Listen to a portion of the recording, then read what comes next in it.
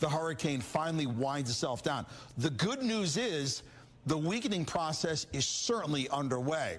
The hurricane has left its energy source, which is the water, and the friction of the land helps to accelerate the weakening process. But this was not a Category 1 hurricane making landfall. This was the 7th Cat 4, Cat 5 hurricane going back to 1950 that made landfall on our West Coast. It takes a while for a Category 4 hurricane to spin down, and that process will continue tonight, but it's going to be a rough night. I mean, there's no way around it, and all I can tell you to do tonight is just kind of watch radar trends. There's no place to go. The only concern would be inland if it's by chance you're at a spot that could flood. We're not going to get storm surge here, but if you're near a river or a lake where water could come into your house, your only other option tonight. Okay, this is Andrew Kraft here with Live Now. We appreciate Fox 13 meteorologist Paul Delgado there. We want to thank you for being with us as we continue to track Hurricane Ian as it has now made landfall. Right now, we're hearing from more officials in the state. Let's go out live. This time moving about the community.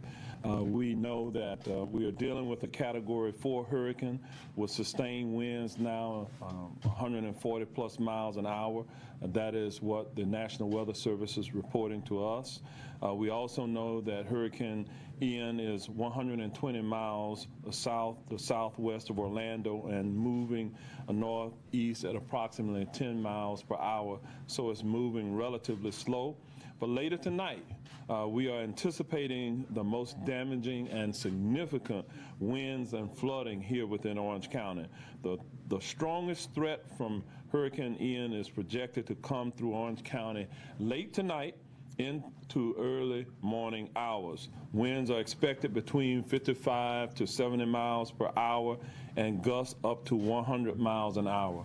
I can tell you not long ago when we were out and about doing some windshield type of analysis here within our community, we could already see some debris that has already blown out of the trees, etc. And we have not come close to seeing the worst of the wind speeds within our county.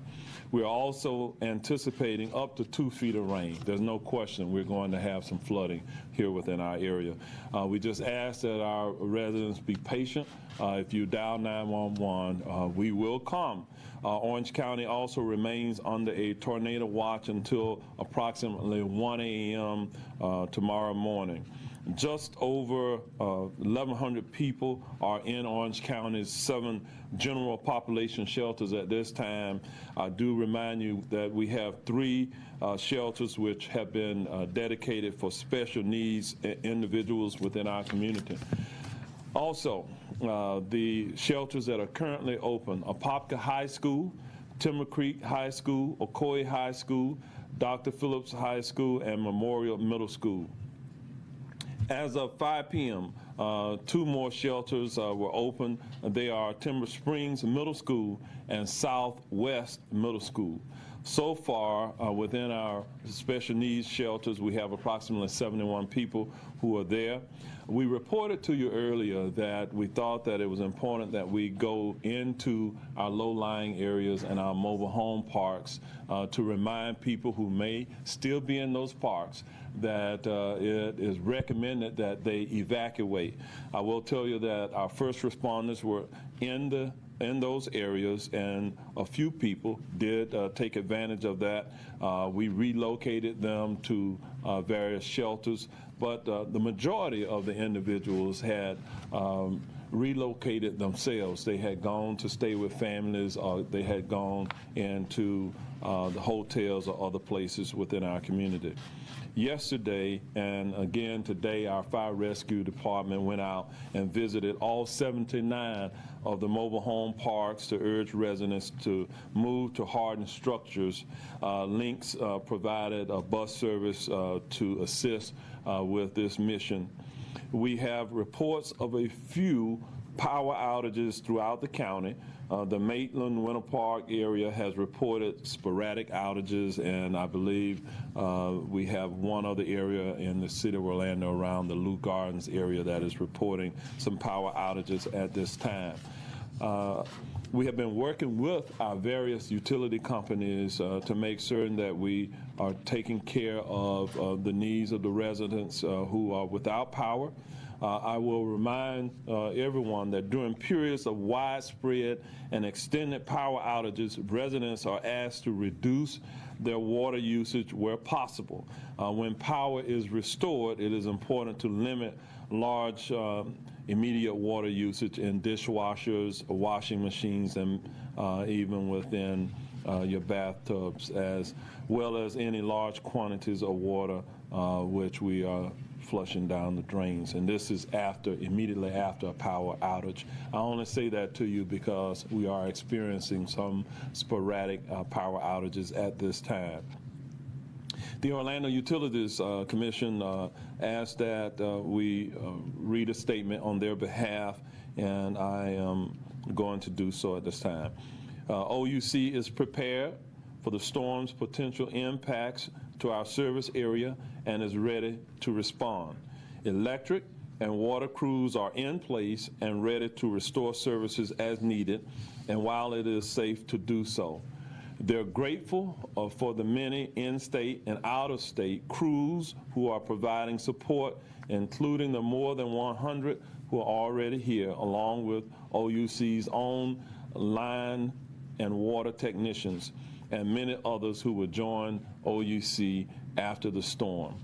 Customers are encouraged to visit the OUC site at ouc.com/storm center if you need additional information. They also ask that customers sign up for outage alerts. Those alerts are offered in English and Spanish by texting REG to 69682. That's REG to 69682, and that's my OUC. And with that, I wanted to just share with you, we do have several of our department directors here. Dr. Raul Pino has been working in concert with our team around the shelters, and we have Ms. Diana Almodovar, who is here, who has been working with our Public Works Department. If there are any questions from you regarding either of those areas, we would ask them to come up. To the Spanish-speaking media, we do have the ability to interpret any questions that you may have in Spanish. Ms. Martha Lee Irizarry will assist me with that process. We also have our Director of Public Safety, Danny Banks, who is here, and our Emergency Manager, Division Chief Avery with Orange County Fire Rescue. With that, we'll open it up for any questions at this time. Should people in Orange County be prepared for widespread power outages? And if so, about when are you expecting that? The question was, should people in Orange County be prepared for widespread power outages? The simple answer is yes. This is going to be a significant win challenge for us, and because of that, we know that we're going to have down power lines, et cetera. So they should prepare for that. And whether you're within the OUC or the Duke Energy territory, we just ask that you sign up for the alerts, as we just talked about, if you want to alert to your phone if power goes down, your cell phone, et cetera. So thank you. All right, other questions? That answer in Spanish, okay. please. All right, Martha Lee Irizarry is going to come up. Martha Lee, you got it? You got the question? What was the question again? La pregunta es sobre si los residentes del condado Orange deben esperar grandes cantidades de Lluvia? apagones eléctricos. Okay, are Orange County residents expecting a lot of power outages? And the answer was yes. She wants you to Do you say want it. to say it again? You want me to say it? Yeah, You- and okay. yes. She wants you to say the whole answer, and I'll translate. All right. So the simple answer is yes. La contestación es que sí, que deben de esperar que hayan apagones de luz en el condado durante la tormenta. We know that we will experience significant power outages because of the magnitude of the storm that we're dealing with. Sabemos que vamos a experienciar bastantes apagones de luz por la magnitud del huracán. If you want to sign up for power outage alerts, you can certainly go to the OUC website at ouc.com/storm center. Si quieren estar al tanto en cuanto a Okay, so we've been listening into Orange County, Florida officials' update on Hurricane Ian as it made landfall about 3 hours ago now as a Category 4 storm, and now the worst, the brunt of its impacts is lashing western and central Florida right now. I'm Andrew Kraft. I want to thank you for being with us here on Live Now from Fox as we continue to cover all things related to Hurricane Ian, and we have additional coverage from our Fox stations in Tampa, in Orlando. Right now, though, let's listen into Fox 35 Orlando as they are speaking to people who have been put in shelters and have evacuated. Let's listen in.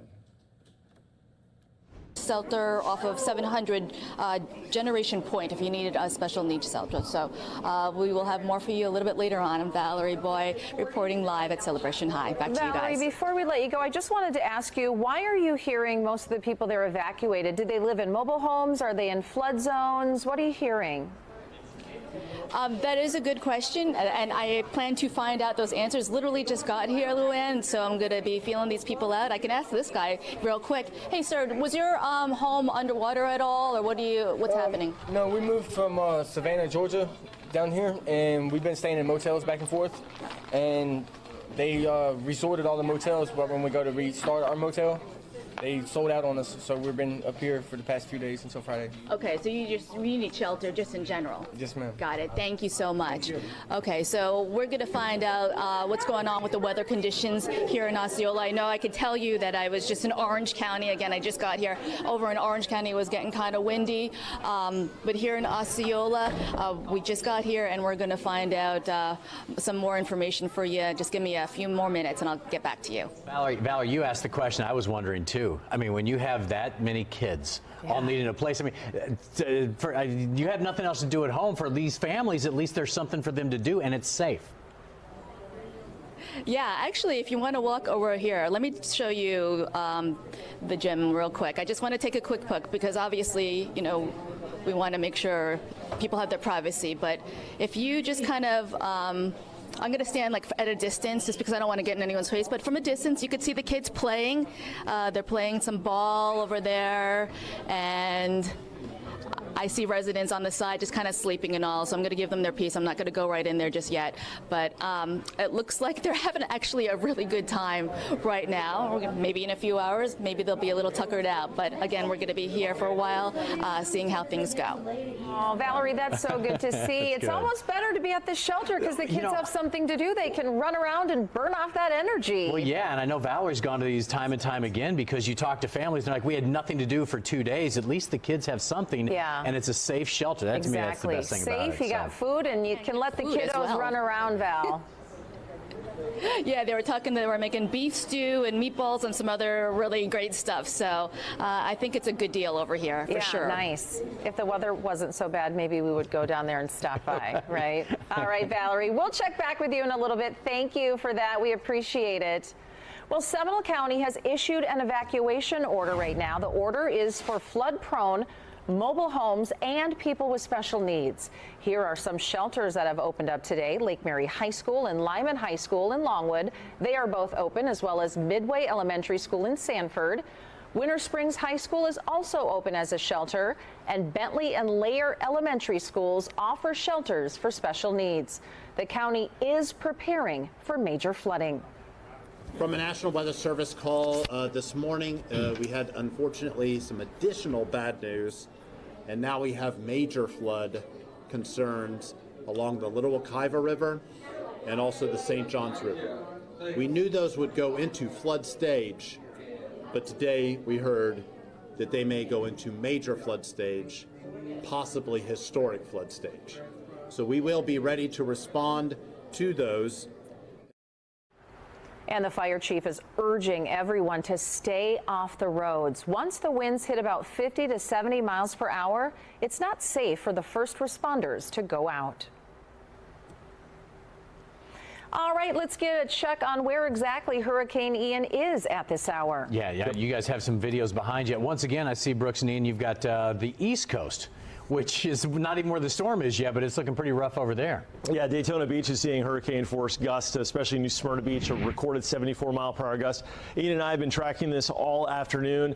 The rain is only going to continue. And Ian, tonight the rain's going to be unrelenting, right? The rain and the wind. I put out a tweet earlier about the fact you're going to have that whistling wind tonight, some without power, and that's going to be an issue for those that are light sleepers. It's going to be a long night with those winds that we're going to be seeing increasing throughout the course of the rest of today into tonight.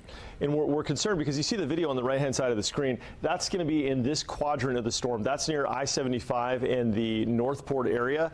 And so this is going to be sort of the western eye wall, and that's exactly what we're seeing on that DOT cam on the right-hand side of the screen. That is just driving rain coming down the highway. It's probably a sustained wind of 75, 80 miles an hour with some higher gusts. And when it does that, the rain falls horizontally. Now, as this makes its way up toward Orlando, that core is going to come our way as well, this core of clouds in rain and wind, and bring with it rainfall rates that we've not yet seen during the storm so far. You know, we've already had some trees fall. Saw a photo out of Oviedo of it looked like maybe a 15 or 20-year-old live oak tree that was just toppled over, wet ground and gusty winds. This storm's still 100 miles away.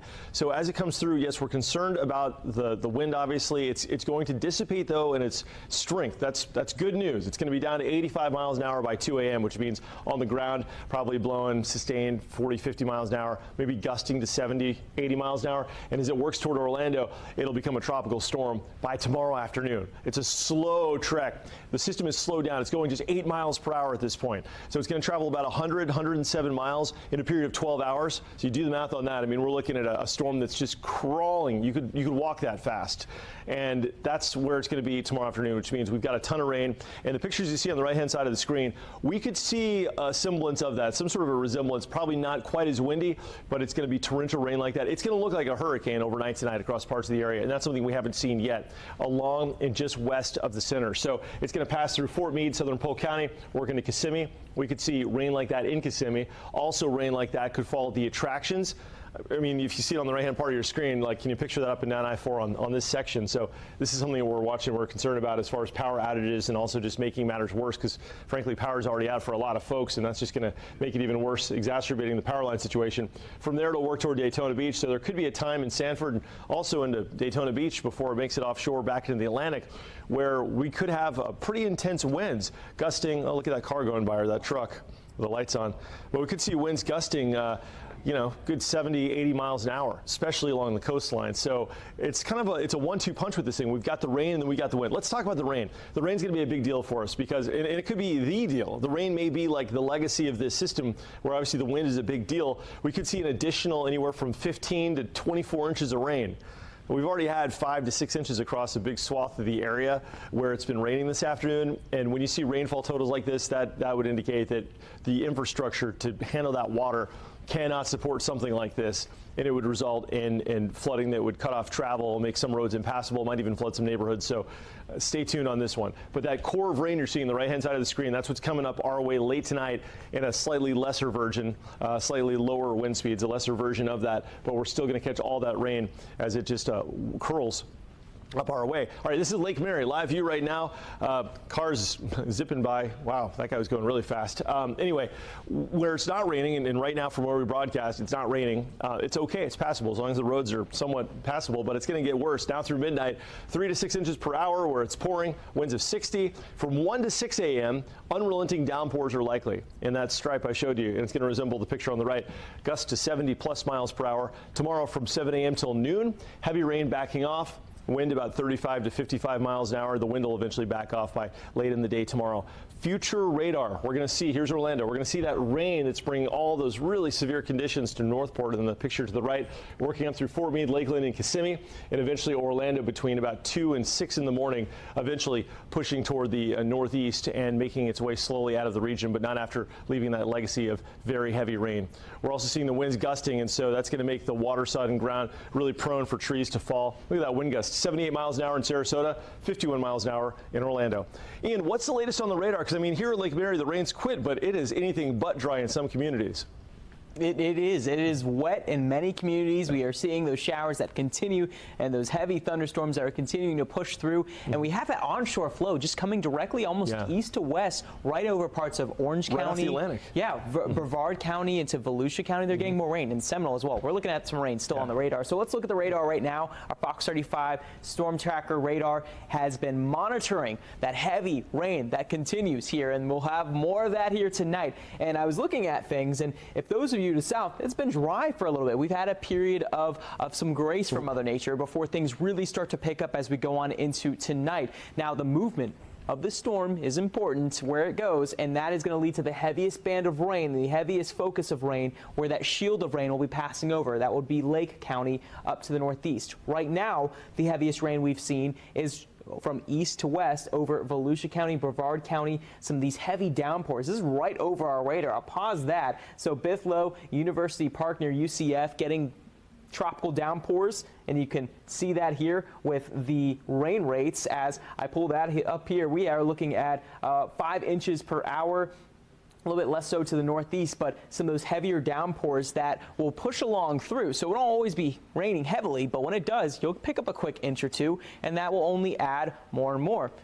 Earlier, Brooks was showing you how much rain we could see. That was from this point onward. So that's just showing you how much more we have, as we do have plenty more rain on the way that's going to continue to push through our area, with the heaviest rain coming from the southwest. There is the giant shield of rain that is going to be working its way to the northeast with what will become a downgraded hurricane as it gets closer to us. We're talking about a strong tropical storm to a low category hurricane, but it's going to bring the rain, and we're going to see those stronger winds that will be moving to the northeast. So all of this whole area that I'm showing you, that is from Pasco County to the east, running over Orange County into Volusia County, Seminole County, and also up to the north into Marion County. These are areas that I'm expecting that heaviest line, that swath of rain that's going to be pushing through, where we will have those rain totals that could be up to 10 to 20 to maybe even 25 inches of rain, where roads will be completely impassable. Rain totals that we haven't seen. We have not seen. These are record-setting rain totals if we were to see that. And Brooks, we will continue to watch for that threat of tornadoes that will continue to this evening and possibly tonight, with that tornado watch extending until 1 a.m. Yeah, I was looking at that rain core, and the National Weather Service's Weather Prediction Center just put out a statement, guys, about that rain coming our way. And they're saying that easily with that band where we saw the horizontal rainfall, 5 to 10 inches, maybe up to 20 inches in spots. Wow. So these computer model projections may seem a little bit out there, but I mean, it's happening right now. And one reason, Brooks, is because it's creeping. This thing is just creeping along. It's slowed down to only 8 miles per hour. You could walk or jog as fast. Okay, we thank Fox 13 in Tampa. We're going to be kind of moving between Tampa and Orlando. Excuse me, that was Orlando there. We do want to get back into Fox 13 Tampa's coverage as well. They're speaking to reporters out in some of these really, really affected areas. Let's listen in.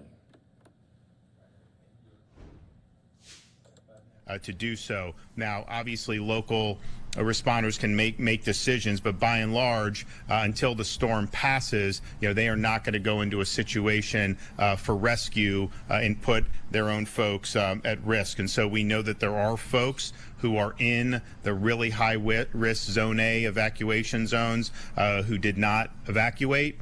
Some have called in, and those people are being logged, and there will be a response, but it's likely going to take a little time for this storm to move forward so that it's safe for the first responders to be able to do. We are getting reports, but it's going to take a little bit more time to know exactly in terms of structural damage, but we are getting some reports of structural damage in both Lee and Charlotte counties, but I would say overwhelmingly, it's been that surge that has been the biggest issue, and the flooding that has resulted as a result of that. In some areas, we think it's hit 12 feet.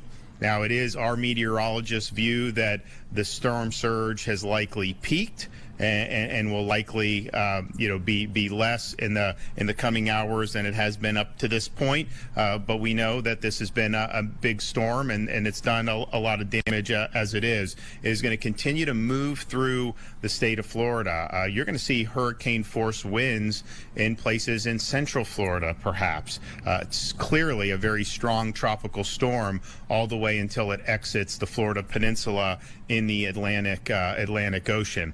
There are, as much as we're focused on Southwest Florida, very important, obviously, when you have a storm of this nature. I think at landfall, it's going to be behind only the Labor Day hurricane, Hurricane Andrew, and Hurricane Michael in terms of intensity. I think we're going to end up seeing that. It may end up being a Category 5, but at a minimum, it's going to be a very strong Category 4 that's going to rank as one of the top 5 hurricanes to ever hit the Florida Peninsula. So that damage is ongoing. It's very, very important. But the fact is, there's going to be damage throughout the whole state, and people in other parts of the state, be prepared for some impacts. And you are seeing counties in different parts of the state issue evacuation orders. Clay County in Northeast Florida, which we do anticipate some major flooding events in Northeast Florida. I think folks that are familiar with the St. Johns River know that when you have weather like this, you will see this. And so Clay County has issued mandatory evacuations of low-lying areas along the St. Johns River.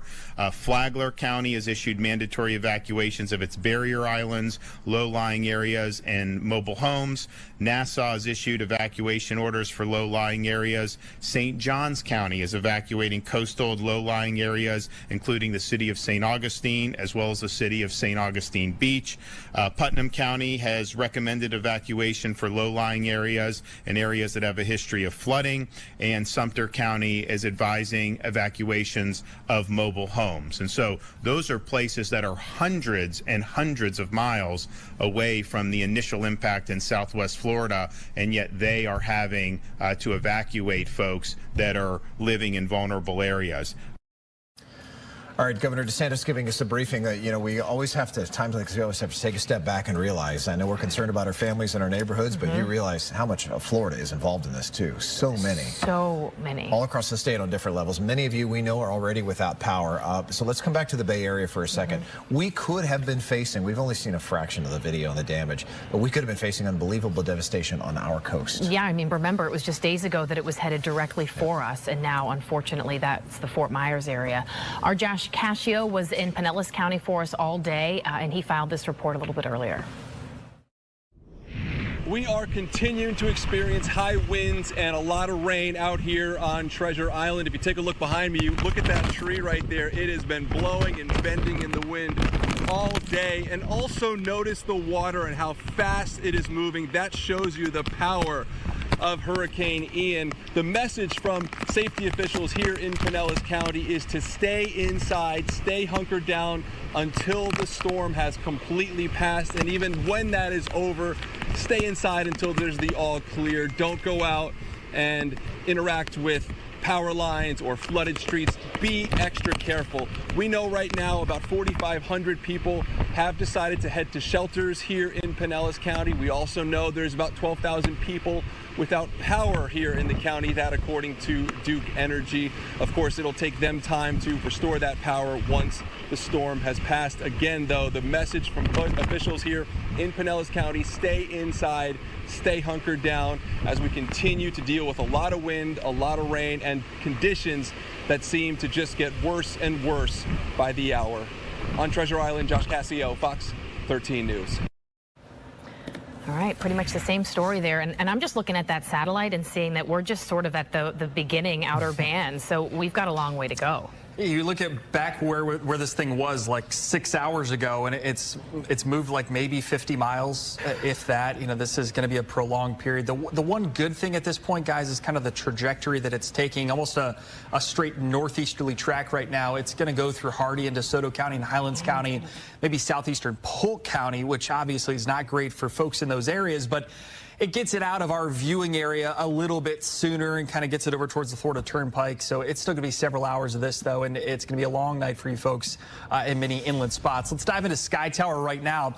The core of the wind is really what we've been watching closely and kind of tracking that, and it kind of closely lines up with where the heaviest rain is falling. This is radar reflectivity, so where the heaviest rain is kind of right in here where you see all the bright reds. Rainfall totals are immense across southeastern Sarasota County. Places like Northport, you guys think back to the flooding that you had. I believe it was Hurricane Elsa, had like 12 inches of rain in a 12-hour time span, and you had crazy flooding for a couple of weeks. You've had over 14 inches of rain in the last 24 hours. Most of that has fallen within the last 12 hours or so. So you know the flooding is causing big-time issues. It's not just the storm surge flooding, it's the freshwater flooding that is going to be a big problem. The Peace River near Bartow, the Alafire River near Lithia, even the Hillsborough River up near Zephyr Hills, all of those rivers forecasted to be near all-time record high levels by the end of the week. And those records go all the way back to the 30s and 40s. So this is going to be not a good situation with the freshwater flooding, the flash flooding, and the river flooding.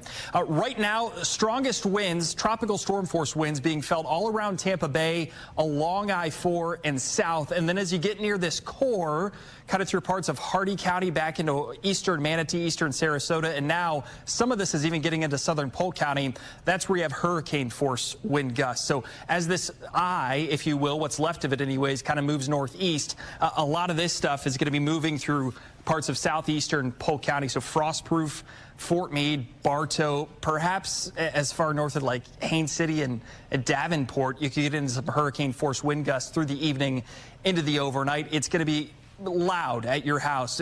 Paul was talking about this earlier with Irma. I remember this well. Messages constantly, when is this going to stop? Because the power's out, it's dark, and it's just eerie. You hear the branches breaking outside, creaks and cracks everywhere, and unfortunately this is just not in a hurry to kind of get out of here. So several hours of this to go. I would expect by daybreak tomorrow, conditions will start to improve pretty darn rapidly. If you're in Tampa Bay, kind of the worst of the weather you're going to get out of this is right now. I mean, we're at our closest point to this storm that we will be. Beyond this point, storm's going to get further and further away, and of course that starts to mean gradually improving conditions at least. We'll show you a couple rainfall totals here before we wrap up. All that purple and white is all like 12 to 18 inch totals. And as I kind of play this for a second, over the last 2 hours, you see how that's spreading north and east pretty quickly. When all is said and done, that purple plume, if you will, is going to be stretched from Venice all the way up to near Orlando and over towards the East Coast. A lot of rain's going to fall for a lot of people. Lots of hours to go ahead. We'll stay with you through the whole thing. Allie? The worst for Tampa is happening right now. Okay. All right, Tyler, thanks. We'll check in with you in just a little bit. And we know a lot of you will lose power throughout this storm and may not have it back very quickly. If you have the ability to watch our live stream on your cell phone or tablet, you can do that at fox13news.com/live.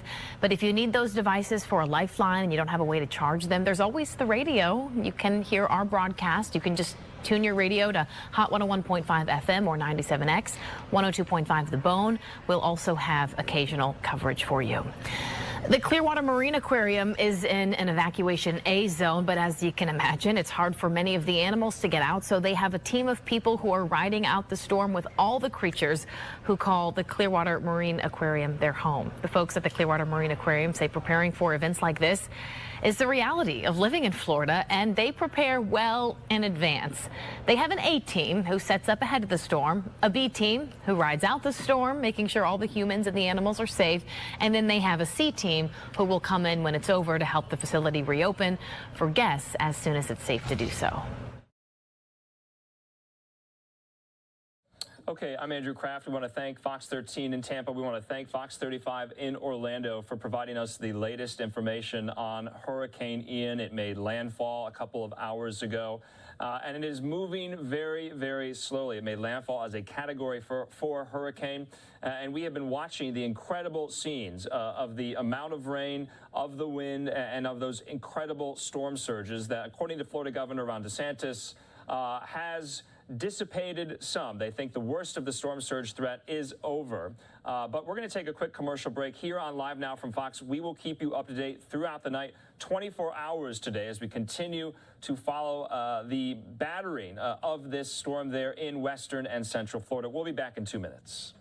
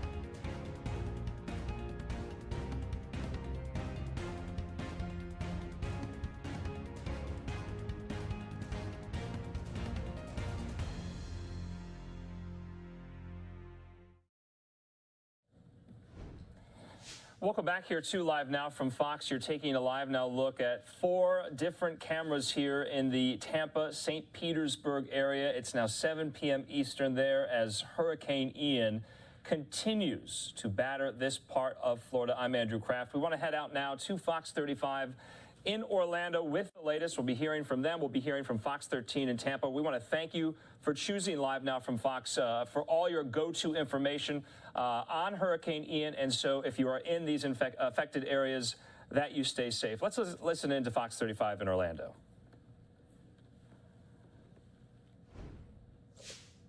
And Luann, you had mentioned a curfew that starts at 8 that's actually going to be starting here in less than an hour. We haven't seen many cars out on the roads. We have seen some people walking by, maybe 1 or 2 cars, but it looks like everyone is hunkering down inside. For now, that is the latest here in Daytona Beach. Vicki Carr, Fox 35 News. Well, it looks like things are picking up. Fox 35 News starts now, tracking Ian.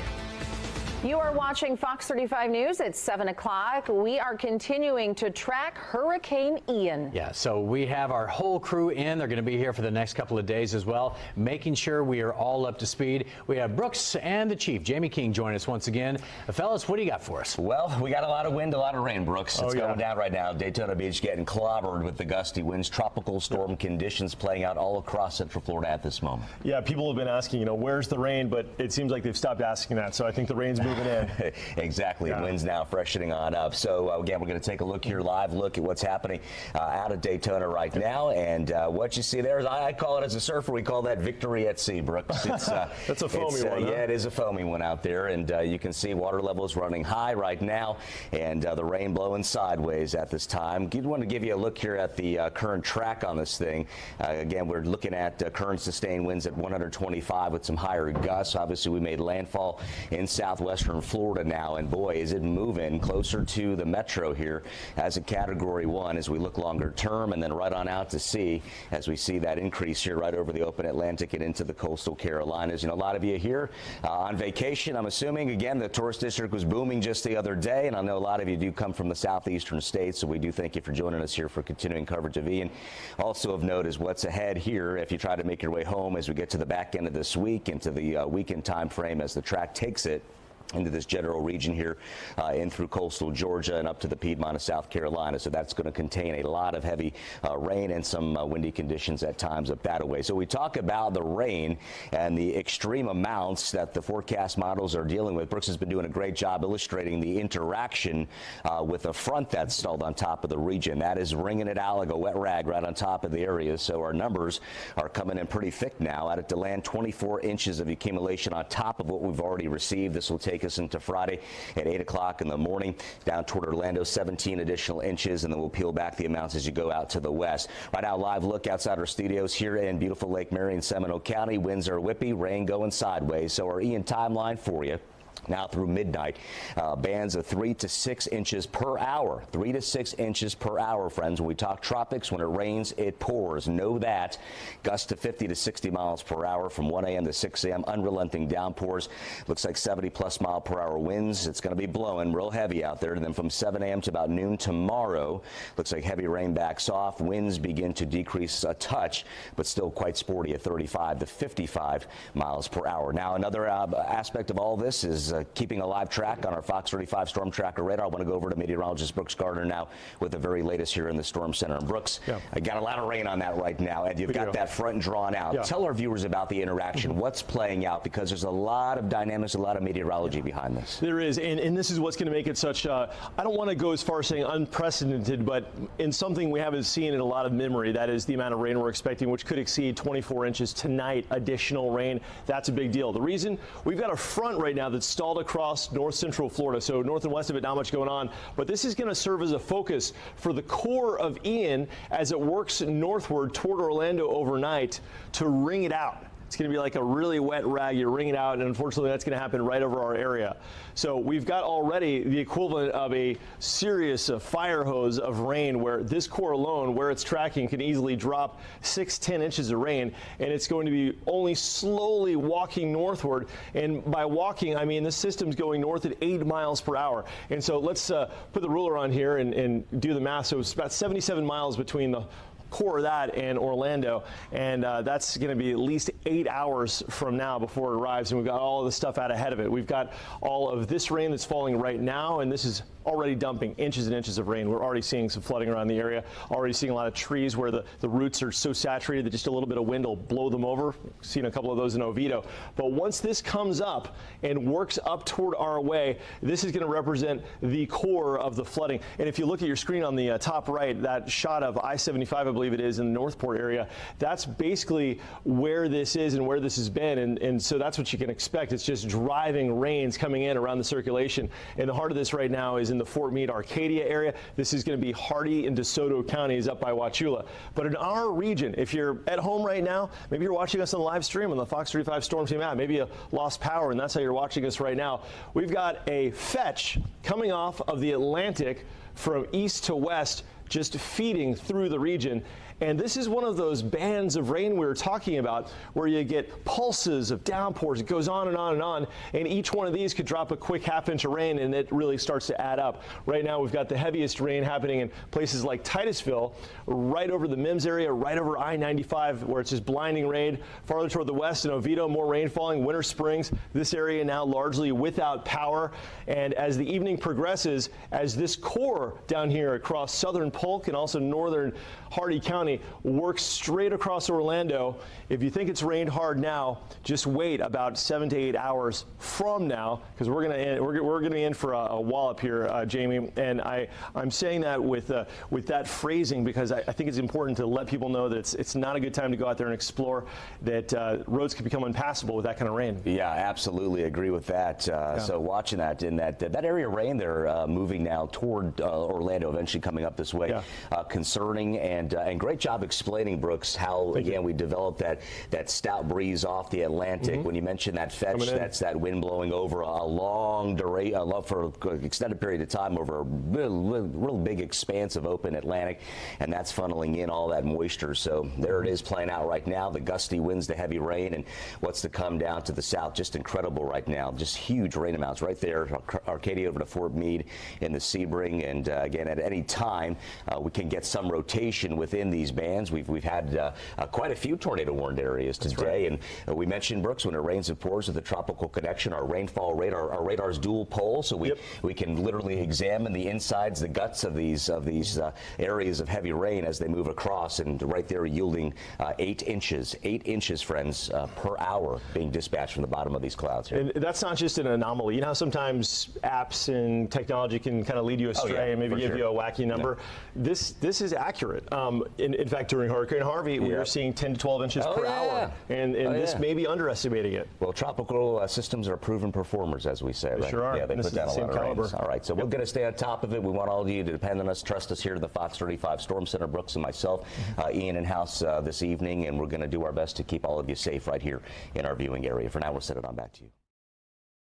Okay, we thank Fox 35 in Orlando there for that update about where this storm is moving now. It's kind of just hovering over central Florida. You can see the rainfall totals as well, about 1.5 million people out of power already. Florida Governor Ron DeSantis said the storm surge in some areas reached upwards of 12 feet. Let's head out now to Fox 13 in Tampa with their coverage.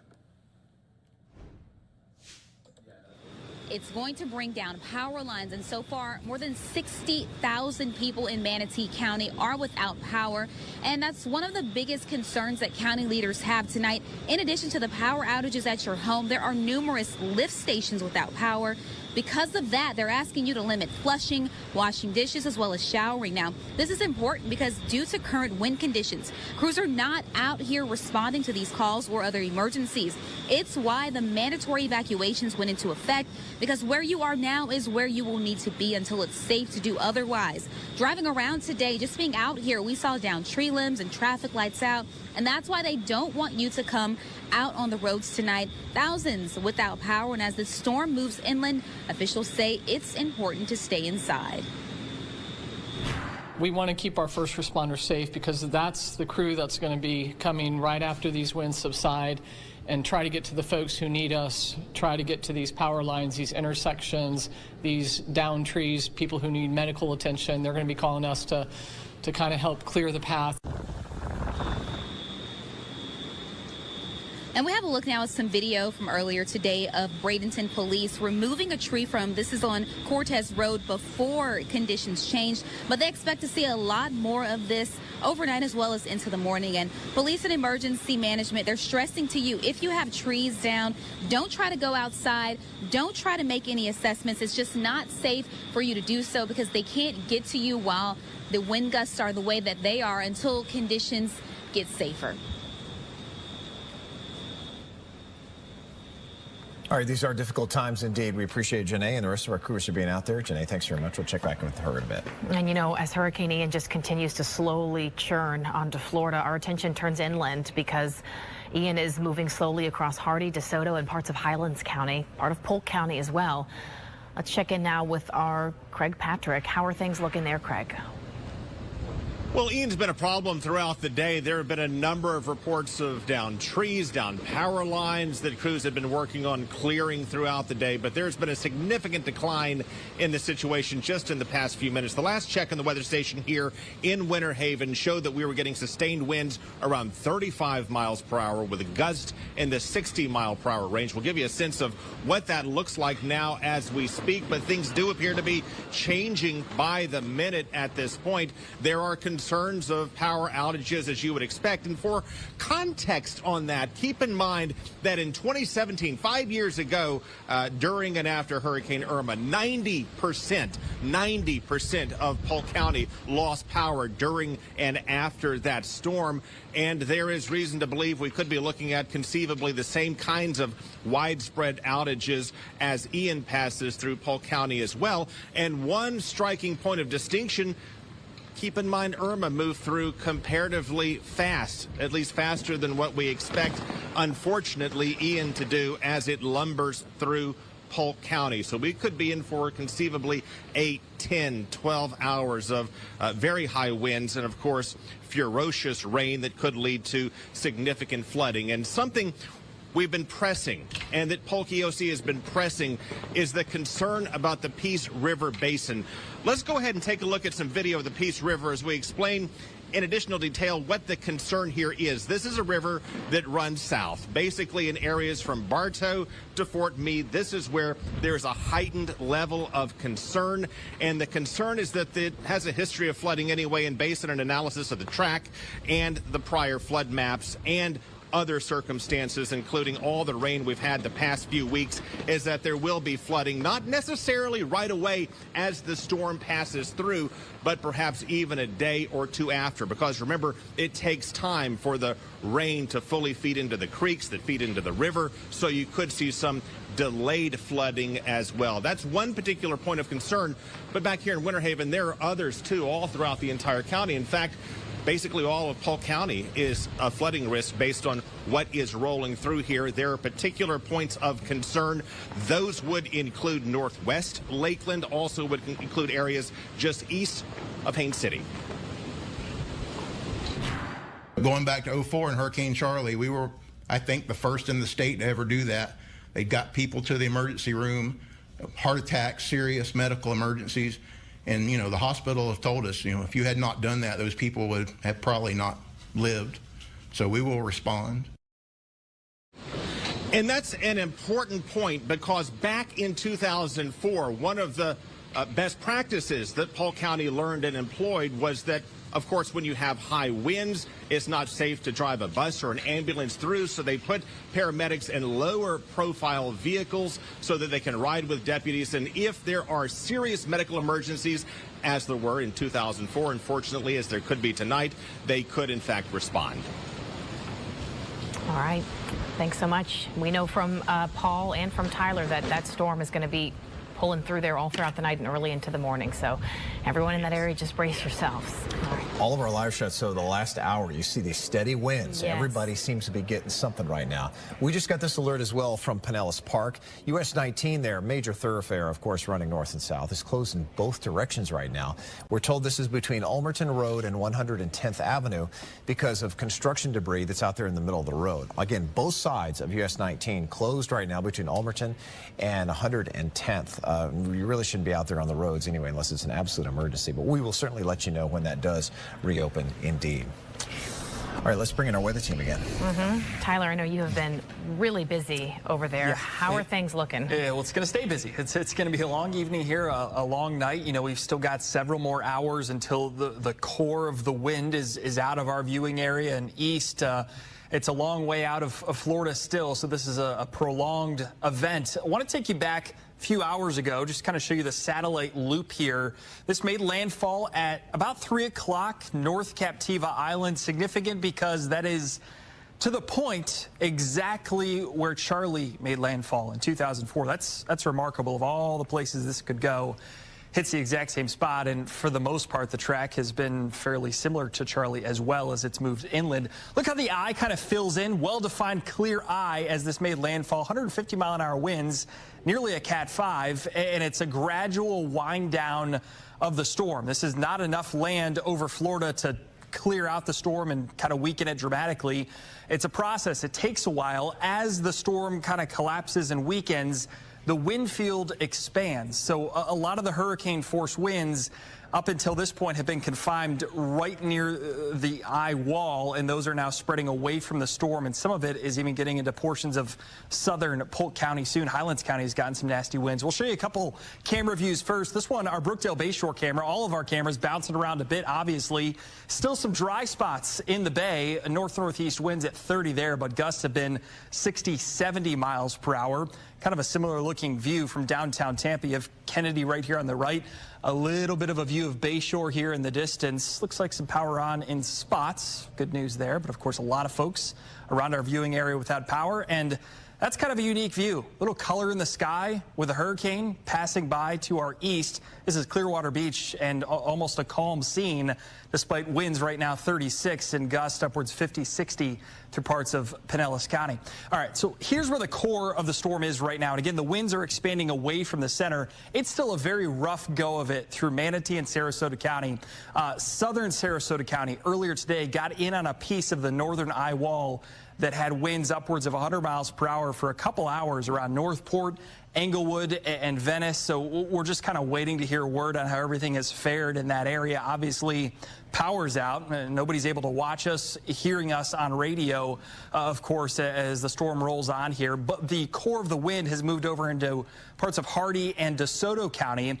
Very heavy rainfall as well. I should mention, too, near Venice and a lot of southern Sarasota County and southeastern Sarasota County, well over a foot of rain that is kind of a plume of rain that is extended north and east from there. It's just heavy, heavy rain that continues to march kind of along with the eye. So if you haven't seen a lot of rain yet and you're in places like Polk County and down the road, you're going to get a whole lot more rain as this moves north and east. Wauchula just did very heavy rainfall right now. Everywhere south of kind of the Polk County southern border into Hardee County and Highlands County is all in category 1, 2 force winds, so 70, 80, 90 mile an hour wind gusts. And you notice how it kind of clears out. There's not much rain at all once you get into Lake Placid and south. There is a bit of drier air. Paul mentioned this earlier, too, how, you think, OK, the eastern side of the storms, these are the worst weather. In a well-defined hurricane, it's everywhere. It's not just on the eastern side. In this case, worst weather in terms of the heaviest rain is on the northwestern side of the center. Center right now is kind of right through portions of DeSoto County. Heavy rain expands up into Polk County, and all these rain bands are just going to be swinging through back towards Tampa Bay, back towards Pinellas County. All of them contain just these really squally conditions where all of a sudden the wind picks up 20, 30 miles per hour. The wind and the rain really get dramatic for a second, and then it kind of quiets down for a moment. We'll just be in and out of that for the next several hours. It's going to get rough, especially over in southeastern Polk County as the center of that storm again tracks closer to you the next few hours. More radar updates for you in a bit. Allie? All right, Tyler, thank you for all your hard work. More than 1 million people have lost power, and if that happens to you, you can still watch us on your cell phone or your tablet by simply going to fox13news.com/live, or you can download the Fox 13 News app at the Apple or Google Play Store. You can also listen to our broadcast by tuning into one of our radio partners. You can tune your radio to Hot 101.5 FM, 97X, or 102.5 The Bone. We'll also have occasional coverage. We do appreciate our radio partners, especially at times like this, because once the power goes out, it may stay out for quite some time. We're talking about, in some places, days, if not weeks. Tens of thousands of energy consumers here and energy company workers are ready to respond once it's safe. So they can't do it yet, but they are anxious to help out. Fox 13's Catherine Hawley is on this one for us, joined us live from St. Pete, where there's one of many downed trees causing some issues there. Catherine.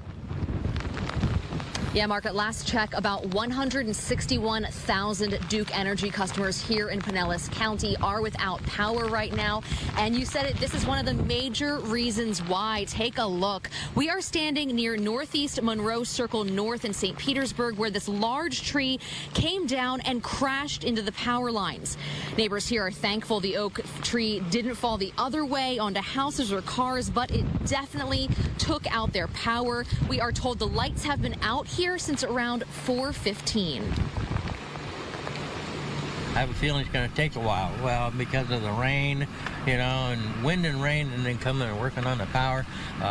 I'm just concerned that nobody gets, hooked up with that in any way and gets hurt, Duke has about 10,000 crews standing by, ready to respond to the damage caused by Hurricane Ian. But none of those trucks can hit the road until winds are below 35 miles per hour and it is safe. Hundreds of trucks are staged at 3 locations in our viewing area, including Tropicana Field. A spokesperson tells me they made sure the extra crews were in locations that were out of the storm's path, but close enough to get to work quickly.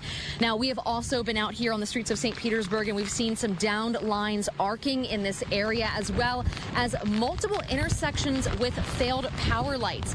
Officials remind people that if you see any lines down, you have to treat them as live, even if they're touching a tree like this, and to really stay away and don't go near those. As well, if you get to an intersection where the lights are out, you are supposed to treat that as a 4-way stop.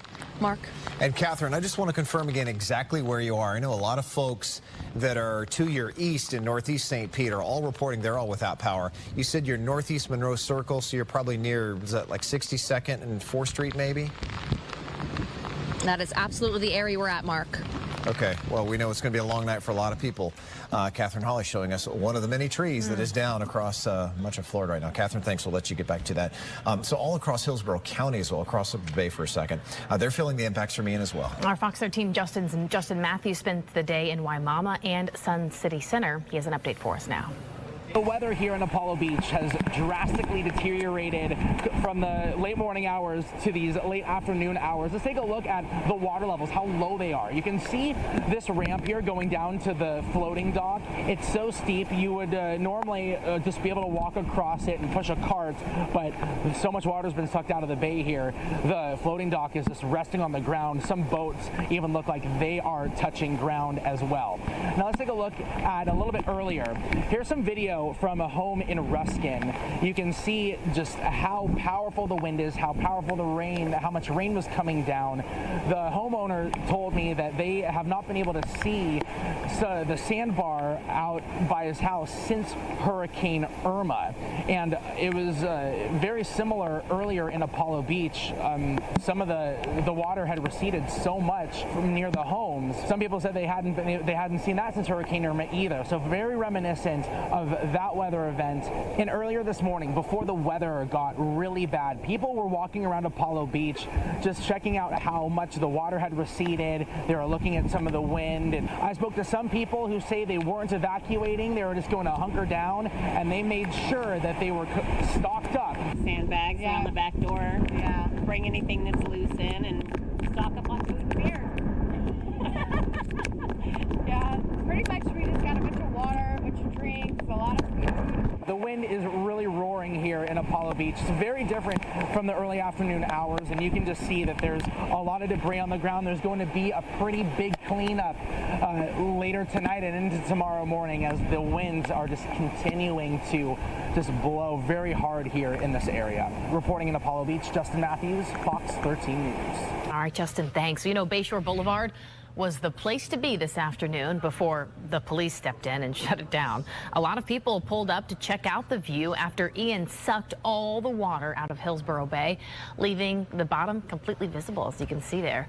Fox 13's Evan Axelbank spoke to some of those gawkers. So, Evan, we have seen this time and time again, but it always seems to draw a crowd. I'll admit I was one of the people that went down there earlier today.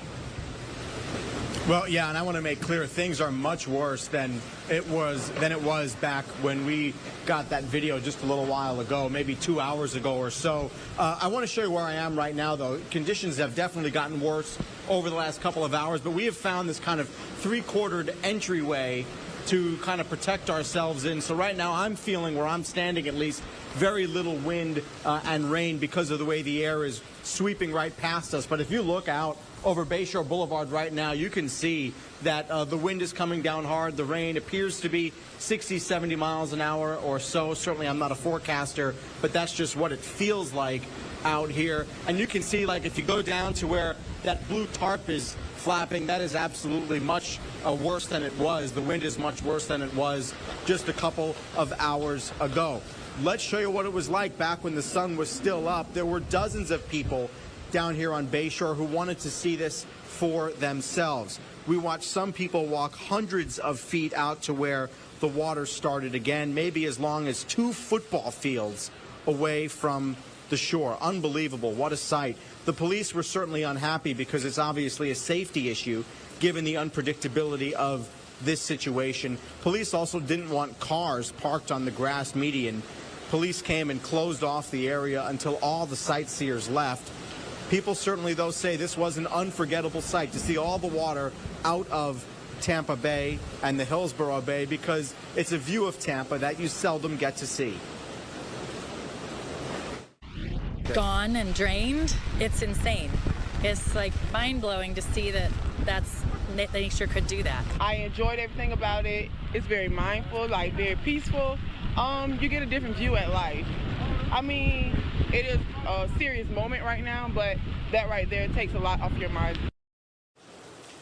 We have video of one sightseer who needed help freeing themselves from the mud, which only got worse as the night went on. Lots of people had plenty of well wishes, though, for those down south. Obviously, what we're experiencing here in Tampa and in South Tampa and on Bayshore Boulevard is nothing compared to what's going on, as you can well see, in Fort Myers and Charlotte County and Lee County. Still certainly not a good night here, but nothing compared to what they're having down south. And the question, of course, Allie, is also, when is this water going to come back in? Paul gave a great description of it earlier. I certainly won't try to duplicate that because he's the meteorologist here. The thinking, as Paul reported and said, is that the water will not be rushing back in quickly. That was a fear that we had during Irma, Allie. That didn't happen that time, and as Paul said, it does not appear that's going to happen this time. So that is good news for those of us here in Tampa Bay. As I said, though, Allie, conditions definitely worse for the most part than they were a couple of hours ago. Once in a while, you'll see kind of a lull in the wind and the rain. Certainly in the wind right now, we're seeing that, but now it's picking back up again. So it's certainly going to be a busy night here on Bayshore, as well, not with people, but with the weather. They certainly want people to stay inside. Yeah, because we can see Hurricane Ian is sort of just spiraling sort of right on our viewing area right now. So right where you are, Evan, and now is not the time to go out because it's dark. You're not going to be able to see down power lines and other debris that could be in the road. So it's dangerous. Stay safe out there, Evan. Yeah, and absolutely, and that's why we've chosen to be in this entryway here, because we have 3 walls of protection right now. So even though the wind is really bad out there, where I'm standing here, you can see my jacket is barely fluttering. That's great. All right. You and your crew stay safe. We'll see you in a little bit, Evan. Thanks. We want to show you more images out of Hillsborough County. Officials have been warning about those downed trees. And look, that's exactly what's happening. Wow, this is in Thonotosassa. Zachary Parsons says that tree is actually from the property next to his stepdad's that fell into their yard. It crashed right through the carport and on top of his girlfriend's car. Wow. And then there's this video. This is from Winter Haven. And look at this. A doorbell camera here actually caught the very moment when this giant tree just falls over. Look at it. It just rips right out of the ground, crashing through a fence there. Lisa Kearse captured that video. This happened on 21st Street Northwest. And we're going to be seeing a lot more of this because it was already wet from all the rain that we've had. And if you could take a good look at that tree, if we show it one more time, if it'll show it, you see how thick the tree is, even the canopy alone. This is one of those times where you say, you know what, I really wish I would have trimmed my tree better. Yes. Because you really have to see how thick it is. You don't have a lot of air moving through that tree. And if that tree was thinned out a little bit better, it might not have fallen. And that's what happens with a lot of the trees that do get toppled, is that, not that it's anybody's fault, but they can be prevented in a lot of times by pruning these things and trimming them a little bit more often.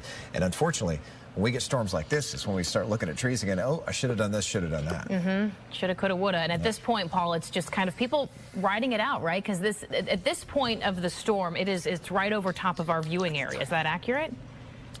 Yes, it is. And I tell you, a lot of the problems too is because the fact the ground is so saturated, and we had so much rain that the root structure has been really kind of struggling by the fact that, you know, we've had 8-9 inches of rain, and you throw in some strong winds on top of that, and it's a problem.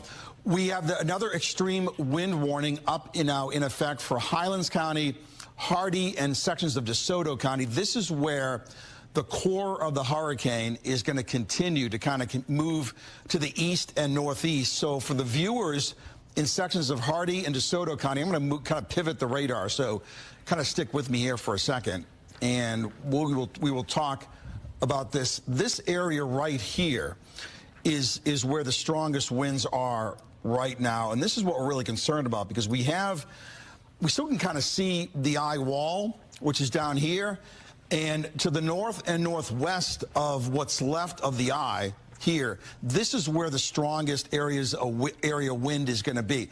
This is going to be sustained winds, probably running about at least 80 to 90. With gusts over 100 for a time.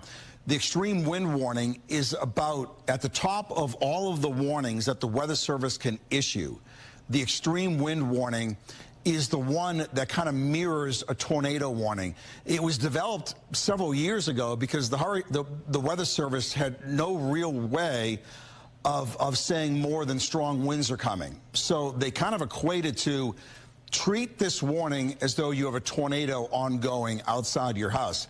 Get in an interior room, get away from windows, and wait for the wind and the storm to pass.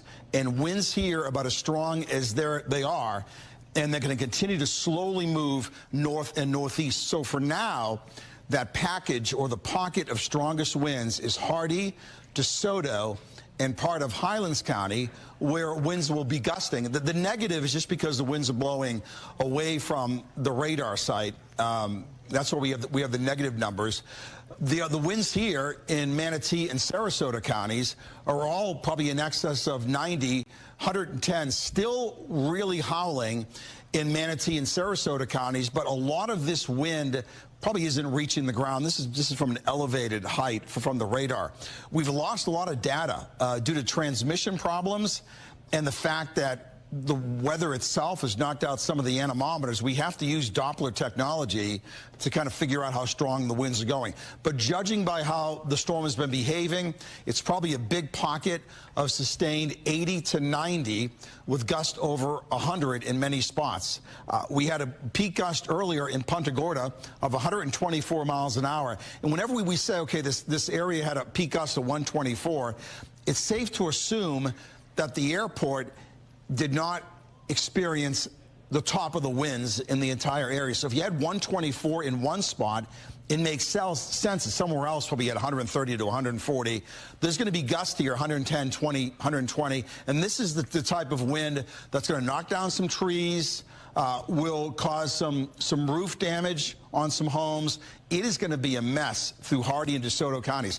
Let's move the radar up a little bit, Tyler, because we get into a little bit more in the way of population here in Polk County. So those of you watching me in Polk County, Bartow, Fort Meade, Lake Wales, Dundee, Haines City, you're going to get into some of this, not now, but as the evening moves along.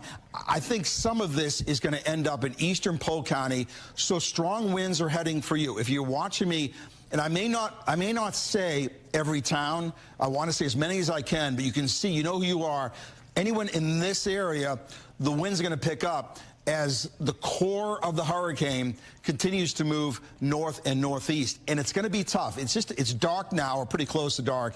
It's going to be really unnerving and unsettling to be in the house and hear tree branches hitting your roof, the shutters, all the noises that are Okay, we're going to step away from this very, very briefly here. That's Fox 13 meteorologist Paul Delgado with such great information, keeping you informed, keeping you safe about Hurricane Ian as it made landfall earlier this afternoon as a Category 4. I'm Andrew Kraft. We want to thank you for being here on Live Now from Fox as we show you Fox 13 Tampa, Fox 35 Orlando, and speak to some of our folks that are in these affected areas and some of those who have got out of harm's way and are evacuated right now, including one, Tony Bruno, who's joining us now, I believe, from Delray Beach, Florida, and you live near Fort Myers. And thank you so much for being with us, Tony. But tell us your story. Where did this begin, and when do you expect to go back? Well, it started actually last Friday night when we heard that there was a hurricane moving. We had just moved to Cape Coral a month ago from the Philadelphia area, and I own a lot, which I eventually will build a home on if it's still there. And so we were watching this storm, and we were saying, hey, it's coming up. And then all of my family would call and say, hey, that storm's moving down toward your direction. I said, we don't know yet. It's going to take a while. That's a good thing about hurricanes. You have an idea where it's going. So finally, when it looked like it was going to be in our immediate area, we went out and got all of we got a generator, we got all the stuff that we needed to get, food, water, gasoline. So all of that stuff, and then we said we're gonna sit this out because we're not gonna. Our neighbors were saying, oh, we're gonna ride this out. That they've been there for a long time. They've been through multiple storms. So we decided this morning, when I was outside doing a couple of Twitter hits. That's when I said, hey, we're going to be okay. I'm going to go upstairs. Went upstairs. Power went out at 9 a.m. And then my wife and I said, no, you know what? Let's just get the heck out of here. We threw some stuff in a suitcase, got a case of water, threw it in the back, picked out the 3 cats, put them in the back seat of my Dodge Ram, and then took off. And by the time we got on the road, it was about 10:30, and it was dicey then. We went over the Cape Coral Bridge into Fort Myers. Yeah, it was a white knuckle ride. Got through Fort Myers. There was a lot of wind, but we didn't have any flooded roads at that point. Then we made it to Naples on I-75 and then started heading toward I-75 through Alligator Alley. And it wasn't until we got deep into I-75 East, heading toward Broward County, that things started calming down to the point where I could start driving 70 miles an hour again. We finally got into Broward County, and then we finally decided, hey, you know what? Let's stop. Let's not go all the way to Miami. Let's stay here at Delray Beach. So we checked into a hotel, and we've been there ever since. And now the big question is, what will we awaken to find out what's left of Cape Coral? Because that's one of the few places you're not seeing video from, because all of their cameras are out, all their power is out, and most of the cell service is out. So my neighbors and friends that I know there, I haven't been able to contact them, including an older gentleman who lived in the apartment below that we asked to come with us and leave, COPD guy, and I hope he's okay. So that's the next step here, is what happens tomorrow when the sun comes up, and what will Cape Coral look like if we go back. We're not planning to go back until Friday, but who knows how long it'll be before we even have power to go back and try to get our lives back together. So, Tony, you're saying you knew of people, at least, who did not get out of there before the storm came in? Correct, including my neighbor down below, who's an older gentleman who lives alone. We helped him put up his storm shutters last night because the apartment building complex people, he told us they normally do it for him. So my wife and I went downstairs and helped him, and we put up his storm shutters.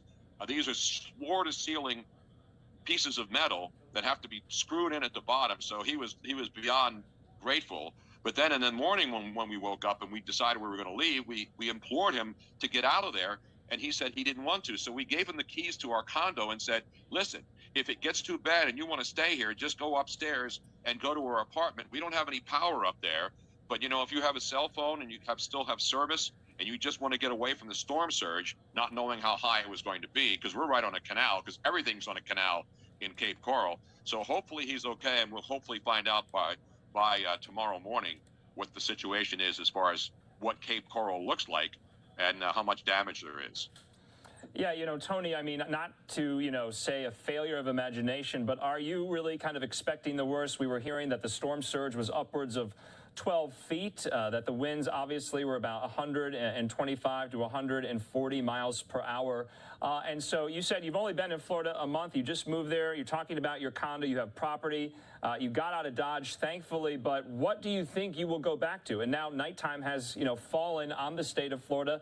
It's about 7:45 there. How are you feeling right now? What are you thinking? Well, I'm actually I'm more physically exhausted than mentally exhausted. I mean, the long ride, it went by because, you know, when you're focused on driving and then you see that you're escaping these winds and storms and you're finally getting into an area where there's no hurricane surge, you know, you feel good. And then you get to a hotel and you check in and you say, okay, we're safe. The cats are safe. I don't know what to expect, to be honest with you. I mean, you know, Andrew, when you look at the situation and you see the satellite, I mean, there's still a lot of damage. There's still more rain coming down, and it's going to be ugly all night. And so I know when we were driving on I-75 going east, we saw an absolute, one after another, electrical companies from all over the country heading down south toward Cape Coral, toward Fort Myers, toward Naples. So we know that there's all kinds of electrical people, all kinds of electrical contractors, bucket trucks heading down to help the people tomorrow. And when daylight hits, once they could assess the damage as far as flooding, how much water there is, whether they can go in and actually start repairing stuff, because they're saying that by tomorrow morning, the rain will be gone. But now the question is, what's left behind as far as infrastructure, and the power is going to take a while. But they're getting to this. I got to give Ron DeSantis and all the people down here, the emergency preparedness operations, they've done a phenomenal job. And you can see all the volunteers coming from all over the country to help with the electrical grid, because that's going to be the biggest thing to get power back on. And who knows how many people they'll find still in their homes who have no electricity, no water, no food. Most of the people who live there are prepared, but some of the people just say, hey, you know what? I'm just going to ride it out. And then they're stuck at home alone in many cases without any power or even water at that point. Yeah, and that's, of course, what we'll be looking out for if there are any, you know, kind of airlift rescues, boat rescues, and the like, because the floodwaters will be that high. You know, I don't know where you're staying. Is it a hotel or an Airbnb? Give us a sense of where in Florida. And then I'm curious as well, depending on where you're staying, have you talked to any of these other evacuees? Have you kind of run into them? I believe you're on the other side of the state, on the Atlantic side. Have you spoken with any of them just by coincidence? Yes, absolutely. In fact, the hotels here in Delray Beach, we're in Delray Beach, which is obviously a very nice area, and the hotels are nice right near the beach. And it's windy here and the palm trees are blowing. But so many people, there's so many people who brought their dogs and pets with them. So these people all fled.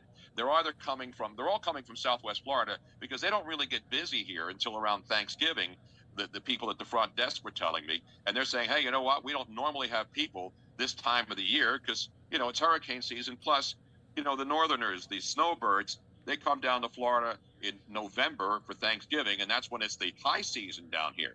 But everybody we see has dogs, cats. They all put their animals in their cars and trucks and drove down here, and every single one of them is an evacuee from Southwest Florida.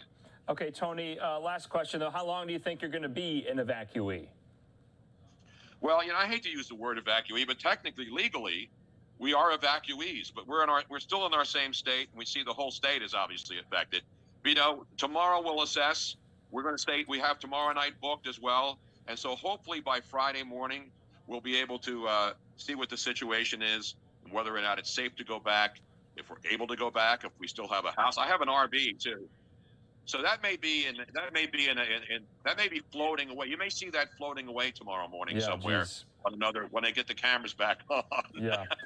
Man, well, Tony, you're a good sport about this. We know so many have been affected, 1.5 million without power right now, and we'll continue to follow all of Hurricane Ian's movements as it goes deeper and deeper inland in Central Florida. Tony, thanks so much. Stay safe.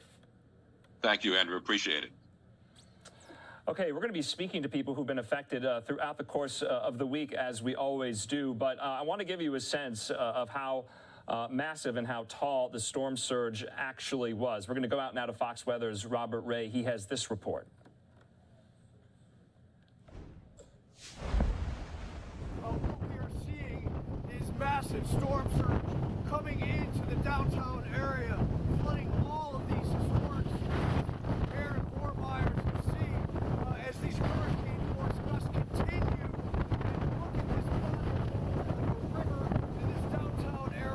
It is so unfortunate, and I want to turn the camera so you can see exactly what is happening. It's block after block of the water that has come in from the river over there. There is debris floating and flying. Boats are untangled. Vehicles are submerged at this point, and you see the wind just pushing the water all around the surge in. It is phenomenal. The power of Hurricane Ian, even at this point, right now, you see in the water, parts of palm trees and other things are flying around right now. As we go into the night, we are losing light here in Fort Myers, yet this storm just continues to wreak havoc here with these gusts. Look at this. Hard to even walk. All these storefronts are taking it. And this town of Fort Myers, look at that. The wind just pushing. It looks like white caps out here. It's not safe by any means. The power of this storm just being unleashed. The energy, and it's nowhere near over. As if we continue up the peninsula, there are over 1 million power outages here this evening. And it's not even dark yet. We're going to hunker down here somewhere, but it is difficult to traverse because of the storm surge. Right now, reporting in Fort Myers, Robert Ray, Fox Weather. You can't even imagine there how strong those winds are. Robert did his best to kind of illustrate for us the strength of that. Remember, you can also go to Fox Weather here. This is the QR code. You can open your camera phone. You can scan that QR code, download the app, foxweather.com, for all the latest when it comes to, yes, Hurricane Ian, but nonstop weather news around the clock from all over the country. But we here at Live Now are going to take a quick commercial break. We'll be back in 2 minutes with all the latest, hearing from our teams in Tampa, hearing from our teams in Orlando as Hurricane Ian moving ever so slowly inland, hovering right now over Central Florida, lashing it with so much rain, wind, and so much more. We'll be back in 2 minutes.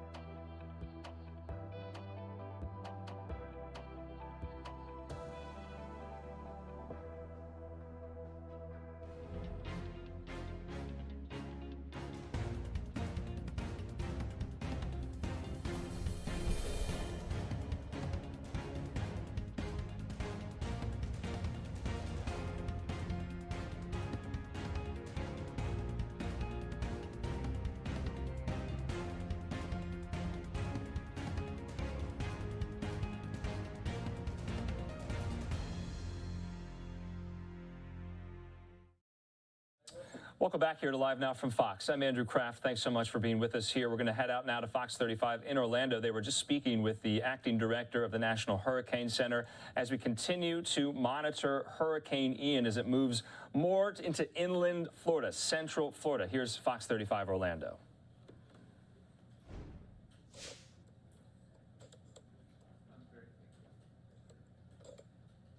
Floating around as well outside her window, outside her balcony rather. The whole pavilion of her apartment complex and pool are entirely underwater. She also filmed the stairwell leading to the apartment's parking garage. That's totally cut off by flood water. Fox Weather's Robert Ray has more from Fort Myers. What we are seeing is massive storm surge coming into the downtown area, flooding all of these sports here in Fort Myers. As these hurricane force gusts continue, and look at this river in this downtown area. It is so unfortunate, and I want to turn the camera so you can see exactly what is happening. It's block after block of the water that has come in from the river over there. There is debris floating and flying.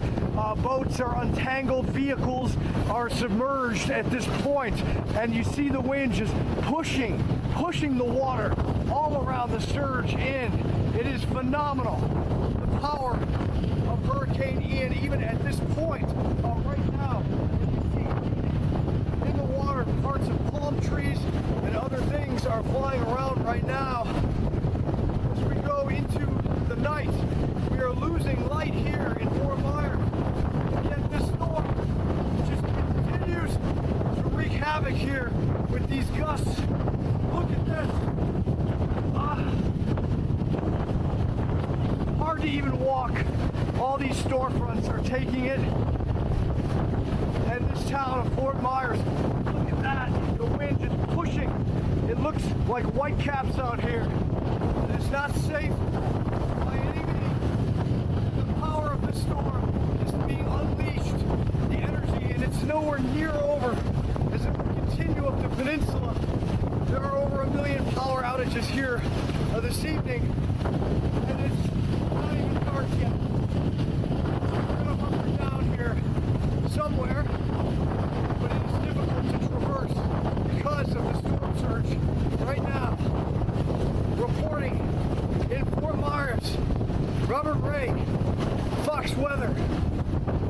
pretty incredible. You can barely make out what he's saying there. Good thing he's wearing that helmet because of those whipping winds. Yeah, that was during the height of Hurricane Ian. It appears as it was coming ashore, but we've seen since then the wind and the rain has died down a little bit. So that's the good news. But when Ian was coming ashore, boy, it was bad. It really was bad. And Key West was hit first with the impacts. The area saw flooding and strong winds. The Coast Guard tells us the crew in Key West already performed 7 different rescues this morning. We've already had one crew down in Key West respond to several calls for help, as well as a distressed sailboat mariner and his dog. We were able to get them off the boat and safe and sound really early this morning as the winds and storm surge was coming through Key West. Search and rescue is always the #1 priority, with making sure lives are safe and everybody gets home to their loved ones at the end of the day. The next is making sure that maritime commerce is able to actually happen through all the ports in Florida, as well as Georgia and South Carolina. A very important mission that they have. The Coast Guard is reminding people to be in a safe place because they and other emergency crews may not be able to get to you until after the storm passes. And despite the hurricane and tropical storm warning, some people still headed out to splash around on Cocoa Beach. No surprise that the water got pretty choppy there this afternoon. We spoke with one woman who says she was packing up early because she went through Hurricane Irma back in 2017, and she was not taking this storm lightly. Irma was really bad, and we were without power like for 2 weeks or so. It was bad. So now we take it serious. So when they say take it serious, we just take it serious. And Fox 35 spoke with a few other families, some who were nervous about experiencing their first hurricane. Some said they were just out there at Cocoa Beach to see some of the big waves before they hunkered down inside to ride out the storm. And we want to get the very latest from Hurricane Ian from our Fox 35 storm team tonight. The chief meteorologist, Jamie King, and Brooks Garner is joining us. You know, guys, I wanted to ask you, this is something we were talking about off camera. We're hearing the rain here in Seminole County. We're seeing the rain in Orlando. Can both areas handle that? Can the infrastructure handle all of the rain that we're expecting to see in the next few hours? 20, 30 inches.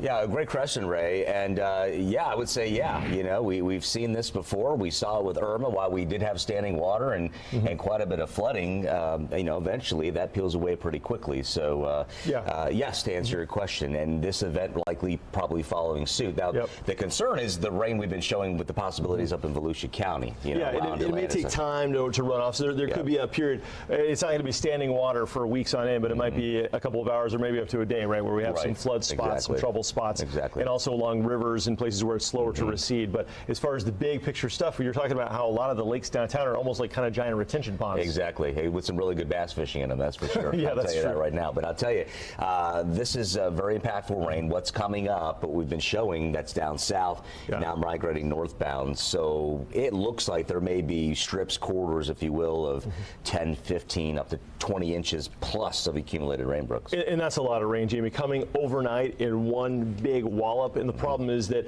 while the infrastructure can handle that up to a point, at some point it rains too much and then it kind of overflows. And the concern would be that overflow period, if there's neighborhoods in the way or sometimes roads to get in and out of neighborhoods, more likely roads could be cut off. And so there's just a little bit of a period as far as the intensity. If you get 20 inches of rain inside of 4 hours, I mean, that's going to flood. It's not going to flood forever, but it could do some damage. And the impacts we saw, and I tend to measure in recent, in my memory at least, here for Irma in 2017, the saturated ground and all the trees that came down. You know, we were talking several days ago about this when we were kind of looking at the modeling, going, okay, we may have some business to tend to here, tropically speaking, by this time, and about the heavy rains and the possibility of downed trees and obstacles and roadways and such. That's the danger, that's the big danger there. So, all righty, well, we'll continue our tracking efforts, Brooks. I want to get right to the cone now and give you all the latest stats and facts on Ian. Let's go ahead and take a live look at it for you now.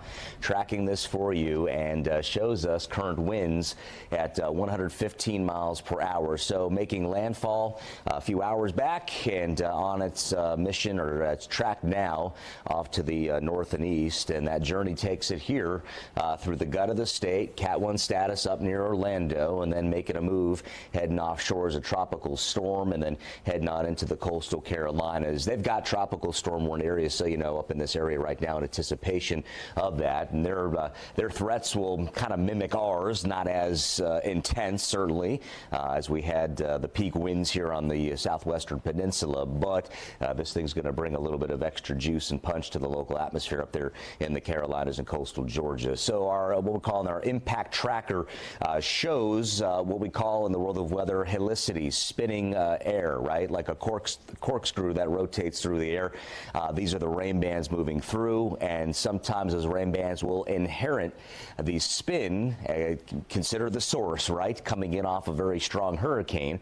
So as those bands move on in, they can and notoriously do produce tornadic spin-ups. Myself and Allison Gargaro, we tracked a couple tornado-warned areas down in Brevard and Osceola, Indian River County early this morning, and then Brooks and Ian did a great job, really nice job tracking in Brevard and Osceola this afternoon. So that was kind of the hot spot, but you can see on the impact tracker how everything starts to spread on out as we get in through tomorrow morning. We have active tornado watches in play now, so we'll see if that's extended into the Thursday time frame. Right now, it does look like that circulation is going to roll on through. We'll start to see the winds coming out of different directions by that time on the backside of the circulation, and that could help to peel back, if not totally mitigate, the chance for any isolated tornadic spin-ups out there for you. So the future radar, as we see it now, it's rain, rain, and more rain, right? And there's no getting around it. So as Brooks did a great job illustrating on our Fox 35 Storm Tracker radar, the two heavy corridors of rain, the one up in Volusia County now, if you live there, you know what I'm talking about, and then the one that's down south as you get down toward Hardy County and a little bit closer south of the I-4 corridor. So we're waiting on that to move on up. As we get to tomorrow morning at 6:30, I'll be here live tracking for you with Allison Gargaro. And bottom line, there'll be more rain. You can see the winds shifting direction. Looks like we'll start to crank them on out, eventually coming out of the north and west by tomorrow night at 9 p.m. as the circulation makes a track over to the open Atlantic. Now, we talk about the rain. We showed you the huge corridor of concentrated moisture rushing in off the Atlantic, and it's taking shape right here. What's neat about it as we look at it now is how you can see in real time now and then look into the future with our future modeling how that is going to play out.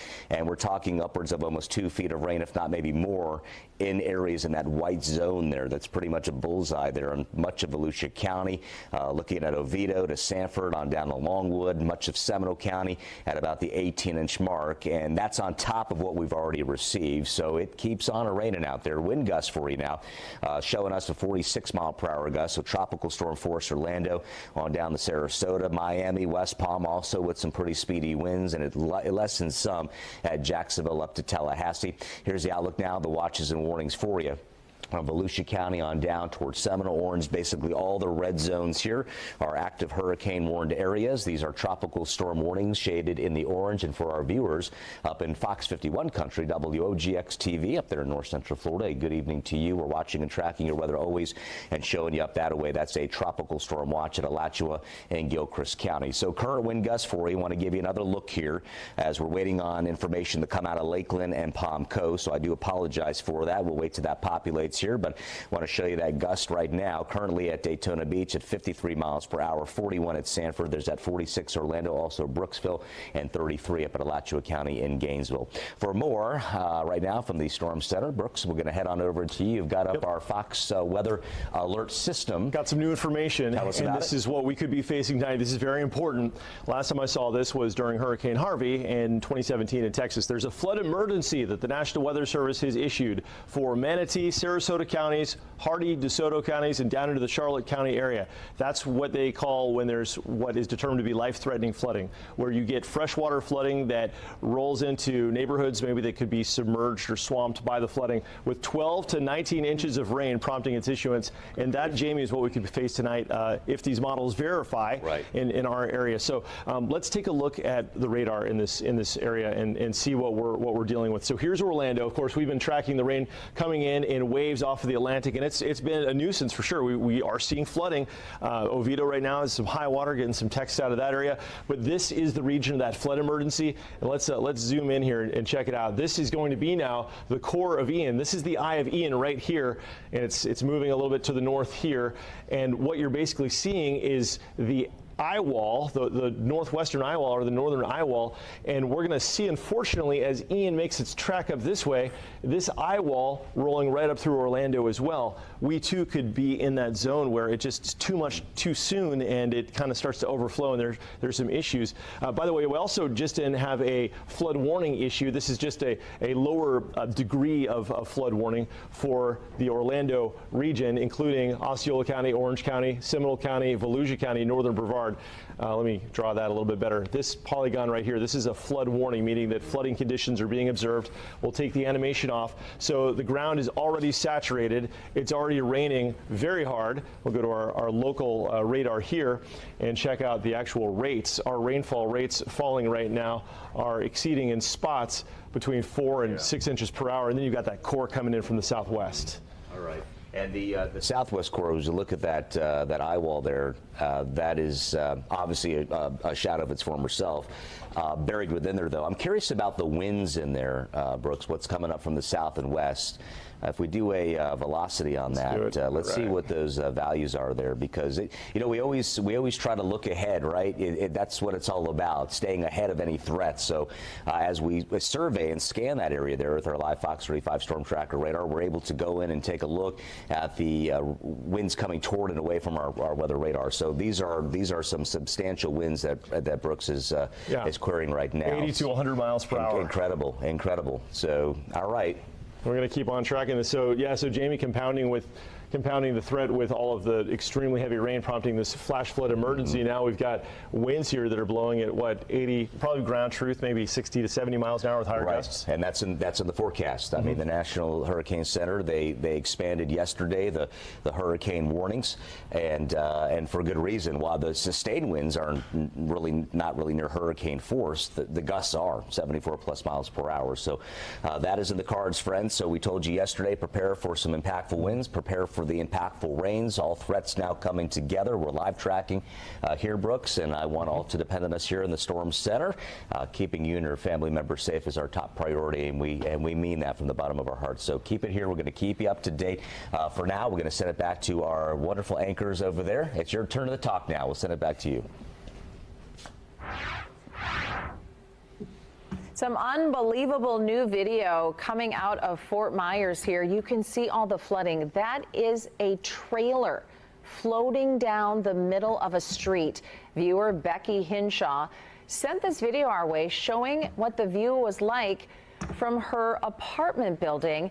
I saw the extended version of this rain. It actually shows boats as well in the streets, which now look more like rivers. Yeah, and that is like 12 feet of water. That's why you're seeing that trailer float away like nothing, because the street has turned into a river. That's what they were saying. We could see storm surge 12 feet high. We did, and that's what it turns into. Holy that's a tornado. All right, here's some more video. This is from Fort Myers as well. You can see the trees whipping in the wind there. This is a balcony view right there. Yeah. And it actually, it looks like a tornado because we could see the winds are whipping there. You can see her whole pavilion right there floating away. There's some debris right there outside her balcony as well. And actually that staircase led to her garage. It was cut off. Garage. Yeah, it was cut off because of all the water that came whipping up, and you could just see how incredible that is. The wind just picking up and pushing that water all around. She's basically cut off until that water recedes. Yeah, and she says all the cars down in the parking garage are of course now flooded underwater. Yeah. And one of the areas we've been showing you that's been hit the hardest so far is Sanibel Island. That's in Lee County. We've got a better idea of just how bad the flooding damage is. Elise Shengri posted videos from before the storm hitting, and you could see it right there. You could see where her pool is, and that pool is about to get a lot more water. That's pre-Ian right there. Yeah, that's pre-Ian. That water is making its way right over there. And post-Ian is coming here. Yeah, the whole pool deck area is now so deep underwater, it looks like it's part of the ocean. That's what we're talking about right there. The National Weather Service expecting between 8 to 12 feet of storm surge right in that area. And that is why they told people to evacuate, because they were expecting exactly that. A Cat 4 hurricane, Ian, coming ashore just a few miles per hour shy of a Cat 5. It is now the 4th strongest storm to ever hit Florida. And check out this video showing rain whipping across the overpass on I-75 North. Look at how strong that is. This is in Northport on the west coast of Florida at the exit for Toledo Blade Boulevard. And when this was happening in real time, Brooks was telling us, I think that is the eye of the storm. Wow. So that is right around 150 mile per hour winds whipping across I-75 there on the west coast of Florida. And we are seeing the winds start to pick up here in central Florida as well. Fox 35's Deborah Cho is joining us live from Daytona Beach shores. And Deborah, they are starting to shut down bridges where you are. Yeah, around 7:30, we saw Daytona Beach police or Daytona Beach shores tweet out that they were going to start closing the bridges just because of how strong that wind is getting. But I can tell you, we have seen trucks actually go over that bridge. I will also say that me and my photographer, Evan, did go over that bridge thinking that it was going to get closed. We went over it, and I can tell you it's very dangerous to go over that. It was very windy. You can feel the cars shaking. You can see how the rain was just pelting against the windshield, and it was really hard to just see. You can see some people even just walking across the street right now.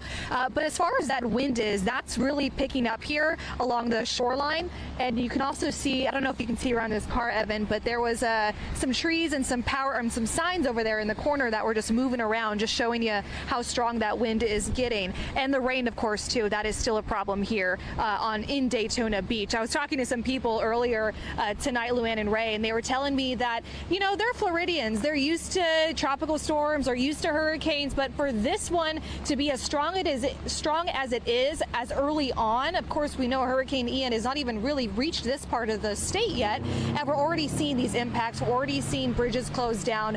People have boarded up. They're hunkering down, and they know they have more to come, of course, with Hurricane Ian. So we're going to continue to stay out here and watch it, but you can see that truck just going right up over that bridge. Again, we are told that it is supposed to get shut down here because of that dangerous winds that we've been experiencing.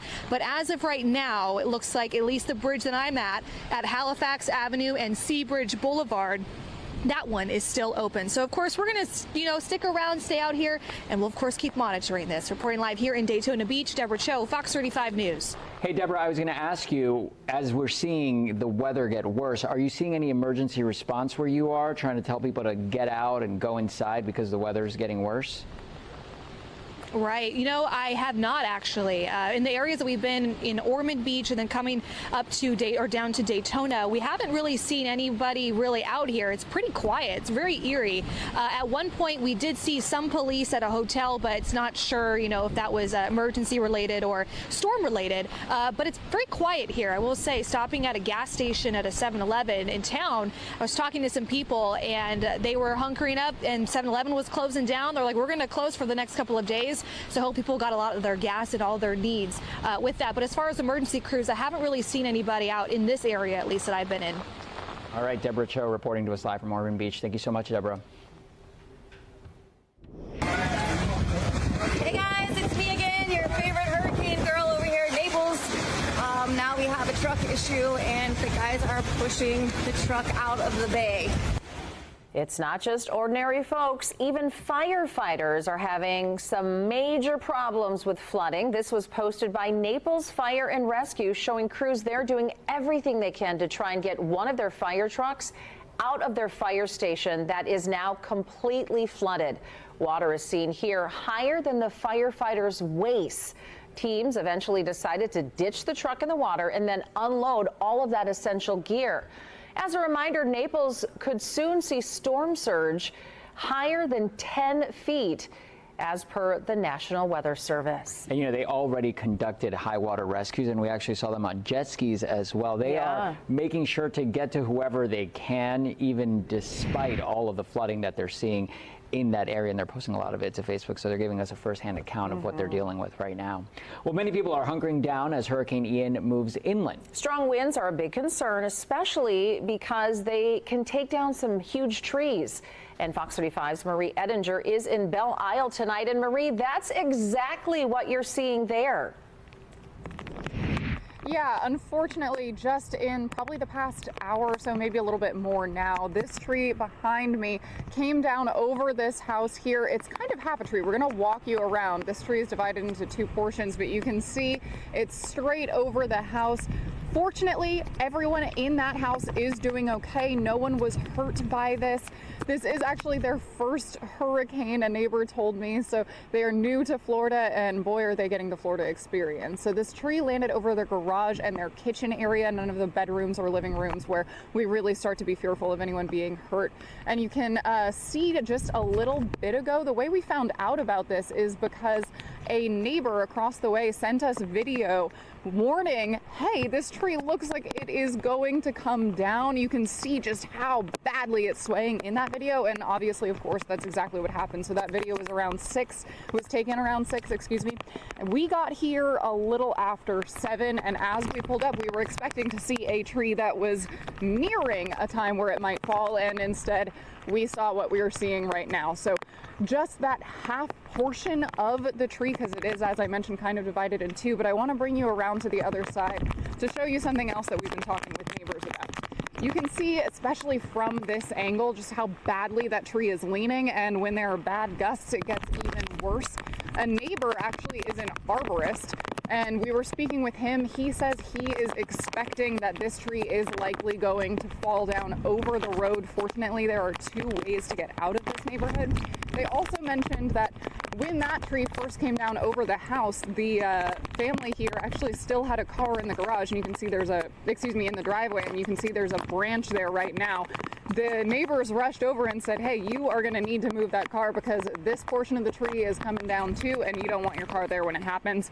They were able to get it out, which is fortunate because you can see how much debris is still in that driveway right now. But man, that is looking bad, and we are expecting this tree is likely going to come down over this road at some point today. Again, fortunately, everyone here is all right. We saw another branch, big branch, further down the road from here that came down as well and destroyed a mailbox. And I'll walk you over to this side. So it's kind of interesting because this is all looking really, really bad, and over here you can see everything somewhat clear. It's kind of varying in this neighborhood, either a lot of branches down or not many at all. But if you can see down the road there, I'm not sure how well you can tell from this angle, but there's a house there that has 2 new looking trees. That's because they had to plant 2 recently when one gigantic one came down in the last hurricane. So it seems that this neighborhood tends to get hit pretty hard. It is coming down pretty hard right now, and we've been saying all night it's only going to get worse. So we'll see what happens after that. Ray and Luann? Hey, Marie, I was going to ask you, I know where you are. It's a very residential area. There are a lot of... Okay, this is Andrew Kraft here. We're going to step away from Fox 35 Orlando. We're going to take a quick commercial break as we continue to cover Hurricane Ian as it is moving its way into central Florida now, kind of hovering over there. Yes, it has weakened. We're going to tell you by how much when we return. We'll be back in 2 minutes.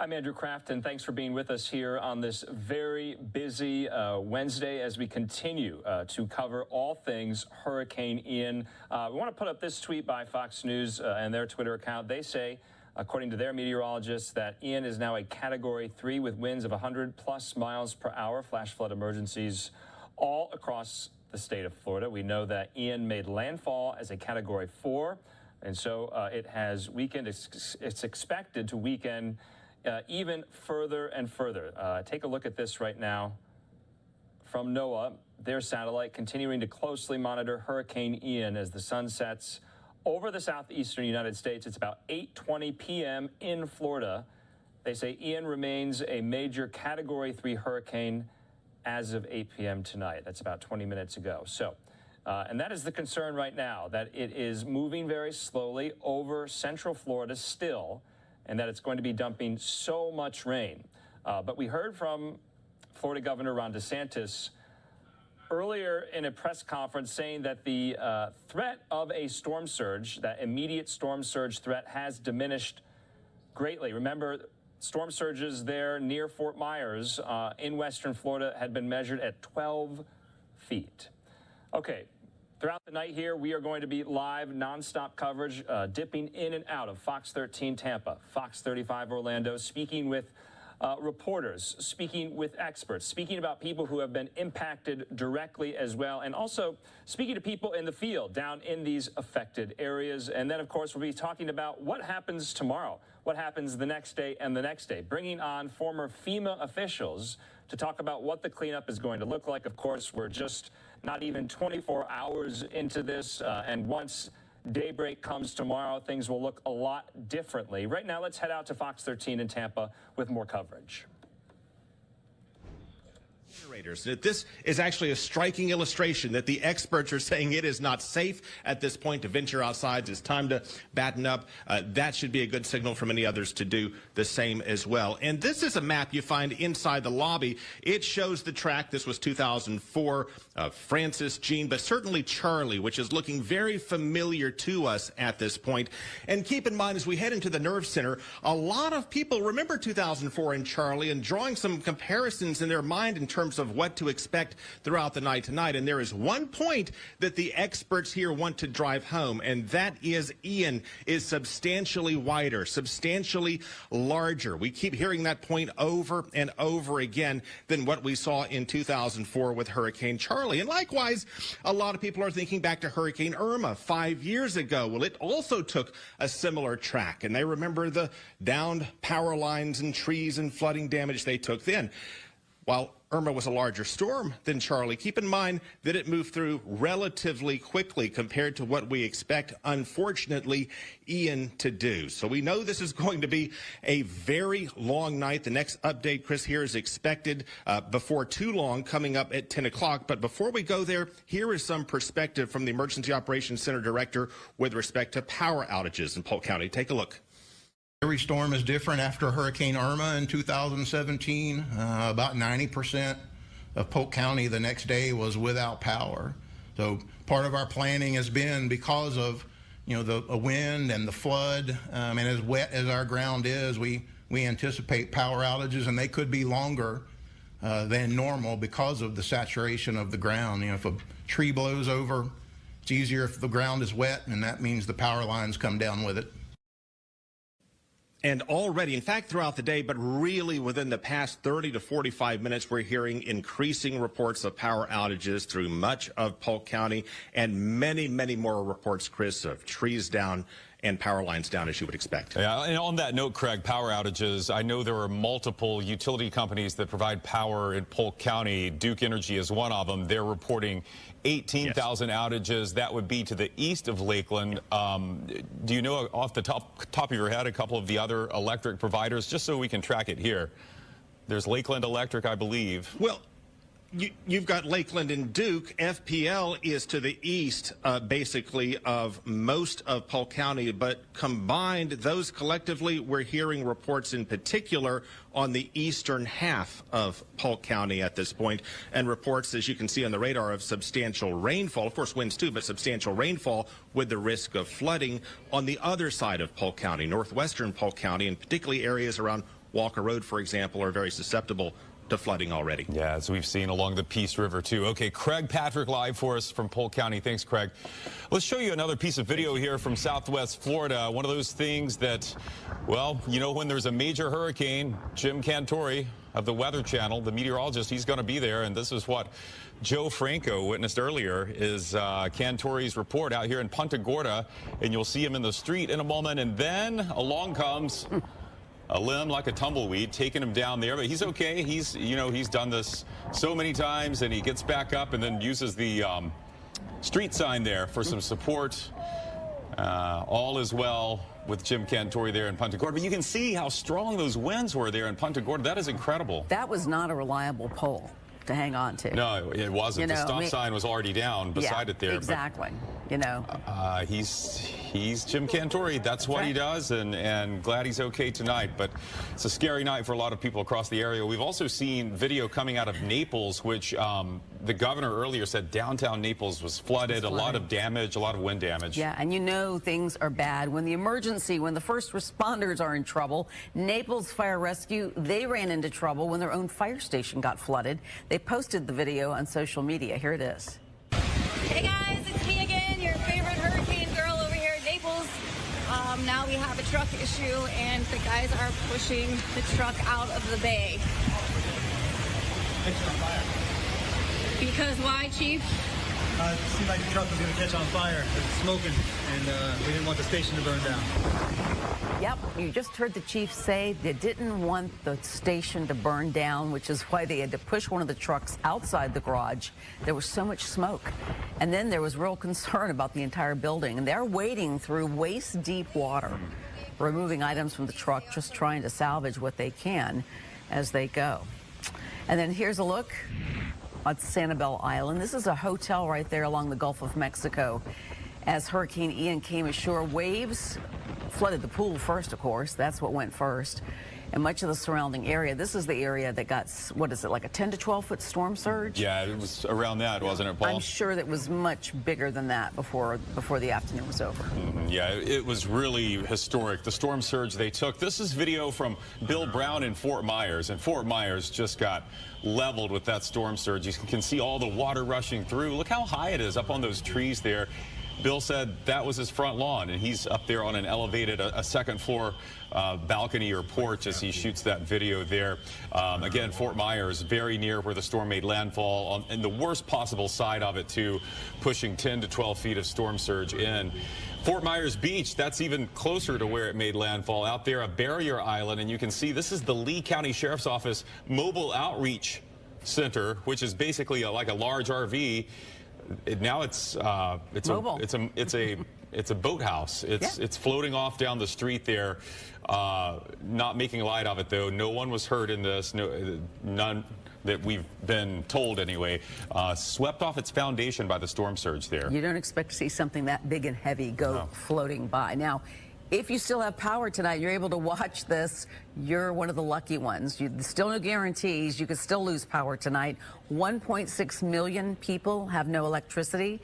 That's according to poweroutage.us. It aggregates live power outages all across the country. Now, most of those people, as you might expect, Lee and Charlotte counties, that's, of course, where the storm made landfall. Nearly 90% of the people there have no power. But even Pinellas County, they are about 150,000 homes without power, and that's Duke Power and FP&L, another 31,000 in Hillsborough County. Hillsborough County, of course, spared the brunt of the storm. Doesn't mean there was no damage, though. Fox 13's Aaron Mesmer, he's been checking things out, tracking some of the damage for us. So what are you finding out there, Aaron? Well, so far, Cynthia, I think Tampa, folks in Tampa leaders all feel a little bit fortunate at this point, especially given what we've seen in the southern part of our viewing area. You know, there's still Mayor Jane Castro a little bit earlier this evening held a news conference. She discussed how she expected some of the worst weather to come into this part of the region between 8 o'clock and then moving forward throughout the night. But, you know, I think, you know, like I said, given what we saw down south, things haven't been nearly as bad as what was feared a couple days ago. Let's show you some video that we shot earlier this evening as we drove around, just kind of surveying some of the damage. Mostly what we found is down trees, some down power lines. We found Tampa police blocking the road over on near Dale Mabry and Bay to Bay Boulevard. That is where there was a huge tree that had knocked down several power lines, and that's really what emergency officials had been warning folks throughout the lead up to this storm. That's where the real danger is especially if power's out. You can't sometimes see those down power lines.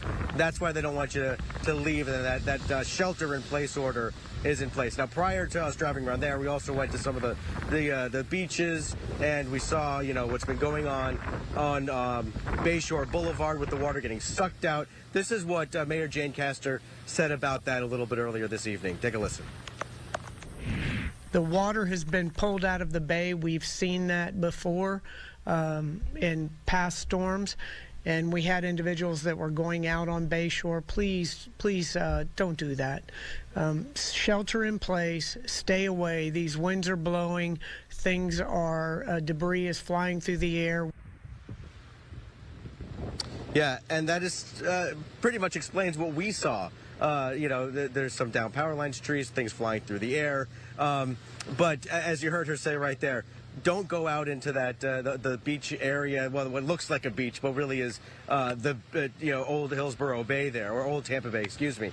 What you're looking at here is Ben T. Davis Beach. Normally that part of the region is completely covered in Tampa Bay.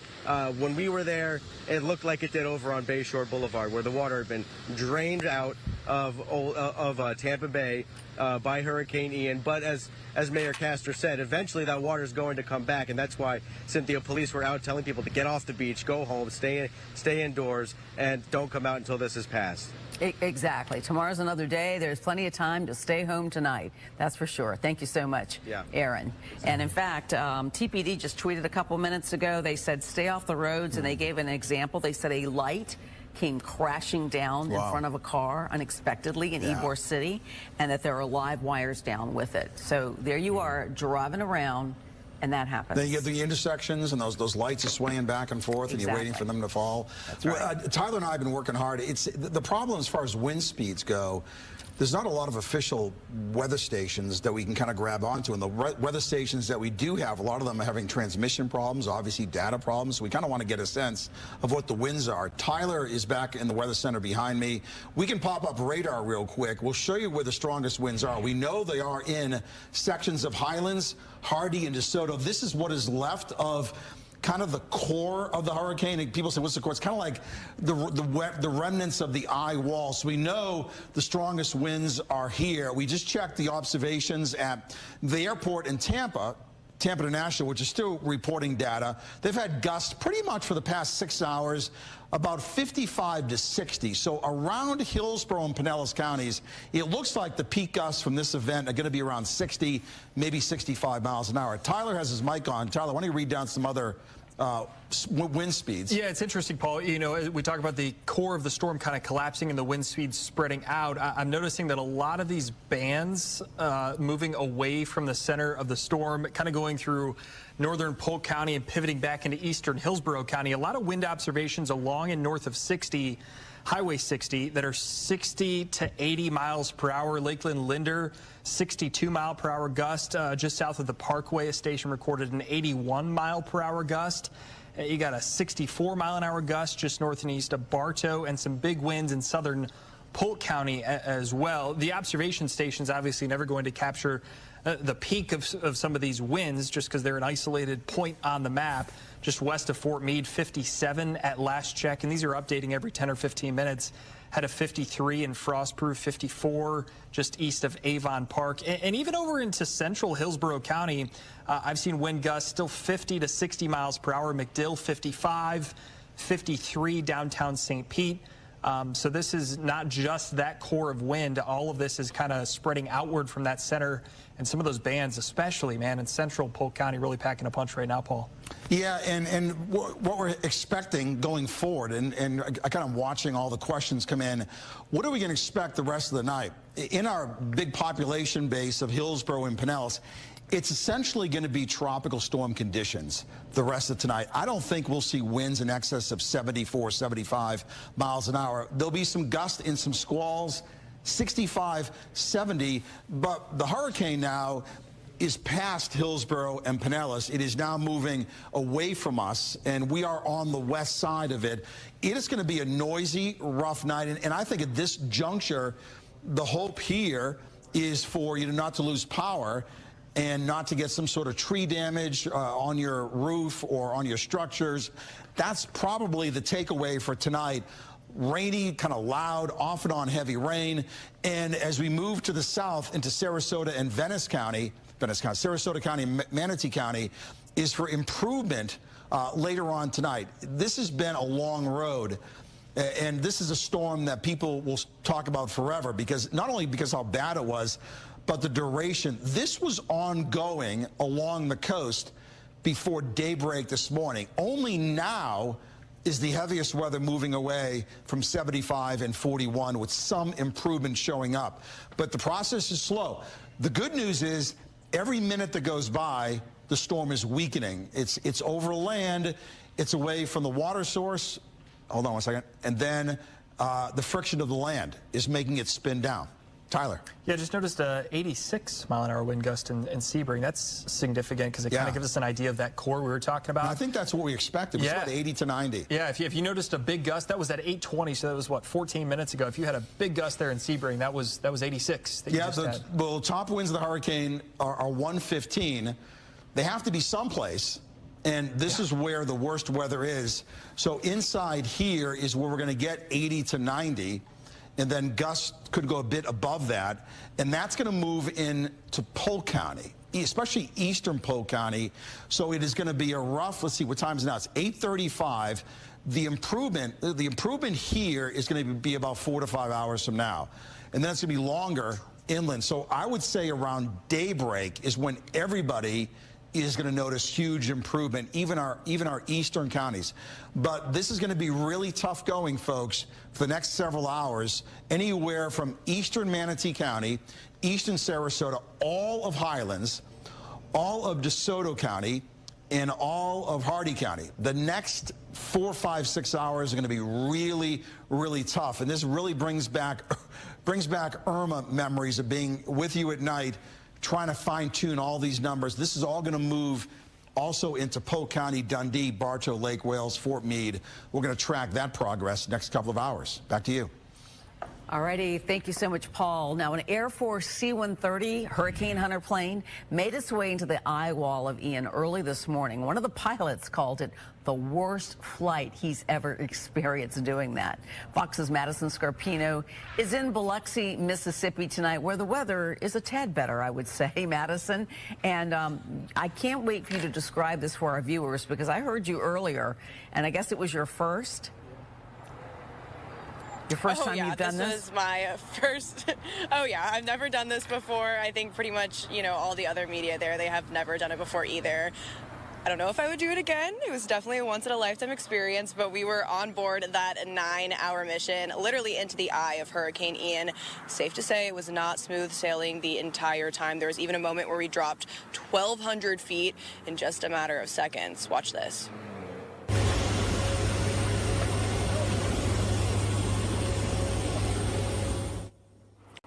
Just to give you an idea of what we were dealing with, here's some of the video shot during some of the terrible turbulence and what the crew called some of the worst weather they've ever seen. And taking off from the Air Force Base in Biloxi after that, the aircraft went in and out of the eye wall heading towards Florida 4 separate times. Turbulence was moderate initially, but after a few go-arounds, it became nearly out of control, and the pilot called it a, quote, war story. The crew went on to say that the turbulence we all felt was not normal at all for these Hurricane Hunter flights, and it's clear this isn't your average hurricane as well. While this mission is dangerous, it's incredibly important, because going into the center of the storm is the only way the National Hurricane Center can get this critical data, like wind speed, where the storm is, and how strong it is. We got rocked, I like to say, like a boxer. The aircraft was basically overmatched at one point. We were max power, trying to gain speed. we were basically diving, losing air. It was a mess. It was the worst thing you could want to happen as a pilot. These flights have been running multiple times a day since over the weekend, but the last scheduled mission just landed a few hours ago. Cynthia? All right, Madison, and you know, I always thought that'd be a cool thing to do until I heard your story tonight and heard that pilot. So I'm thinking I'm cool with, you know. It is cool. I'm happy I did it for sure, but if you got a weak stomach, if you don't like roller coasters, it's not the thing for you. Yeah, exactly. But thank goodness that they do what they do for us. Thank you, Madison's Absolutely. Perfume. Yes. Can't eat a big lunch before you go on a flight like that, that's for sure. We appreciate all the work those hurricane hunters do. All right, earlier today you heard the governor say that he's requested from President Biden a major disaster declaration for all of Florida's 67 counties. If granted, which we expect it will be, that would open up federal assistance programs, and it's important to get that money flowing as soon as possible because there's going to be so much cleanup and recovery. Now, a short time ago, the governor held his latest briefing on the storm. Hurricane Ian made landfall this afternoon in southwest Florida, and it is battering areas in southwest Florida, Lee, Charlotte, and counties even beyond that. We have seen life-threatening storm surge, as was predicted. We've also seen major flooding in places like Collier County, Sanibel, Fort Myers Beach. You're also seeing inland flooding because of the inundation that you're seeing. So some of the counties in the interior of the state are seeing major water events as well. We do know that Lee, Hendry, and Glades 911 call centers are being rerouted. Those comms are down, so calls are being answered, and teams and the people that are calling are being noted, and then those local first responders will deploy as soon as it's safe to do so. Now, obviously, local responders can make. Okay, we've been listening into Fox 13 Tampa there. They are replaying portions of that press conference that Florida Governor Ron DeSantis had about 3.5 hours ago.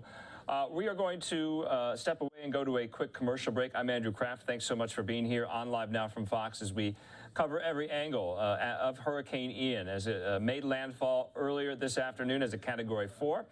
It is now at Category 3 levels. It is expected to weaken even more so as the night drags on there, but nightfall is in place in parts of Florida, of course. So we have all these nighttime shots, and I know they are difficult to see, but you can see the wind and you can see the rain, and so many people have been affected so far. So we're going to take a quick commercial break. When we come back, though, we'll be speaking and hearing from our folks at Fox 35 Orlando as they continue to cover this story. We'll be back in just a moment.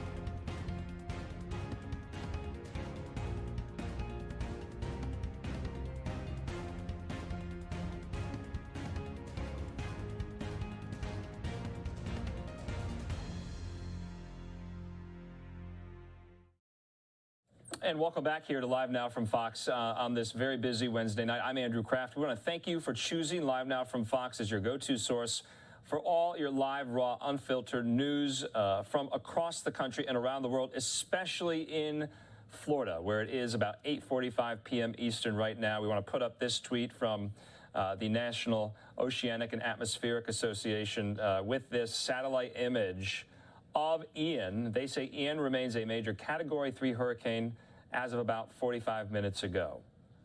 But they are continuing to closely monitor it as it is now nighttime in Florida.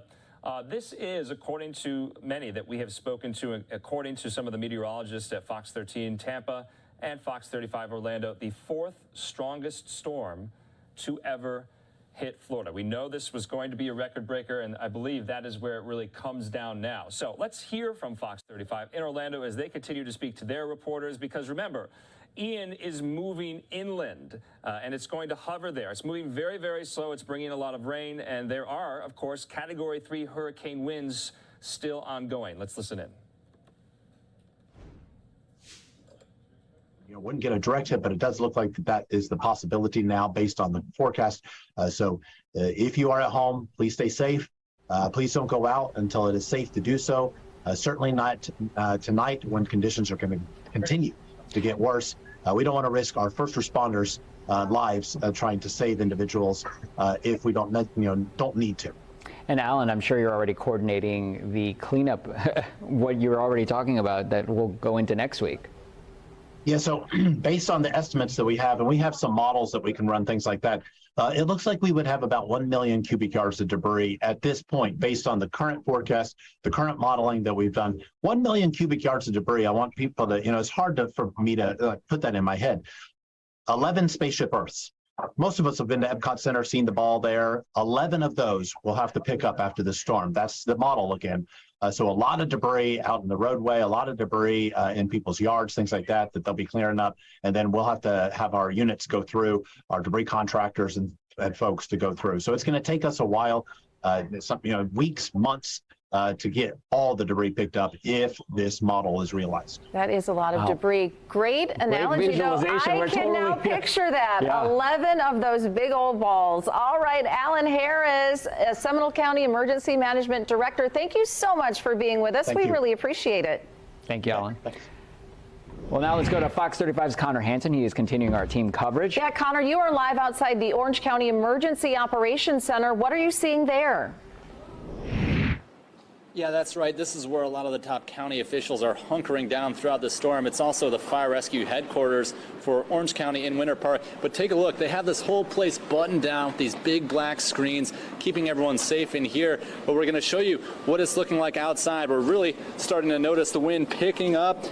Not so much the rain, but I'm going to let Joelle stand out this way. The wind really picking up here. Take a look at these flags. They've just been whipping around, and obviously it's coming in waves. So every once in a while we'll hear these gusts really fire up. A few minutes ago, it sounded like a freight train was coming through here. You can see these trees starting to bend over a little bit as this rain just whips through here. So people obviously coming and going, but a lot of people just hunkering down in this headquarters, directing resources where they need to go. This is also where the county is going to be giving any of its major updates. We heard from the mayor and some other top officials here earlier tonight. They're telling us they're warning everybody in Orange County from here until the storm passes. Stay in your homes if you can. Right now, no evacuation orders or anything like that. They did ask people in mobile home parks earlier this week to evacuate, but it was not mandatory. Again, they're saying that late tonight will be the peak of the bad conditions here in Orange County. They're expecting up to 100-mile-per-hour wind gusts and up to 2 feet of rainfall. Now, they're saying you should be prepared to lose power for a significant amount of time. If you do live in this area, it's very, very possible, they say. They don't plan on having any issues with drinking water or anything like that. If that changes, they'll give us an update. There are several shelters open here in Orange County. Mayor Deming's telling us 1,100 people in those shelters right now. They're not full yet, and if they do fill up, they'll open more of them. But for now, they're just hoping people will hunker down for now. And again, I'll give you another quick look at what we're seeing out here. This is actually a calmer part of what we've seen in the past few minutes, but just whipping these flags around. Have been people going in and out to grab things from their cars, but for the most part, people are hunkering down here through the night. The mayor's going to be here at least through the night and plans to have another press conference for us tomorrow. Back to you. Thank you. Hurricane Ian has now been downgraded to a Category 3, but it is still a very dangerous storm. Let's check back in with the Fox 35 storm team for the very latest. What are you guys working on now? What are you seeing? Well, we are tracking the potential for some real strong winds coming up toward Orlando. We've been doing that with the velocity scan on the Fox 35 storm tracker radar. And the tremendous amounts of rain now falling all across the land. Nowhere in Central Florida, really, for the most part, is exempt from this heavy rain this evening, Brooks. This is the event. It's here now. It's going to be here for the rest of the night. This is the wind. This is the rain. The power outages are becoming more widespread, Jamie, and we've been watching that core of rain, which has prompted this flash flood emergency in Southwest Florida moving our way overnight. We're already soaked from the saturation from earlier today, and now we've got more of it coming our way. Here, step on over here. We're on the big screen. Come on with me. Yeah. So, Jamie, you and I have been tracking this core, and let's bring it over to the Tampa radar to check out the latest. And the heaviest rains are indeed right here over, you could say, Highlands County and Hardee and DeSoto counties. And this is heading toward the northeast in this general direction. Okay. Not that one. Exactly. All right. So the deal with this is sometimes, these hand trackers here. Let's take a look, though. Around the Orlando area now, we've got some flood issues, we can say, that's been stacking up, and some tracking now of some of the more hardy returns here on the radar. So those of you around Timber Creek High School, down toward Union Park, Century Plaza, Conway, and Goldenrod, looks as though this is going to be moving in your direction. We time this out anywhere from 3 to a 15-minute arrival, so some super heavy rain there. As we take a look at what's going on here, let me clean this off here for you and show you what's going on as we show you the area now that is seeing that very, very heavy rainfall. And in regard to that, we call this the rain ray, where we can actually take you on in here and show you what's going on. And go ahead and query that. We could show you rain amounts in some of these areas now coming down to about 3 inches per hour. So that in itself, Brooks, it can be very impactful, and it's just repeated rounds of this on already saturated grounds. And look what's happening out near Avon Park and Sebring, just tremendous, 6 to 8 inches per hour falling, and it's verifying too. It is. It is. And what also now has been happening as you go up to Volusia County now, we've had this freight train effect of heavy rains coming in off the Atlantic. That continues streaming on in, so it'll be interesting to see how much we get around the I-4 corridor in Volusia County and then back out to I-95. We've had, again, this area, you described it as what we call a fetch in the world of weather, is that strengthened wind coming in off the Atlantic and for a good duration of time and over a fairly large expanse of open ocean. So that is helping to wick that moisture on in here, and that's where everything has been very prominent in the rain totals. And we look at some of the modeling, and it has been showing us amounts upwards of over 20 inches when it's all said and done. And Jamie, look at the last hour, how right here we're seeing the rain really picking up right over the Orlando area. What we'll often see with these storms is that you'll have winds coming in from one direction. It's kind of bumping up against another air mass here to the northwest. And in this case, there is a stationary front just to the northwest. So we're going to get kind of a squeeze effect where you've got moisture being forced northwestward, and it hits basically a brick wall in the atmosphere, and it's forced to ring out. And so you can see that enhancement right over Orlando. And this is, if you will, I don't want to call it bonus rain, but rain happening before the main core of that flooding rain moves in tonight. So this is super saturating us. So on top of our recent heavy rains, on top of that, and now the stuff approaching from the south. So kind of a triple threat, if you will. And as we look at this, go ahead and put the velocity scan on. I do want to take a check of these winds here that are coming up and out of the southwest here, a little closer to the metro eventually. There we go. And as we plot this out for you, what we're showing you here, friends, is winds coming toward and away from our Fox 35 storm tracker radar. So we measure this out, and still very, very potent. Now, 100 miles an hour, look at that. Likely it's going to diminish some on the way up, but still we'll be packing a mighty punch, Brooks, by the time it gets up here. So we, again, have advise you. We started yesterday advising folks to prepare for the strong gusty winds. We're getting calls into the newsroom earlier today and said, hey, we just have rain here. What's up with that? Well, and now it's verifying. Right. Yeah, you know, one more interesting thing that this velocity shows us is that, do you see this kind of, in this gray line, this sort of backwards S? Yep. So that's a classic velocity tool to tell which way the wind is blowing. And in this case, the backwards S means you've got a north or a northwest component. And conversely, when it's a forward S, it's warm air advection. So it's your classic velocity stream. And so that indeed tells us that we here are on the northwest side, if I can get this to plot, the northwest side of it with winds now coming in from this direction, which means that the core of Ian is going to be located right about here. It looks like it's entering at this point Highlands County. So let's go back to our reflectivity and see that indeed putting this in motion, you can see that's generally the center. So as this plots up through the region, there's also been question of, is it following the track as forecast by the National Hurricane Center, but it's such a big system that if it wobbles here or there a couple of miles, and it'll wobble to the right and wobble back to the left, the effect is much the same. We've got the torrential rain and we've got the wind rolling in later tonight. Exactly. All righty. Well, let's give them a look here. I got a live picture for you out of Daytona Beach. I want to take a look at the Hard Rock Hotel cam. Thank you. And shows us that at times you can see we've got the flaring of the heavy winds, the rain buckling up against the sides of the buildings. Looks like someone's got a pressure washer on the other side there.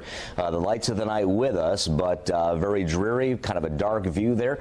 Beachside in Volusia County, we've seen a few gusts reported now at hurricane force along the Volusia County coastline, and the rain is rather plentiful right now, to say the least. So it's coming on out real hard right now.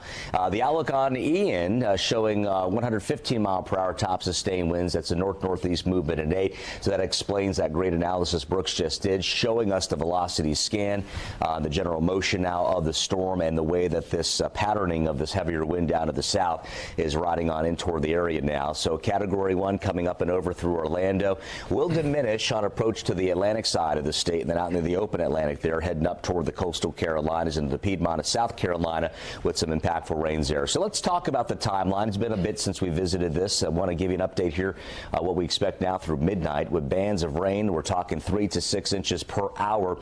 The wind gusts will repeatedly head upwards of 50 to 60 miles per hour with ease, and then from about 1 a.m. to 6 a.m. we're looking for unrelenting downpours, and these winds upwards of 70 miles per hour plus. So that wind's going to be cranking up, that rain's going to be coming on down. From 7 a.m. to noon, heavy rain backs off, and the winds at 35 to 55 miles per hour. And a look here at the hurricane warned area here for you.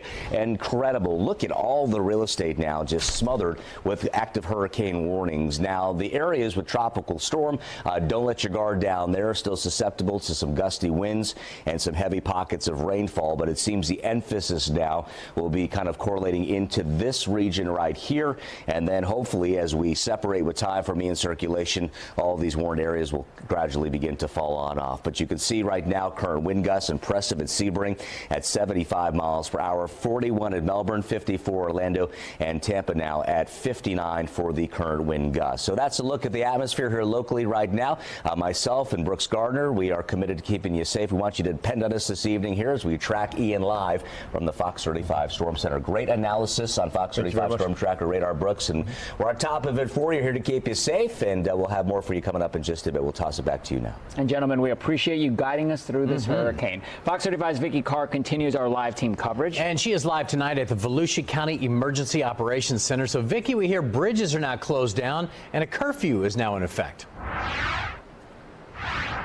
Yeah, guys, and you can see a much different situation here where I'm at, more inland. This is, DeLand, Daytona border area. But if you saw our earlier shots, we were out on beachside and the wind was just incredible out there. It's still a little bit windy out here, raining here and there. We're seeing some gusts moving in. Actually, I'm going to see if I can show you the flags here just to show that it is a bit windy out here in, again, the Emergency Operations Center. This is by the Volusia County Jail, if you're familiar with that area. But I did want to mention the bridges are closed, and we were actually coming more inland when we realized that the bridge the bridge to get out was fine, but getting in is when we saw the trucks that were already blocking that, and we're told the bridges are closed off for the Halifax River. But like you also mentioned, there is a curfew, and that curfew started at 8 o'clock. It goes until 7 in the morning. They're asking people to stay off the roads. Of course, emergency personnel is allowed to be out on the roads, and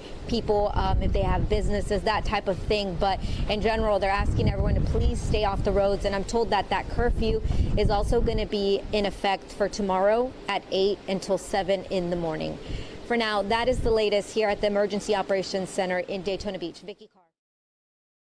Okay, we're going to step away from Fox 35 Orlando's coverage, but she was saying that there are so many curfews in place right now, and they're probably going to continue throughout the rest of the week. I'm Andrew Kraft. We want to thank you for being with us. We're coming up on the top of the hour, 6 o'clock here on the West Coast. Almost 9 o'clock there in Florida as Hurricane Ian is moving its way inland. It's now at a Category 3 level strength, but it is really moving so slowly, one could argue that it's kind of hovering over Central Florida with so much rain and still very, very strong winds. We're going to take a very quick commercial break. When we come back, though, we'll be talking to a former FEMA official about what the recovery and cleanup process is going to look like. I know many of you probably are saying, wait, it's too early to start talking about that, but it's not too early. We'll have that conversation in just 2 minutes.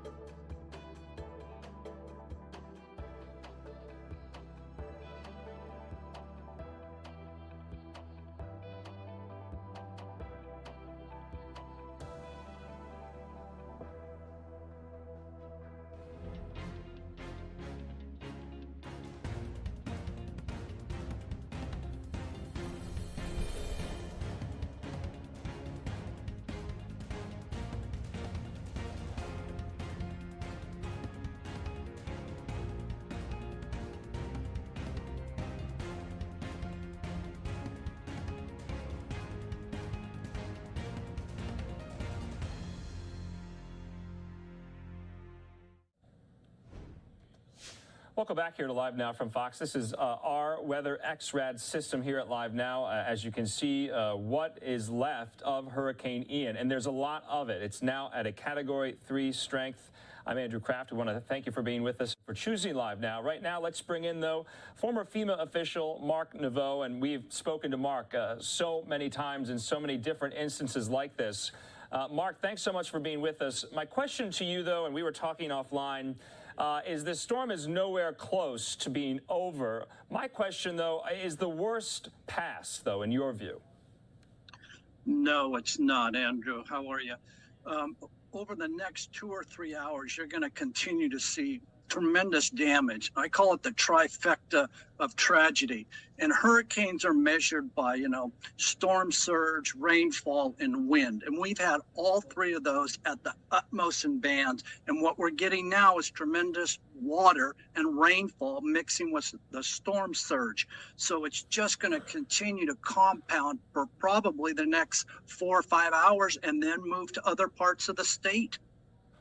Mark, we know upwards of 1.5 million people are without power, and this also might be too early to tell as well, but we have seen similar types of storms like this where people are out of power for days on end. Is that what you're envisioning? How quickly can they restore power in a scenario like this, where the storm is still working its way through? Well, this is a noticed event. Unlike a non-noticed event, might be a wildfire or something of that nature. There was enough time to do some planning. So the state of Florida and the federal government did a wonderful job bringing mutual aid electrical linemen and technicians staged from all over the country to be ready to go into these areas. But a couple of things come to mind, and we've already heard Florida Power and Light talk about that they're going to have to rebuild some of this system. It's not just going in and rehanging electrical wire. They're going to have to rebuild. So that means that recovery on the electrical grid is going to take longer. And from an emergency management standpoint, power is one of the top priorities, if not the top priority. Mark, just talking once again about, power restoration, we were also speaking and listening in to some of the folks at Fox 13 in Tampa and Fox 35 in Orlando. They were speaking with people saying you have to let the water recede, but after that, the ground could still be so saturated, and that could be, problematic when you want to restore power quickly. So you have to wait for at least, the ground to dry a little bit more. Help us flesh that out. Yeah, what we've heard, which was interesting from Senator Scott from Florida, talking about that Florida is already saturated because of previous weather. And so you get saturation plus more seawater and fresh water coming into the ground. And it creates problems for the power poles, the trees that knock down the power poles and the lines. But here's the other part of this, and this is kind of the silent component to the grid that we don't talk a lot about. We can get power restored fairly quickly in a lot of cases, but the challenge comes in when the storm surge rolls in, storm surge just being a large wall of water, in this case up to 20 feet. Well, that water is at ground level and seeping down into all the infrastructure. So the salt water is damaging the inside of many of these homes and businesses. So once you get power up, you also have to make sure that the buildings are safe to energize. Yeah. Mark, help us figure this out. When FEMA comes in, is it directly in the immediate aftermath of when the storm dissipates, or are they helping with possible, recovery operations, rescue operations, when the floodwaters are still there, when the rain is still falling? What's their role in that? Because you and I were talking offline, and you have been hearing about, not everyone heeded these evacuation orders, and there are going to be people who are stranded. Yeah, no question. Good thought, Andrew. And FEMA has been involved with the state of Florida and local officials and non-governmental organizations for probably a week and a half planning. They've got resources staged all over. For instance, they've got, swift water rescue task force teams in Miami and Tennessee and Georgia ready to roll in wherever necessary. You got the National Guard involved. FEMA's got a number of warehouses that house life-sustaining commodities, water, cots, infant supplies, all of that's ready to go. So they've done a wonderful job mobilizing and getting ready, up and to including coordinating now the Florida State Emergency Operations Center in Tallahassee. So the idea is that they're planning through this, get resources in place. They're combined together, working under the, an incident command system. And so they've been working for quite some time. Now, when the water starts to recede or winds get down below 45 miles an hour, you're going to see first responders, law enforcement officers, National Guard folks going in and trying to rescue those who actually stayed or bring supplies to them by air or water. Mark, one of the common themes and refrains in the last, 72 hours has been that Florida knows what they're doing, and they're as well equipped as any state would be because they have suffered through so many of these storms. So that is kind of a positive light in this because they do know what they're doing. But you and I have spoken about some of these, historical precedents. What jumps out to you as far as named storms in the past that you're seeing some similarities with? We're already learning that this Ian is record-breaking. According to our folks in Tampa, they say it is the fourth strongest storm to ever hit Florida. But let's go back. Are you seeing some similarities with other named storms that left a punch like this? You are, and what you're hearing Floridians talk about is Charlie, which was probably the major hurricane for them. And to your point, they've had a number of them. But this one is different because it has all three facets that we talked about earlier. This is going to have an economic toll, a life toll, recreation. This is going to affect everything. And you remember where this strikes land is in the Fort Myers area, but the tropical winds are 80 miles in, diameter outside of that. And so you're going to reach into large population bases like Orlando, Tampa Bay. And if you remember Tampa Bay, that port supplies half of the daily consumption for Floridians in gasoline.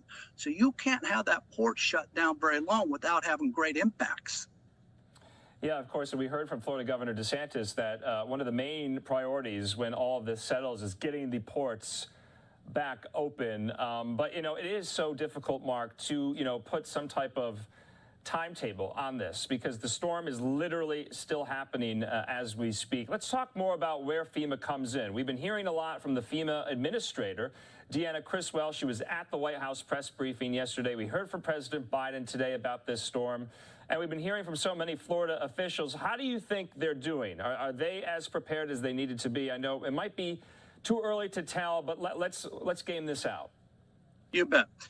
Well, a couple things come. You talked about the administrator, so there's coordination taking place. The governor's talking to the president, so that's good. One of the regional administrators for FEMA in that area that covers a number of the states is a lady by the name of Gracia Check, and she's very, very good at what she does. So she's moving resources. They've got some specialized teams. For instance, there are only 3 what they call national incident management teams in the country that deal with the most complex disasters. They've got 2 of them down there in Florida helping manage, but also to handle the recovery part of it. So by all indications, things are going pretty good. But keep in mind, this is a big storm with a lot of challenges. We're going to know a lot more tomorrow when the sun rises. Yeah, Mark, let's also talk from the, just the everyday Floridian level, because they're going to have to, if they evacuated, they're going to have to come back in a few days and find what's left, and hopefully there is something left, but there's going to be a lot of damage. And you can kind of just write this out already that there's going to be federal dollars going to these affected areas because of how massive this storm has been. So what does that look like? Is the FEMA process when it comes to getting federal dollars to help you get back on your feet, how is that complex? Is that arcane? What do you make of that? No, it's been the use of technologies come into play. And so usually within a matter of days, once they're able to establish field offices, they'll open those up with different agencies and governmental, non-governmental agencies, Red Cross, Salvation Army, different types of folks coming into that. Then people who are affected by the hurricane can either go there or use their computer, assuming they have electricity, to be able to access the FEMA system. And they can provide you, once you provide the necessary documentation, which is fairly easy, you can get money in your bank account pretty quick to help you recover. Now, the caveat to that is that FEMA is not there to rebuild your home. They're really a stopgap measure, and insurance for the most part, or Small Business Administration loans, is the largest provider of funding for when there is not insurance. And unfortunately, hurricanes create the largest loss of life and damage in terms of dollars and cents. And most people do not carry flood insurance. And so that makes this even more trying in terms of what's going to happen in the coming days. Yeah, Mark, we were speaking to some Florida politics experts just a couple of days ago, and they essentially were saying that, insurance companies, the insurance market in Florida is almost becoming inoperable because the risk is so great because of hurricanes that insurance companies might not, want to do as much business as they do there because of that simple fact. How does FEMA incorporate that into it when, everyday Floridians are trying to rebuild their lives after a storm like this rolls through? Do they work in tandem? They do, Andrew. And for the most part, flood insurance in the United States of America is underwritten by FEMA. There are private carriers that assist, but for the most part, that's federal taxpayer money working its way through the FEMA system for flood insurance. But about a year ago, they had some changes to that program, and it started to increase premiums. And so you saw a drop in the number of people who were participating, and already there was a small number. So what you're going to see here, unfortunately, is a number of people come back to their home and need assistance. And so they'll go to these, disaster recovery centers, and where they'll probably get most of their assistance, truthfully, are low-cost loans provided by the small SBA, Small Business Administration. Okay, Mark Naveau, just last question for you, because we're not out of this storm just yet. It is very, very early, but let's talk back about the mechanics of Ian itself. What are you going to be looking for in the next 8-10 hours, and then as we go into early Thursday?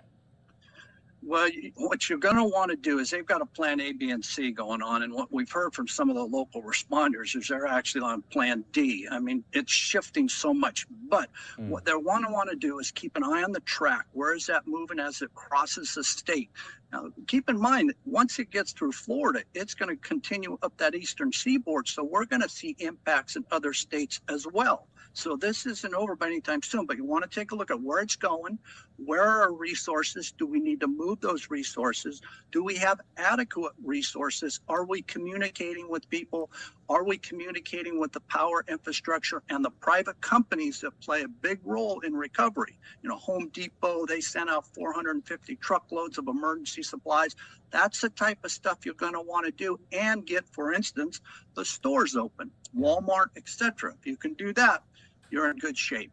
Mark, I'm not a climate scientist. I'm not a meteorologist, but, we're almost into October. And so this year, in this Atlantic hurricane season, I was kind of thinking, and maybe naively, that, wow, we might be out of this. I know there's a month left in the season. And we hadn't seen any major storms until, Fiona last week, now Ian this week. And so you really never can tell. Of course, each year it is so different, but I thought we might have been out of this, and it is afraid that we are not. Mark Naveau, thanks so much for your insight and expertise into this, and we'll talk again. You bet. Thank you, Andrew. Okay, hope you enjoyed that conversation. You found it informative. We're going to take just a quick commercial break, though. When we come back, we'll be hearing again from Fox 13 Tampa, Fox 35 Orlando. We'll be speaking to some of our reporters in the field, as well as the conditions there continue to really worsen over parts of central and southern Florida still, as Ian is now at a Category 3 strength level. Obviously, it's going to weaken as it moves inward, but it hit at a Category 4, and we've been seeing the effects of it throughout the day. We'll be back in 2 minutes.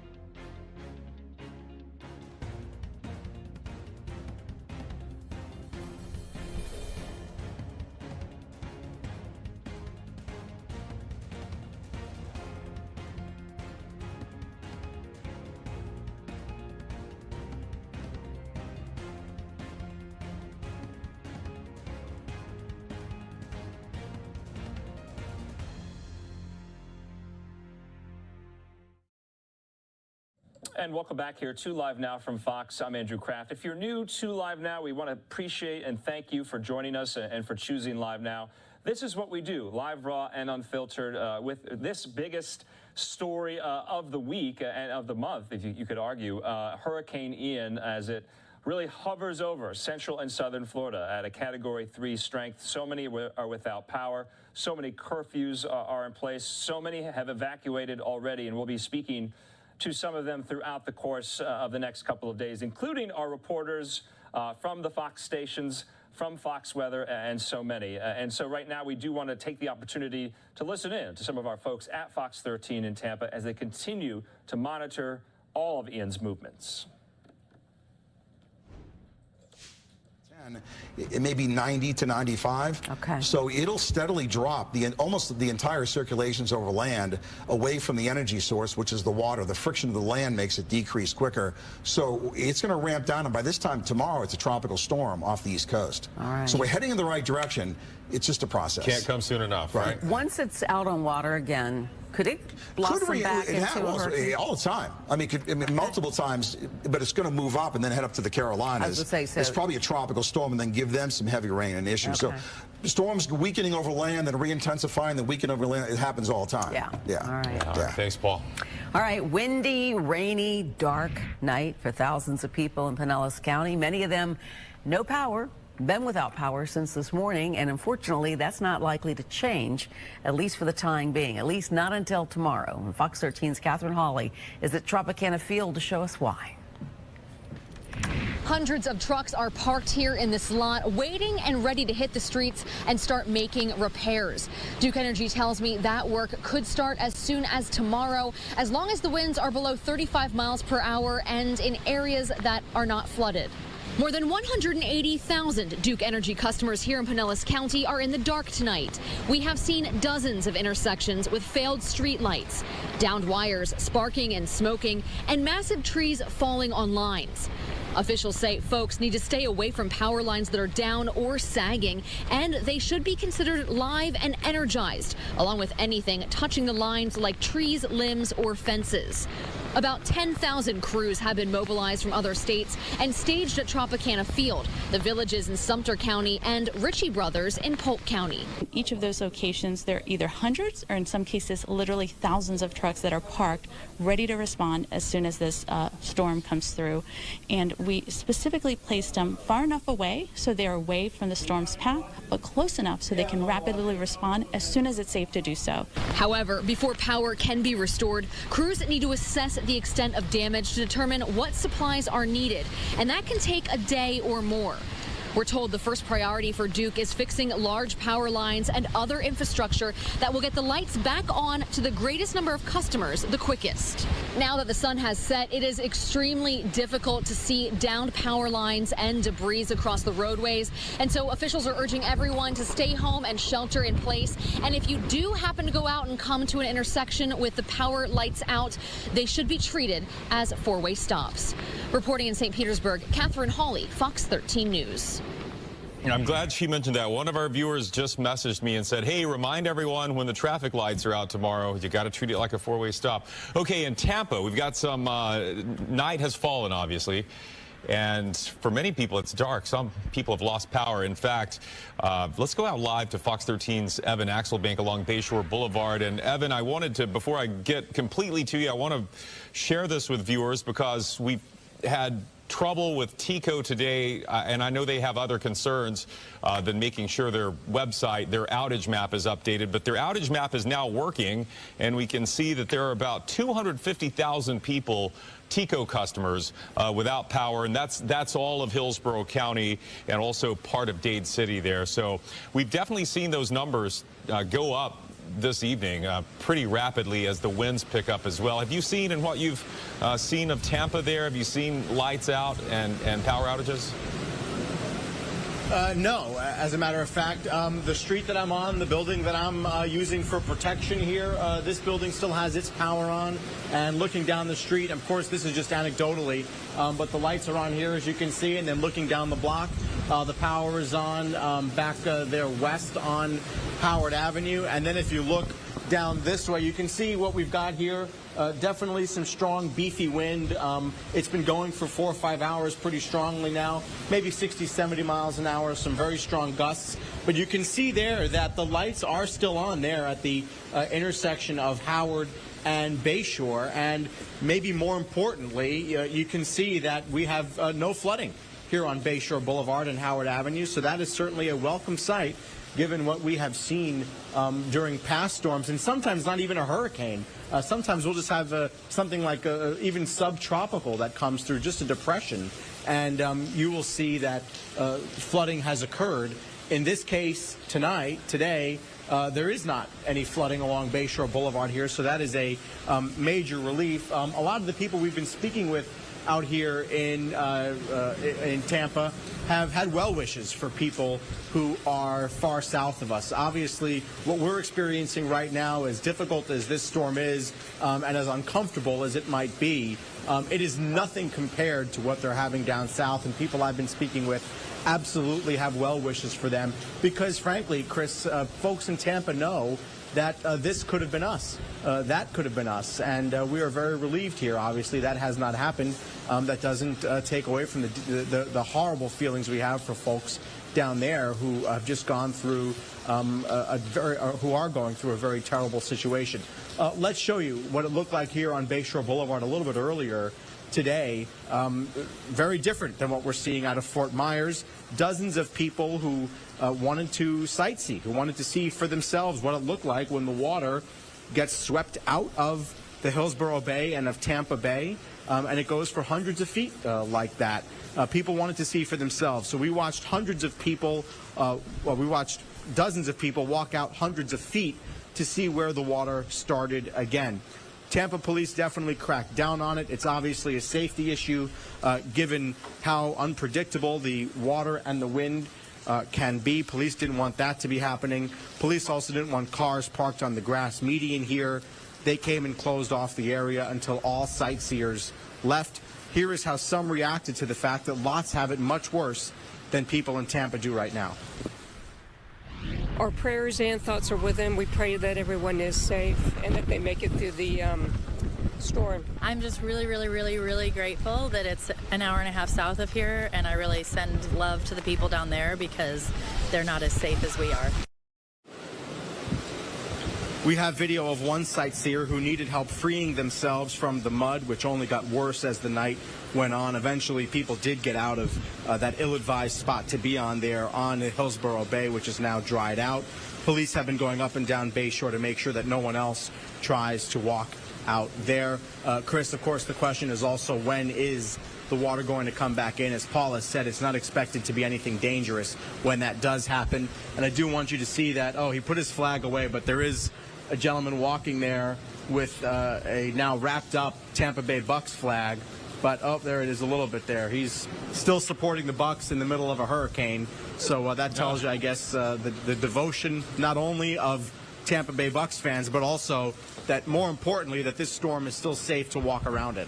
Well, and since you brought up the sports connection there, I'll mention this because you have to appreciate lighter moments during terrible situations like this. But we did see a photo going around earlier. I think it was Greg Allman at the Tampa Bay Times that sent it out. Someone in Tampa had put, to protect their front door from any storm surge, they had put up a Vasilevsky jersey over the door. I saw that, Vasilevsky, that was a good... That was a good meme. I guess you have to have a little levity in this situation. Yeah, nothing gets past him, obviously. All right, and speaking of memes, before we go, Chris, I said it was safe to walk around, and I want to retract that. It's certainly not safe to walk around in, but at least this shows it is possible to walk around in. The police do not want people walking around like that gentleman did. We're using 3 sides of a building here for protection. So. Yeah, and you were talking about memes. The young woman who was stuck in the mud walking through the bay, that was almost a Florida meme there. So, yeah, don't be silly out there, people. There's no need to test anything. I mean, there's just no need to test anything. We look at the power this storm has brought. Stay at home, be safe, and you can come out tomorrow and see what has been left behind. Yeah, and be thankful. All right. Evan Axelbank, live for us. We're always thankful for Evan's reporting. Yep. So the further away this storm gets, the better off we are. You got it. You're spot on there, Cynthia. You nailed Right. it. It's a slow process. I mean, I know it's creeping. It's 9:30.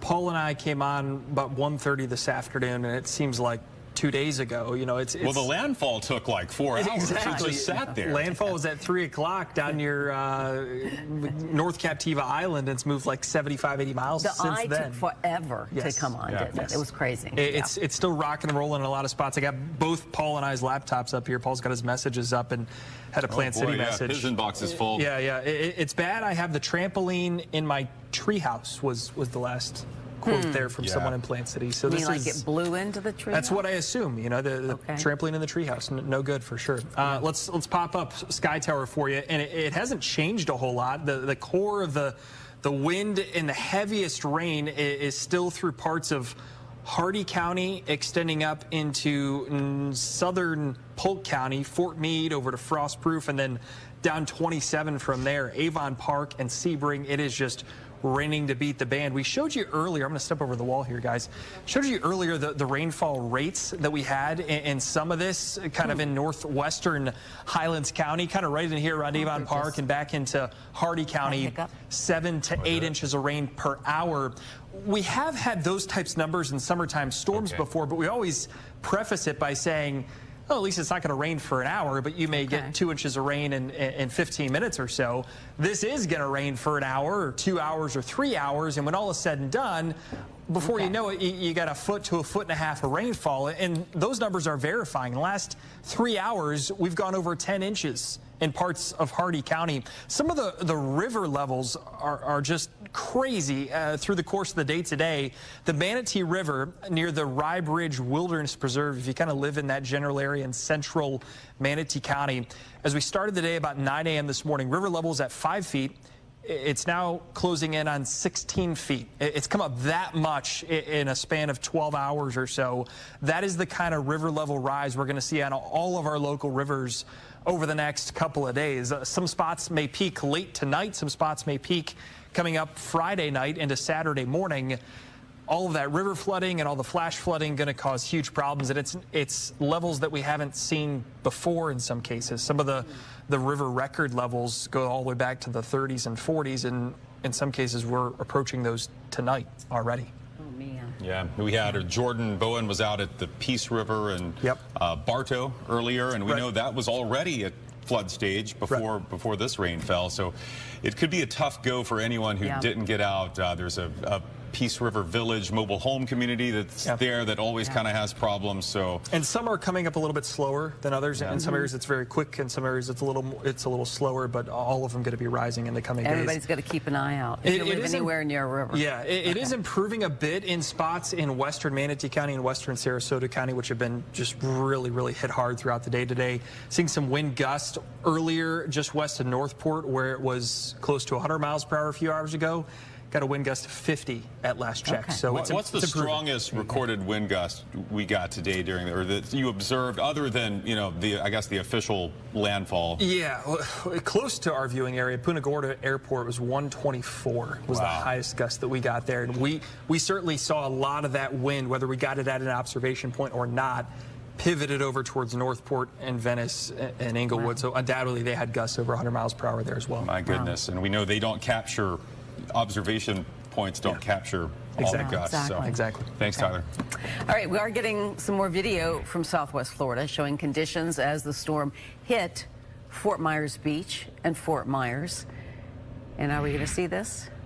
There we go. This is the video, I believe, from the Fort Myers area. We're also getting Punta Gorda, Marco Island, some of the other places. They got walloped by Charlie back in 2004. So, here we go again for them. This storm, though, much larger than Charlie and a slow mover. Charlie just kind of ripped through very quickly. Yeah. This storm, a whole different animal. Everyone has a different personality, right? All of them do, and this has been an awful one today. It's going to be awful for people for several days in southwest Florida, like Naples here. This neighborhood, this is inland too, but still the yards ended up with a lot of flooding and just several hours of rain fell. We saw some huge rainfall totals near Venice of 15 inches earlier. Paul was showing us, and 19.5 inches even. And so there's going to be a lot of people underwater for a while after this one. Sanibel Island, near where Ian made landfall. Look at this, rushing water. This is storm surge. We were seeing storm surge of 10 to 12 feet. Am I right there, Tyler? 10 to 12 feet, right around Punta Gorda, Fort Myers. If not higher. Could have been higher. I've heard anecdotal reports of near Inglewood getting almost that much storm surge. So just remember that this water is loaded with debris. You don't want to be walking through it or anything like that. And you don't know where there are electric lines down. And all kinds of things get picked up by storm surge.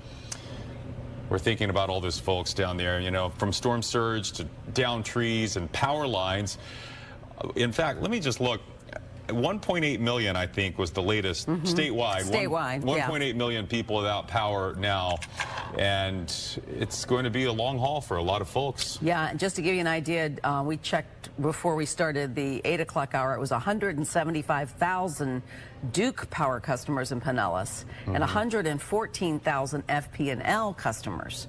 So that together. That's just Pinellas. That's just Pinellas. Yeah. That And then was we've just got, we know we have 250,000 in the Tampa area now with Tico, and then so many more, over 1 million in Southwest Florida. Yeah. So. Yeah. One of the things we heard the governor say is that all of those crews that have come in from all these other states are poised and ready to go. They just need the clear sign, you know, that it's safe to go hit the road, and they'll start doing that. Here's what else the governor had to say at his latest hurricane briefing.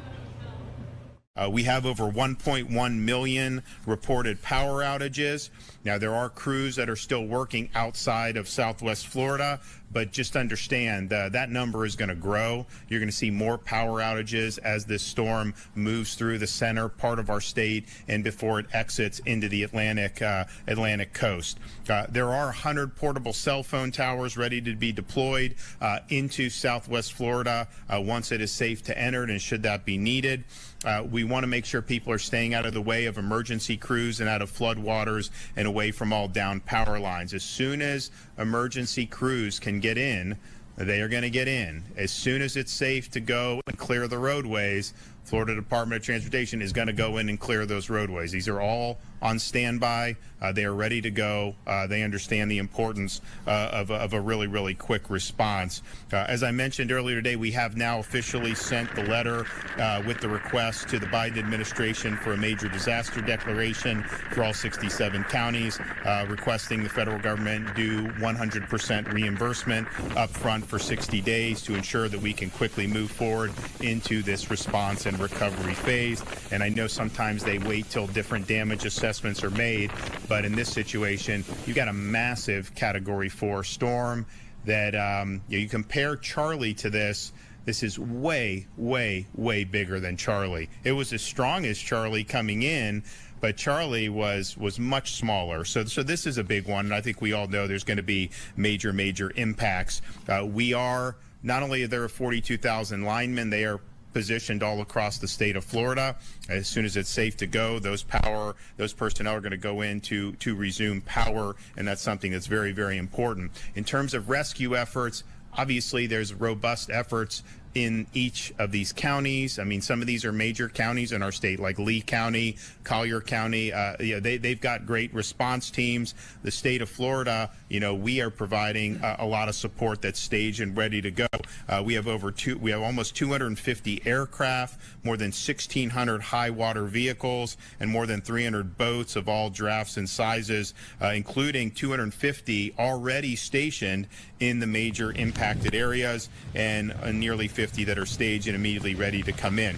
And so with water this high, these operations may need to be waterborne operations. Now, there are some where you're going to need to use the water to get to some of the barrier islands anyways. But you look at like Collier County, I mean, downtown Naples is flooded. That's probably going to subside as the time goes on, but they're prepared for a lot of different eventualities. We're thankful for the states that have sent us resources, and we're very, very appreciative of them stepping up and helping Florida.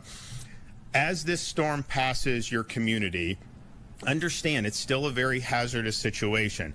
You're going to have down power lines. You're going to have a possibility of harm's way because of standing water, misuse of generators. I asked the Department of Emergency Management, Kevin, to produce for me the rundown of the fatalities through direct impacts of storms versus the aftermath. And in Hurricane Irma, there were 7 fatalities directly because of the storm, and there were 77 that were a result of post-storm.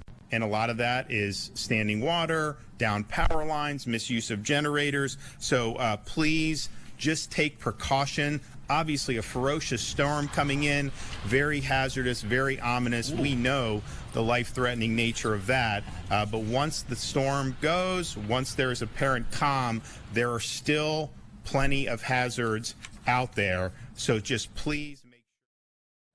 Okay, Fox 13 in Tampa there playing out some of the portions of this press conference. This was now 4 or 5 hours ago from Ron DeSantis, Florida governor there, in the latest briefing about the situation of Hurricane Ian. And we're learning that it is now at a Category 2 level strength there as it moves its way over central Florida. Still bringing Category 2 level strength winds, still bringing so much rain as well as we are approaching almost the 10 o'clock hour there on the East Coast. I'm Andrew Kraft. We're going to take a quick commercial break. When we come back, we'll be speaking to one of our reporters who flew into the hurricane itself just yesterday or early this morning, I believe. An Air Force C-130. That's, of course, Fox's Madison Scarpino. You may have seen this story already.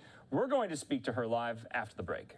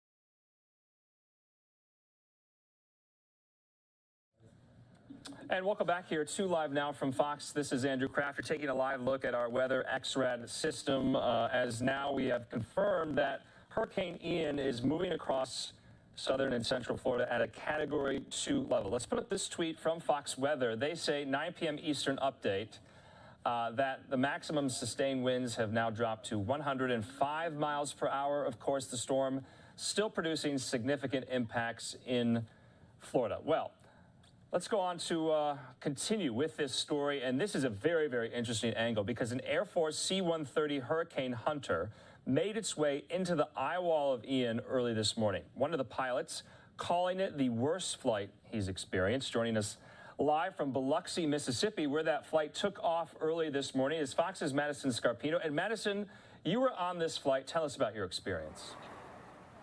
That's right, Andrew. We were on board the 9-hour mission straight into the eye of Hurricane Ian. And let's just say it was definitely not smooth sailing. There was a point where we dropped 1,200 feet in a matter of just seconds. Watch this.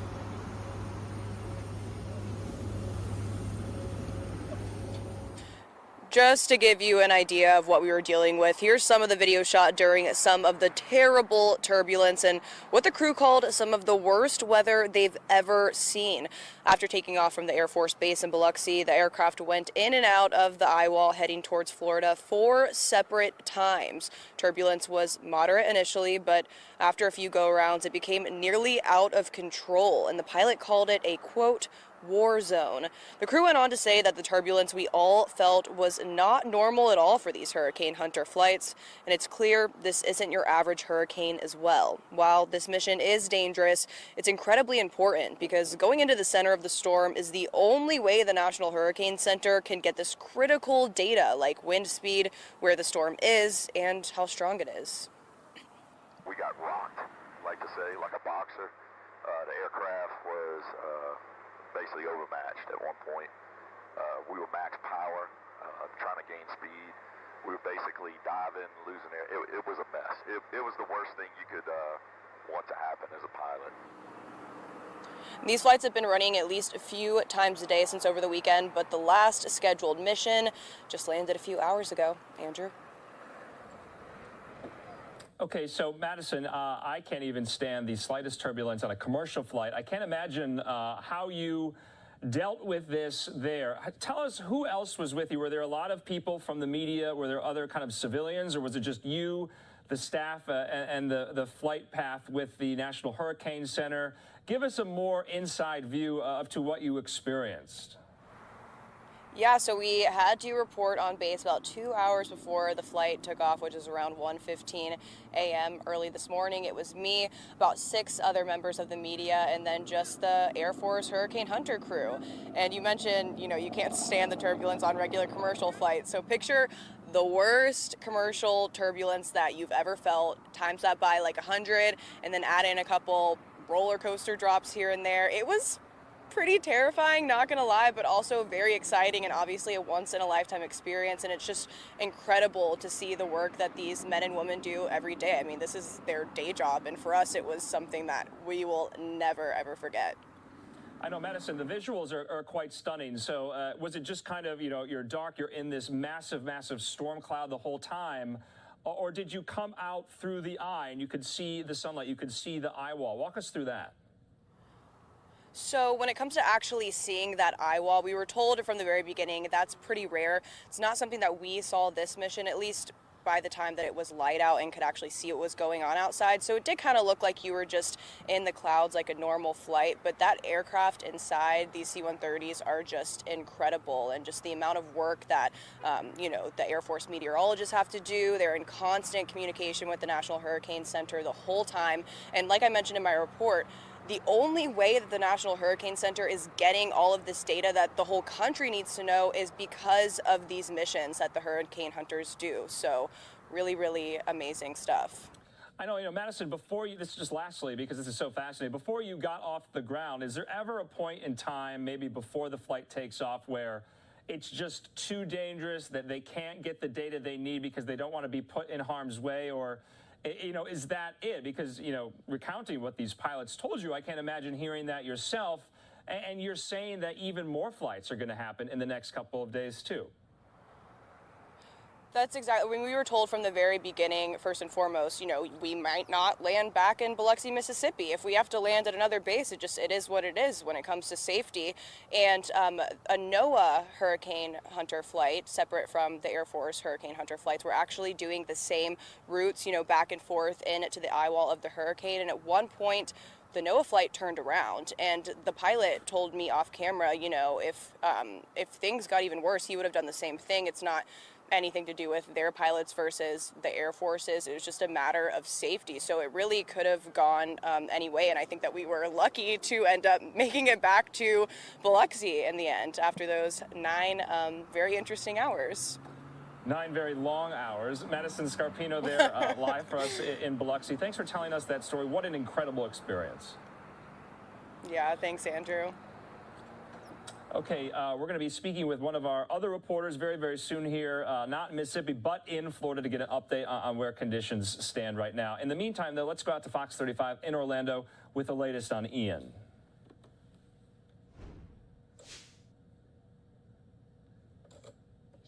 And it's just really heartwarming to see how kind and generous they are, even with this bad weather. Reporting live in Osceola County. Back to you guys. Valerie, I just love so much that you're walking us through this shelter. I wanted to ask you, have you seen any more people coming in as well, along with the donations? Are you seeing people who need shelter? So we saw a person coming in on his bike maybe 10 minutes ago. We kind of thought that was going to be the last of it, just because it is. It's getting like brutal out there. I mean, obviously, you saw the reports from Connor and all. Oh my God, look at this. It's even hard to open up the door. But you can see the wind and the rain coming in. Lots of people just coming in soaking wet with bags of blankets and things like that. So to see other residents wanting to know that people seeking shelter here are going to at least be a little bit more comfortable, that's the cool part of being here. Val, I will say this, your very first hit you did from that location obviously touched a lot of hearts. I got texts from people who are like, oh my gosh, I can't believe those kids, they have something to do tonight, because that's, when you have kids, you know this can be the worst part of it, is what am I going to do with all that time? Oh my gosh, it's hours and hours. And Val, I guess you lit it up earlier. People are having a great time there too, and it's safe. Yeah, exactly. They were playing ball in the gym, and I will tell you, I think they're all tuckered out now, because that's when the volunteer, he went inside, he made the announcement, it's time for bed. Those kids need some sleep. So if you want to talk to your spouse or whatnot, come outside into this area and you could still enjoy the time. But in that area next door over here, we're not allowed in right now. So I totally understand that. Well, that's even better. You now the kids are worn out. You could have cranky kids. Yeah, right. Kids are worn out. They'll sleep well. I mean, this is perfect, Ray. Yeah. Valerie, hopefully you don't tuck her we even out. have games over here. Do you? She's got everything. I'll just kind of crawl up. Valerie, thank you so much. We hope you don't tuck her out. We're appreciating your reports so much, giving us insight into what it's like to be in the shelter right now. I'm telling you, I mean, the parents that I heard from, it's so funny, because I remember doing that when you have kids. It's like, oh my gosh, what are we going to do? You can't, and pets. You don't have you can't take the pets outside. Exactly. It's like, oh my gosh, there's so much to think about. Under one roof, and you have to be. And here we all are together. Yes, yes. Well, we've talked a bit about the dangers of power equipment and wind. In this case, the Seminole County Fire Department says winds toppled a huge tree right onto someone's house. Tangled in there was electrical equipment that sparked a fire in the attic. We're told fire crews were able to knock the flames out fast. Thankfully, no one was hurt, and the Red Cross is working to find the family a new place to stay. Seminole County also seeing big downpours, big gust of wind right now. Now, we showed you Lake Monroe earlier as it was like pouring over the seawall there close to downtown. And we could barely hear Fox 35's Marlisa Goldsmith because of that weather, because of that wind just whipping in that rain. She's now live in downtown Lake Mary. What are you seeing there, Marlisa? And hopefully we can hear you a little bit better because of this weather. I sure hope so. We've changed our microphone situation for you, and the elements are just a little bit different now in downtown Lake Mary. Before you all came out here to us, I thought that we were getting a little bit of a break. Now the rain is picking back up here. We're getting an occasional gust of wind in downtown Lake Mary. You may be able to hear the rain picking up. But folks, I want to show you a much different scene here in downtown Lake Mary than when I was along the Riverwalk in Sanford. Do you notice something? Anything stick out to you? No one's here. It seems like the folks in this part of Seminole County are heeding the warning. Again, there is no curfew in effect for Seminole County right now, but people here in downtown Lake Mary seem to be getting the picture. No one has been out here for the time being that we've been positioned here in downtown Lake Mary. Power is still on. I am seeing an occasional car pass by, but you can see that the traffic lights are still working here. But the picture is a little bit different. As you mentioned, Ray, earlier, when I was in downtown Sanford, the rain was out of this world. The wind was almost blowing me away. I was getting text messages from people in the community. Okay, this is Andrew Kraft with Live Now. We're going to step away very, very quickly from Fox 35 Orlando as they speak to one of their reporters in Sanford. In Seminole County, that's really where Ian is heading as it makes its way inland. It's now at a Category 2 level strength. Right now, though, let's get an update from Tampa, Florida, from where Hurricane Ian almost kind of made landfall. Not directly on Tampa. Remember, it was much further south near the Fort Myers, Naples area. Of course, we have all these live looks in the Tampa region right now, St. Petersburg, downtown, the port of St. Petersburg, Hillsborough Bay. And that's where we find Fox's Ashley Soriano, and she has been following this throughout the course of the day. Ashley, how's it looking right now? What are conditions like? Hey, good evening, Andrew. Well, there's been a consistent flow of wind passing through. It's fairly strong right now, and while it's not raining as much as you might think or flooding, that wind is pushing that rain all across the roads, and there have been very few cars passing by, but you might have seen one that just did. There are a few that have done so throughout the day. Businesses, most of them are closed here in downtown Tampa. I know of at least one hotel that is open, but they, along with many others, have boarded up their windows, and they're not letting people in or out. Again, the wind's very strong. I've been out here all day, and it really picked up in this specific area around 6 p.m. Eastern, and we have seen some emergency vehicles pass by throughout the day. Every so often. There are over 1.5 million people in the state of Florida that have lost power. Right now, the area I'm in, luckily, still has power. Hopefully that will stay the case. Andrew.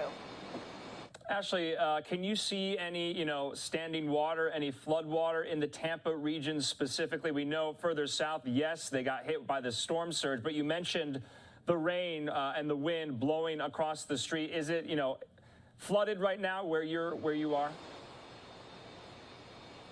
Yeah, so I've really stayed in this one location all day here in downtown Tampa, but what I can tell you from what I'm seeing on ground level is really not too much flooding. I mean, I could easily, in my rain boots, walk past it. People are driving through. Not saying that it is safe to do so, but there's certainly nowhere near as much flooding as we're seeing more in the southern parts of Florida. Okay, Fox's Ashley Soriano there. Stay safe. We'll be speaking to you, no doubt, throughout the course of the week and see how conditions improve. Ashley, is there anyone out there like walking around assessing things, or is it mostly deserted? It's mostly deserted. It's very quiet out here, except for the winds you hear that are blowing. Throughout the day, I have seen a handful of people walking by. I have seen a few dogs, but it really very, very few people outside. Okay, Ashley, stay safe. We'll talk to you again. Thanks so much. Thanks, Andrew. Okay, and we really do thank all of our reporters that we've been speaking to throughout the day, that you have been seeing on both Fox 13 Tampa and Fox 35 Orlando's air, just showing us how strong Hurricane Ian is. And we heard from some of our experts that we've spoken to that it could be one of the strongest storms ever to hit Florida. Ron DeSantis, Florida's governor, said it was stronger than Hurricane Charlie that hit back in 2004. Some of the FEMA officials and Tampa officials we've spoken to said it is the number 4 strongest hurricane to ever hit Florida in its history. Speaking of Florida Governor Ron DeSantis, he just tweeted this out. He says, after Hurricane Ian passes, be careful going outside. Make sure to avoid downed power lines, avoid standing water, stay clear of trees, do not drive in standing water, and keep generators 20 feet outside of your home. So we are coming up on the 10 o'clock hour there in Florida. It's almost 7 o'clock here on the West Coast, and we will continue to keep you updated. Take a look at some of these live pictures in the Tampa area. We were just speaking to Fox's Ashley Soriano. She's there in downtown, and you can see the wind blowing the camera. We could kind of see some lightning. We can see some rain still, but take a look at that, especially in the lower right hand of your screen there, downtown Tampa. And the wind is still really, really strong. So we know Hurricane Ian moving as a Category 2. Let's put up our X-Red weather system so you can see where it stands right now. It's kind of just hovering over central Florida. It's moving very, very slowly. And so we're going to continue with this and stay with this. Let's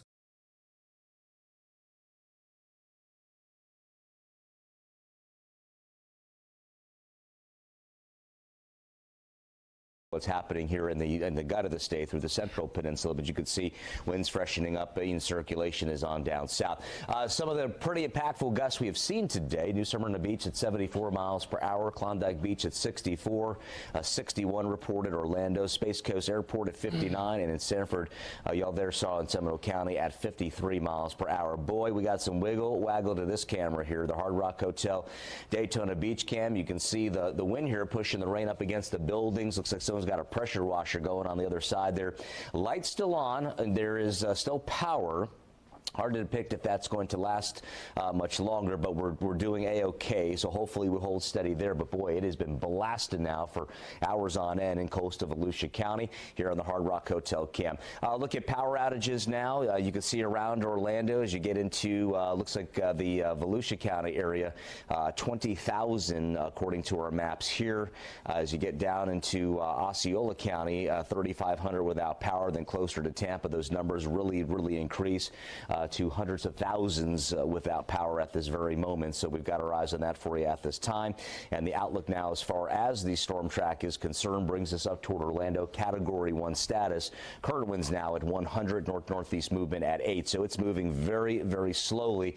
And the concern is that not only do we see the battering winds, but also the flood potential that looks a little bit more likely. I hate to say that, but we call it as we see it, right? 100% transparency. That is going to be one of the main threats that we find on this track, and all that rain dispatching here from the base of the heavy dense cloud cover on top. And our future modeling here, our future radar depicts very active skies with rain bands moving in and out of the area. We were just looking at some forecast models behind the scenes here in the Storm Center, and it looks like the tornadic risk will gradually ease up as we head toward the wee early morning hours of Thursday. So that itself is some very welcomed and great news. We like to see that, but the heavy rain threat does continue here at this very hour. Want to head on over toward Brooks now over here, doing some live tracking in the Fox 35 Storm Center for us. And Brooks, you are very concerned. We're both very concerned about a front that's stalled out over the north central peninsula and the interaction with this very tropical air mass, the current winds. I mean, there are a lot of wheels in motion, a lot of cooks in the kitchen, so to speak. Take our viewers to what you're seeing there on the analysis. So this is like a brick wall in the atmosphere where a ton of moisture is going to be flung to the northwest, and it hits this wall and it can't go anywhere, so it gets wrung out in the form of very heavy rain. We've got a stationary front located from roughly Tampa Bay up through Jacksonville. It's essentially a cold front that this hurricane is bringing south. It's some drier air, and so the tropical moisture really can't get past it, and so this front is now interacting with Cat 2, Ian, as Ian works northward, and in doing so, all of the moisture being pushed off to the northwest is stopped in its tracks. And that's why we're getting such a heavy swath of rain right now from Tampa straight through Orlando, away from the core of the hurricane. So this is like extra rain beyond what was going to be in the forecast for almost the entirety of the precipitation. You know, we were forecasting, and still are, anywhere between about 12 and as many as 20 inches plus of rain for storm totals by tomorrow afternoon. And indeed, zooming into this core, you know, we got all the heavy rain here happening right now due to what I just explained to you with that southeast flow bumping up against the front. So we know that. But then this core right here is extremely heavy rain, and that's associated directly with the center of Ian.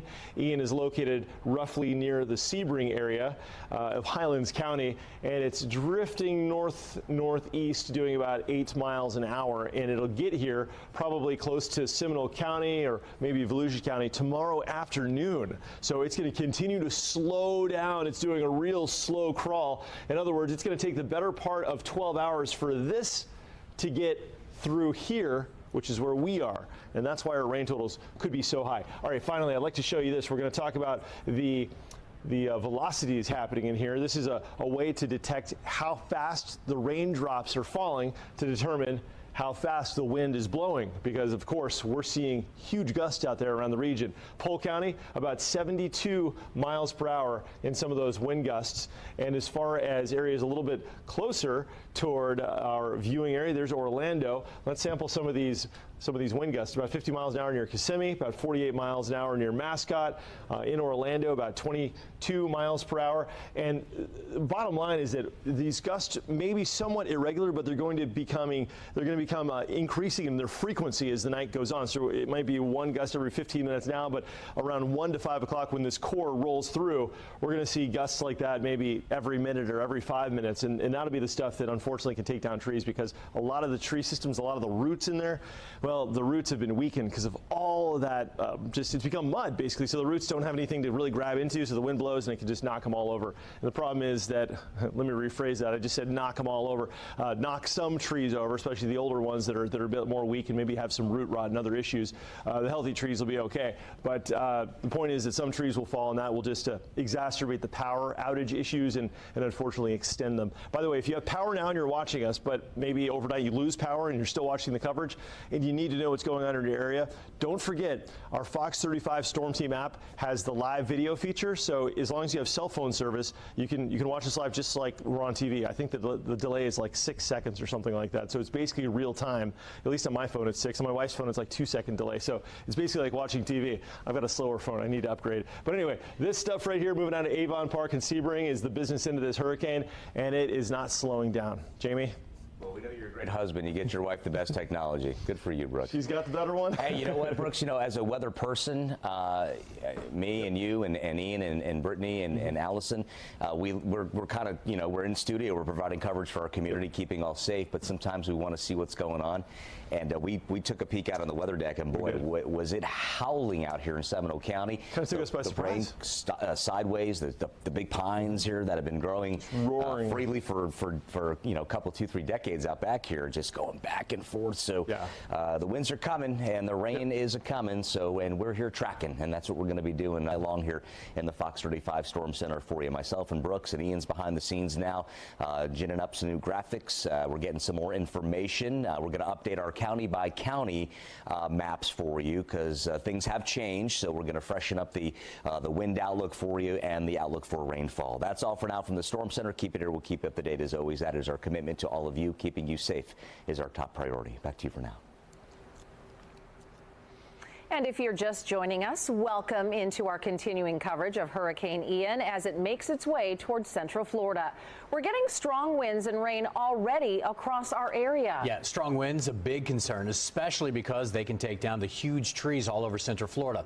One of them came down right on someone's house in Belle Isle. And I just got a report from somebody in the Conway area saying they're seeing it really bad in that area trees right everywhere. now. Trees down, limbs down, coming down pretty strong is what a couple of people have told me. Fox 35's Marie Ettinger is surveying the damage tonight.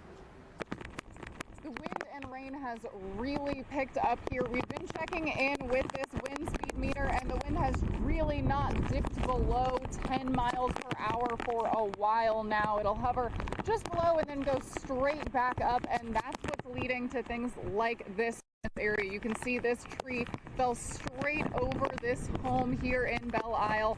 So it landed over the kitchen and the garage area. Fortunately, everyone inside is doing just fine. They are a-okay. They're actually still wandering around in there, and they do still have power for now.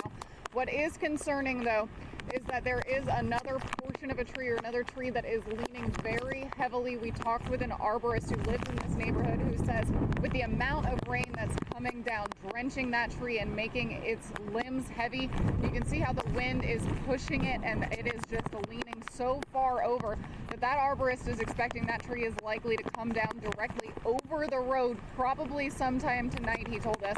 Now, fortunately, there are 2 exits to this neighborhood, so even if the tree does block the road, people will still be able to get out. But you see that that branch right in the driveway there, pretty large. We've seen branches of that size all over the neighborhood. A pretty big one actually hit our car as we were driving back over here just a few moments ago. This neighborhood is just getting pelted, and it is not seeming like it's going to stop anytime soon. In fact, it has only been getting worse the entire time we have been here. So we are going to be checking in. We did earlier see some sparks coming from a power line. If you want to look over here, we can show you that there are trees hanging over power lines in a lot of different areas in this neighborhood. Now, those sparks seem to be from a palm front hitting one of those lines repeatedly, but when we checked, it was just kind of slapping it, and we didn't see those sparks again, so we're hoping that that is going to be okay. We didn't see any likelihood of a fire there, so we're hoping that that remains the case. We also did see a neighborhood just about a half-mile away where that entire area is without power. It was pitch black, and there are lots of trees whipping around just like there are here, so that was difficult to get through. We had to evacuate the area just because it didn't feel safe with the number of trees and the low visibility. Right now there is some ponding happening in the area. We saw one street around here that was starting to flood just a little bit, but for the most part flooding concerns don't seem to be the biggest issue. It's mostly going to be down trees, which we have seen, this one large one and several large branches in this area. In Bel Air, Marie Edinger, Fox 35 News. And we are seeing the winds pick up all across Central Florida at this hour. Fox 35's Deborah Cho joins us live from Daytona Beach. We just lost Deborah just as we were going out to him, but that's what you can expect in these types of days like this when the weather is this wild. So we'll check back in her with just a little bit. Okay, our partners at Fox Weather also tracking power outages across the state, and you can see some of the numbers here right now. At this point, we have about 1.8 million, I believe is the last check. Yep, 1.8 million people without power across the state. Most are there in Lee County. That's followed by Collier County, but you can see 100% of DeSoto County now without power. Almost everyone in Charlotte County without power. 93% in Lee, 89% in Hardy, and 88% in Sarasota. While we leave this map up for a second, guys, we just got some of the updated power numbers here. And we have Volusia County has about 22,000 people out. Seminole County has about 21,000 at this point. Orange County, 29,000. Lake County has about 4,900 out, so they're not doing too bad right now. Polk County, 117,000 people without power, and that looks like about Brevard County has 7,500. So we're not seeing the big power outages yet. Osceola County, 3,600. We're not seeing the big numbers in Central Florida quite yet because we haven't gotten the bulk of those big winds at this point that could bring down some of those trees. So just be aware as the night goes on, we keep seeing, and Brooks and Jamie keeps telling us, at around 2 a.m. tonight, that's when we're really going to see these winds kick up, and that's when the outages could happen. And Luann, to me, that's the scariest part about these kind of storms. Yeah. When it's dark and you don't know what's going on out there, and that's when these storms roll through, power goes out, and you just don't know what's going on. Yeah, Duke Energy is already saying about 80,000 customers of theirs are without power tonight, just in Central Florida. So, as you said, the winds are just picking up. We've seen gusts up to 74 miles per hour over in Daytona Beach. So as Ian gets closer to us, the winds are going to get stronger, and we're going to see more power outages. And quite frankly, most of these outages we just talked about in Volusia, Osceola, Orange, Seminole County, those have all happened, really, I would say, in the past hour or two. We didn't have that many until just a couple of hours ago, and you can see why. Just since Luann was here about an hour ago, still you got that line right there where you can see it's drier down below, but boy, is it kicking up just above, and you can see Orlando now starting to get pounded a little bit. Yeah, we're seeing some reds and yellows over Orlando. All right, well, a strong warning tonight from the Collier County Sheriff's Office. There's a mandatory curfew in place between 10 o'clock tonight and 6 o'clock in the morning. This is in the Naples area. Violation of this curfew is considered a second-degree misdemeanor. The Sheriff's Office says it is getting a significant number of calls from people who are trapped by water inside their homes. You were just listening in here to Fox 35 out of Orlando. We're going to switch gears a little bit and go out to Fox 13 instead as they continue this cover with a live press conference out of Polk County. Let's take them here live on Live Now from Fox. Not safe, and don't come out tomorrow until it's safe. It's going to take quite some time. We know we've had lots of trees down. The bridge on Highway 98 east of Fort Meade between Frostproof, we know there's quite a few very large trees down there. So it'll take time to get the roads open. So just stay home, hunker down, and wait until it's really conditions approve. And that may not be until tomorrow night or even into Friday in some parts of the county.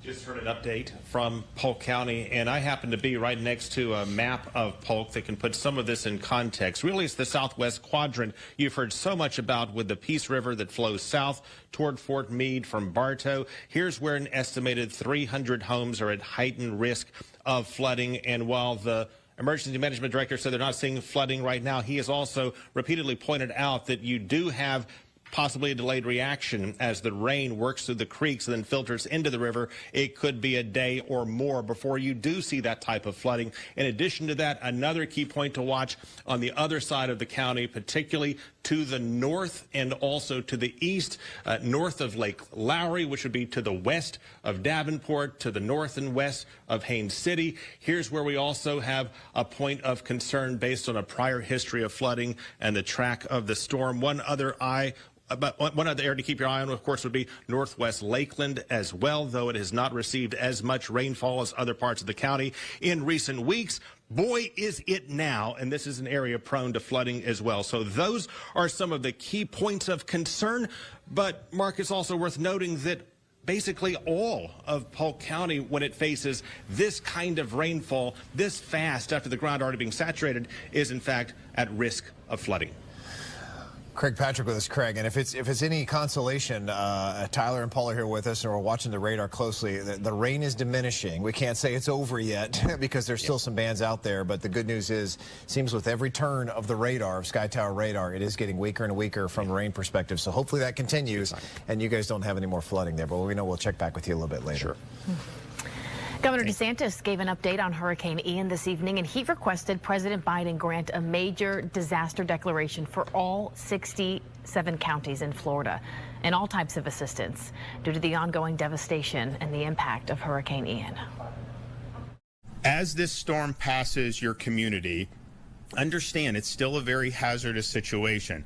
You're going to have down power lines. You're going to have a possibility of harm's way because of standing water, misuse of generators. Take a look at this. This is in Thonotosassa. A tree from a neighbor's house crashed into a home and a car. Look at that damage. Both are crushed.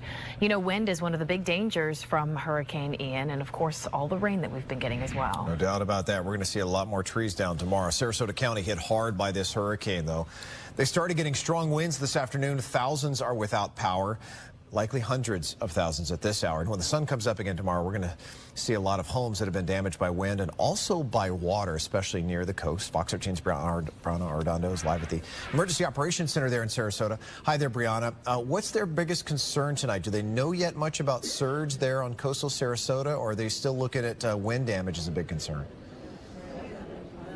Yeah, I would say it's definitely a combination of both. We spoke with the emergency management chief about an hour ago, and he told us that, you know, they're concerned not only for folks who lived and may have not evacuated, who are living in mobile home parks, but also just anyone who may be in those areas where they know that, you know, there is damage from debris flying or even, you know, some storm surge and especially down towards the southern part of the county. Their focus is going to be shifting now toward helping those people who maybe stayed behind or did not evacuate and they stayed in their homes. A majority of the county is without power. It's about 255,000 customers from Florida Power and Light. And so as soon as it is safe for them to do so, those crews are going to start going out and trying to work on repairing some of those power lines and getting that power restored. But of course, it is going to take a long time for all of that to happen. Now let's get to some videos. We can show you exactly what folks have been dealing with. So far tonight, the sheriff's office told us that they got some calls about some roofs being blown off of houses, people stuck in their cars earlier today while they were out on the roads. All through the day and night tonight, workers have been helping residents as much as they can over the phone here at the Emergency Operations Center. That includes having a medical director kind of walk people through what they would need to do if they're hurt or needed help when they called. The emergency management chief did tell us that they would like to get that first round of responders out here around Sarasota County around 3 o'clock in the morning to start looking at damage.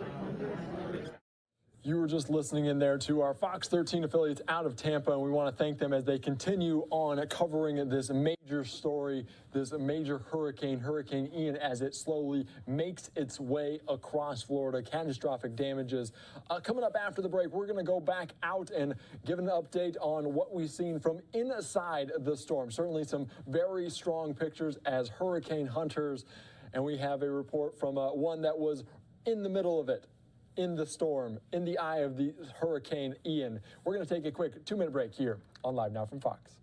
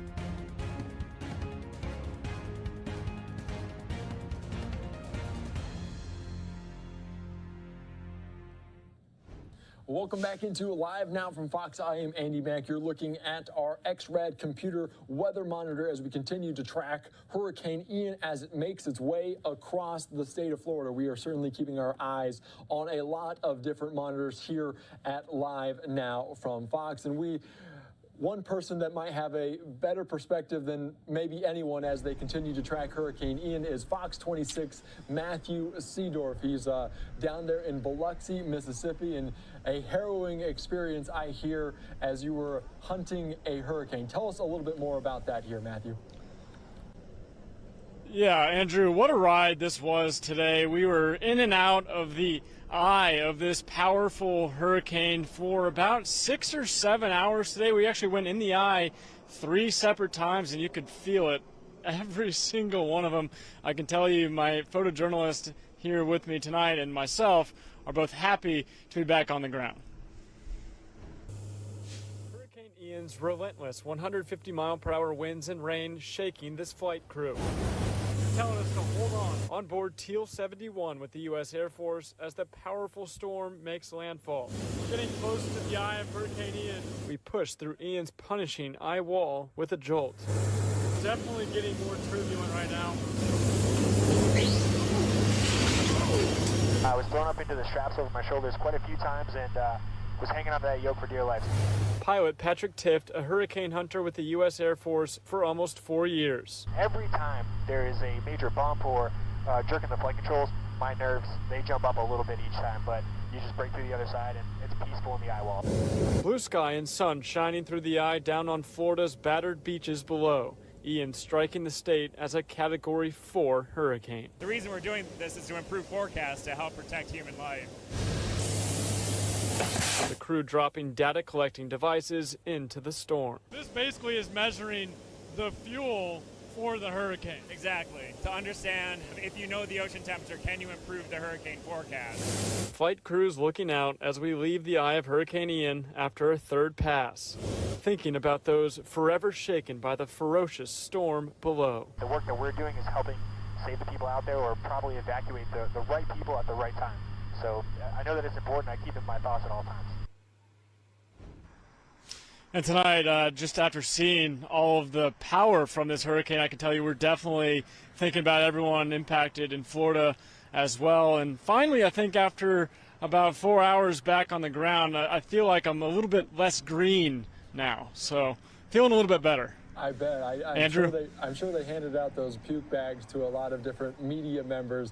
Just take me through a little bit more of this guy's experience that's flying the plane, because I imagine visibility isn't very good. What else can you tell us about what the pilot is seeing during these trips through these massive storms?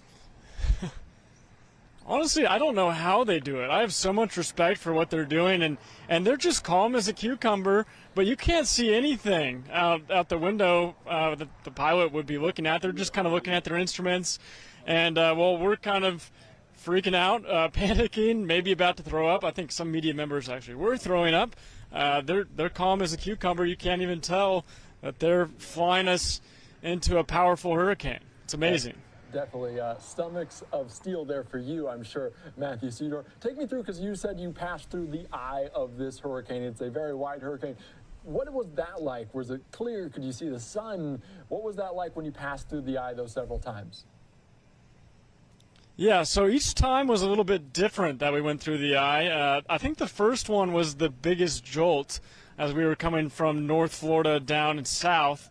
Through that eye wall, and then the second you get in the eye wall, it's pretty calm, and all of a sudden the plane kind of lights up in the inside. It illuminates and it's brighter and it's calm, and everyone kind of stands up and looks around, looks out the window, and you can see little pokes of blue sky peering through in the sun, and kind of see the ocean. And then the third time through, you could actually see Florida down below. So it's an eerie feeling, and also just knowing the destruction that's taking place for all those people below. Definitely. What altitude were you guys going through the storm? Because obviously the height of the storm is certainly. So what was the altitude like?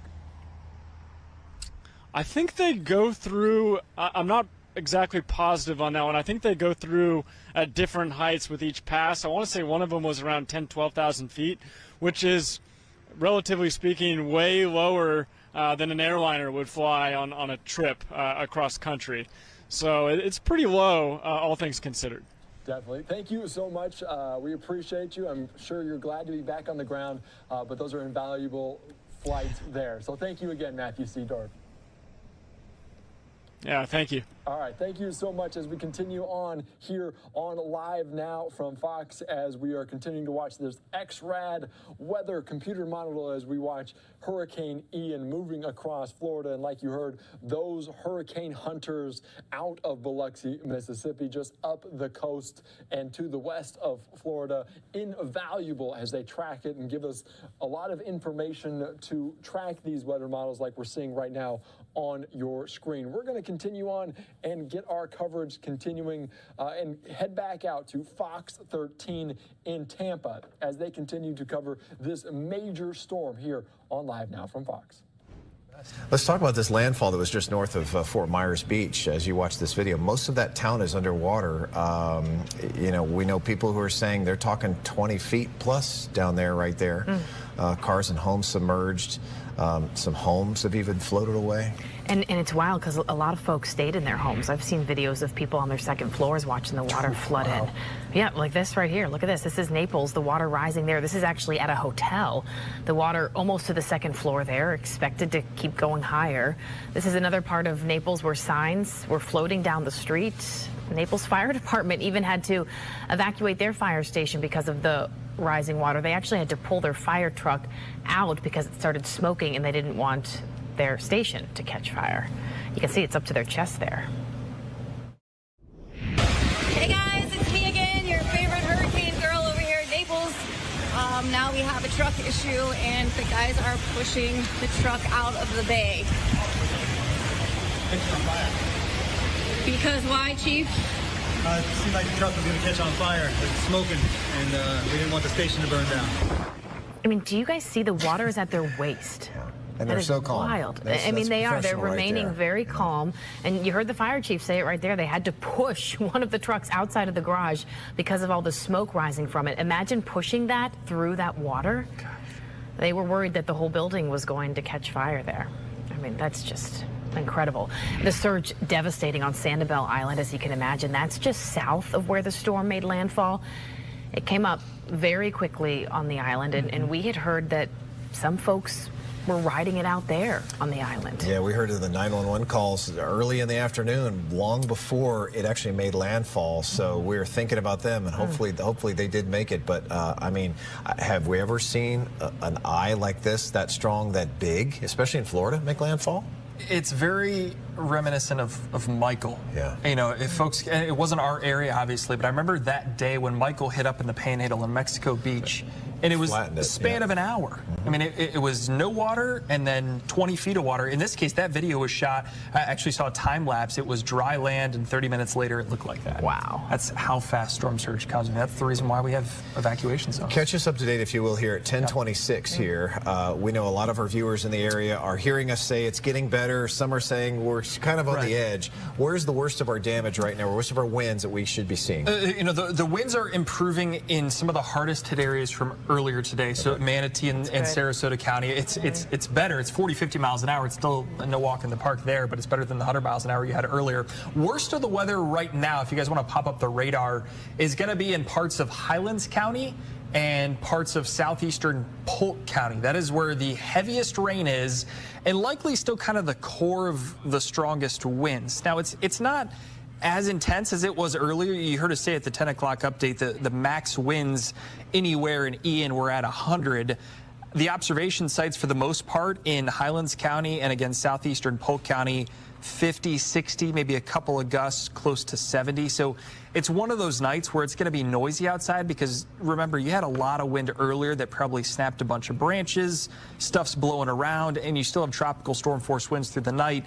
You're going to have that stuff hitting the windows. It's not going to be a fun night still, but we're gradually seeing improvement. Hey, we may even see a some dry weather for a time shortly along the coast of Sarasota County. A little bit of sprinkle action, some drizzle, still very gusty winds down that way, but finally a little maybe end to the rain after close to 20 inches of rain, guys, has fallen in southwestern Sarasota County. And it looks like most of the rain, ironically, has been on the northwest side of this thing. It's interesting, isn't it? Yeah, I mean, we've talked about this as far as kind of the usual thing that you would expect is that eastern side, and typically in kind of messy tropical systems, that's the case where you got the center almost naked and then everything has moved to the east of it. This is a well-defined storm. Remember, this was nearly a Cat 5 when it made landfall.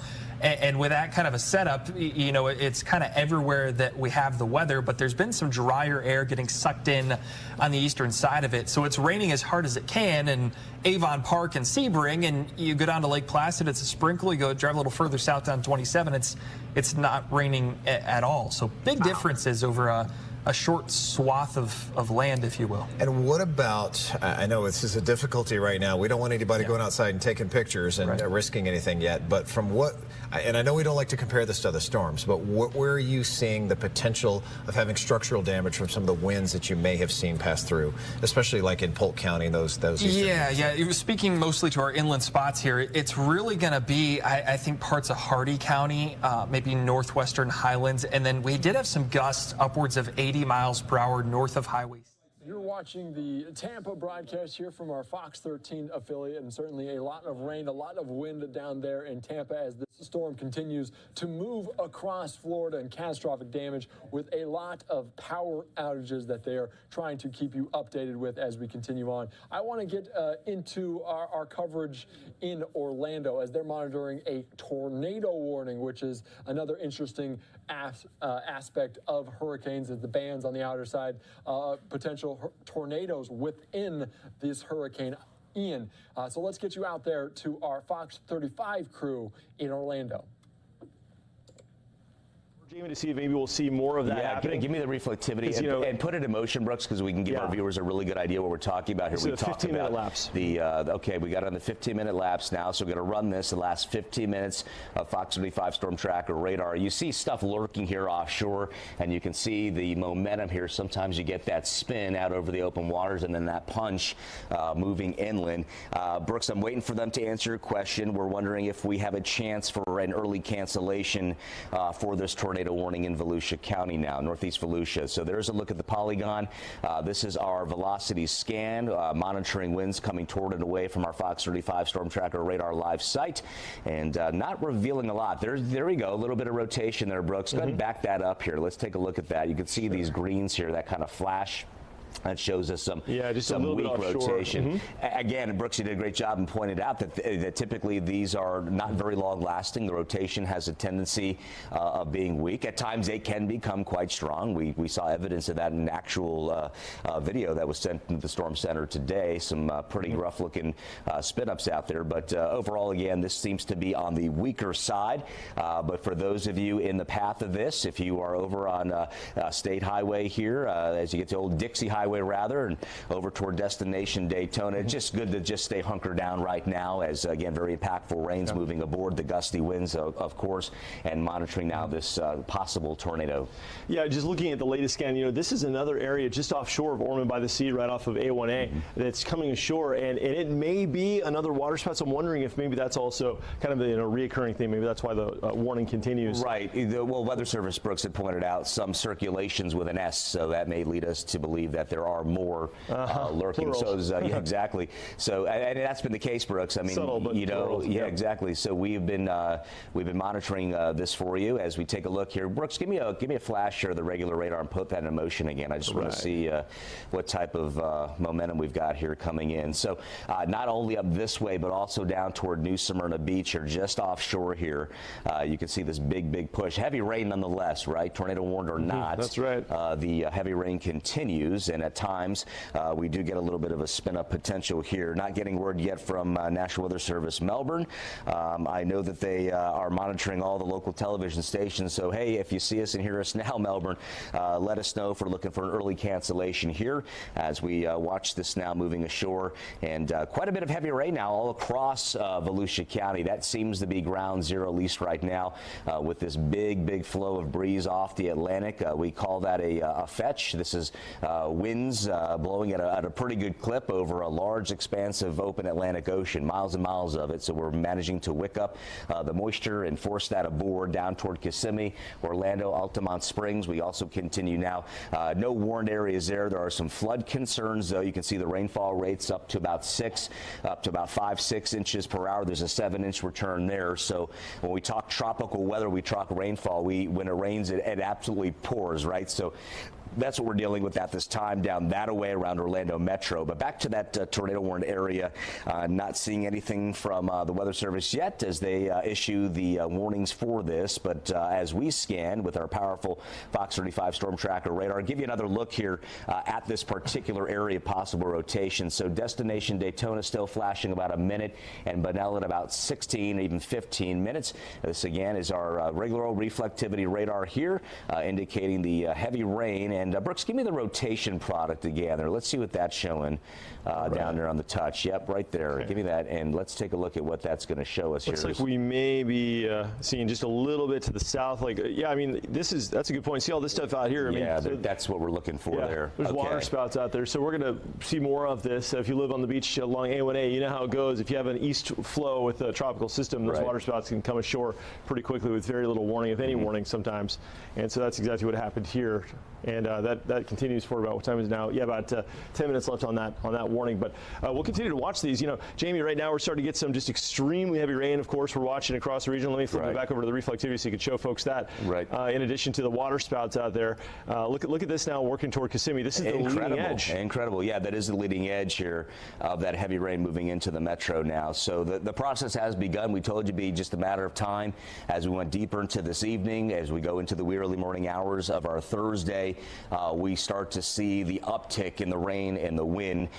Brooks, can you give me a look out here? I want to the stuff that's approaching New Smyrna Beach. I want to just give the viewers there New Smyrna. Draw me out a track there and give me a heading here. Give me off to the northwest about 45 miles per hour. This stuff's moving really fast. Oh, sorry. Let me back up here. Okay, so right here. Okay, I'm going to put this off here. Here we go. Bear with us here. We want to make sure everyone's safe, so bear with us. We're going to put this track on in here, let you know when this stuff's going to begin to arrive. So we've got Daytona Beach Shores about 16 minutes.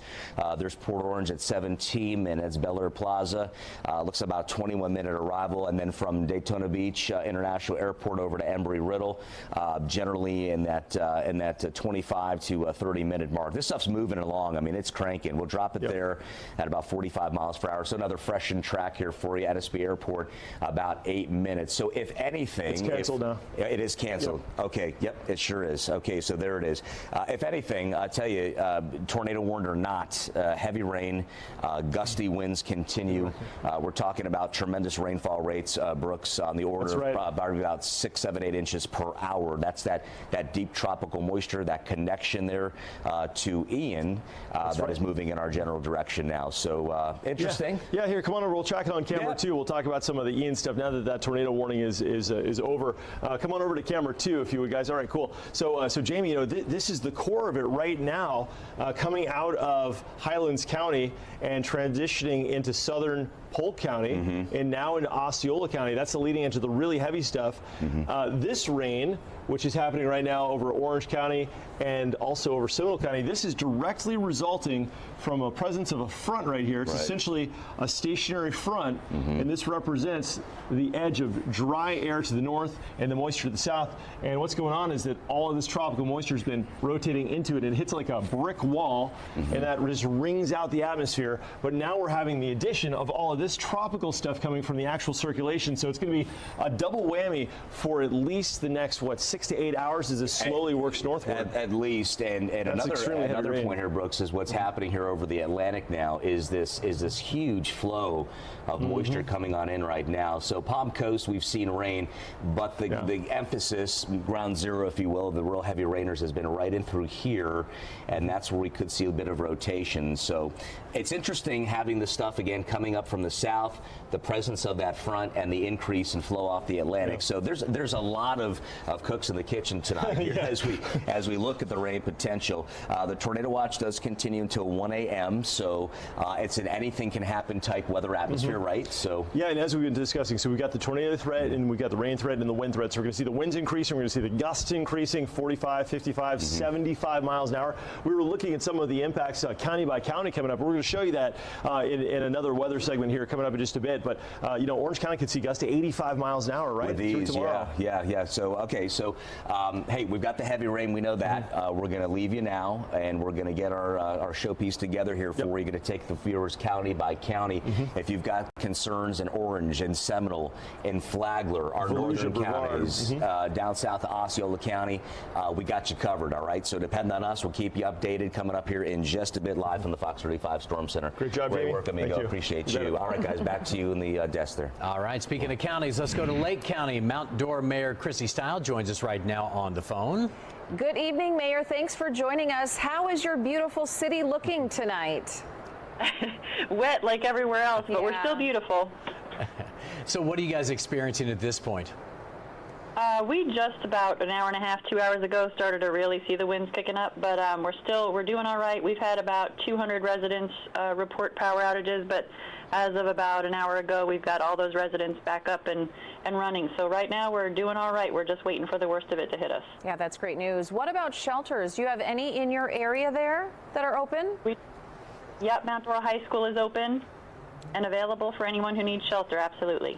You know, one of the things with your town is one of those, everybody loves Mount Dora because of those old trees all over. Is that a big concern for you, knowing there's all those old growth trees that have the potential to knock down power lines? Yeah, sure, and that's actually what knocked half of those people out, was a downed tree that took a line down with it, but we've got them back up and running. Yeah, that's always a concern, but our crews are ready. We have crews from the state of Oklahoma on their way to help us for cleanup after the storm passes through. How is Hurricane Irma compared to this? Is it worse now with Ian, or was it worse before with Irma? I think Irma was far worse than what we're experiencing, at least so far with Ian. We'll see what comes further on this evening, but I think so far, for me anyway, I feel like Irma was far worse than what we're experiencing right now. What did you guys experience with Irma over there in Mount Dora? Oh gosh, we had tremendous damage. I mean, trees, power lines.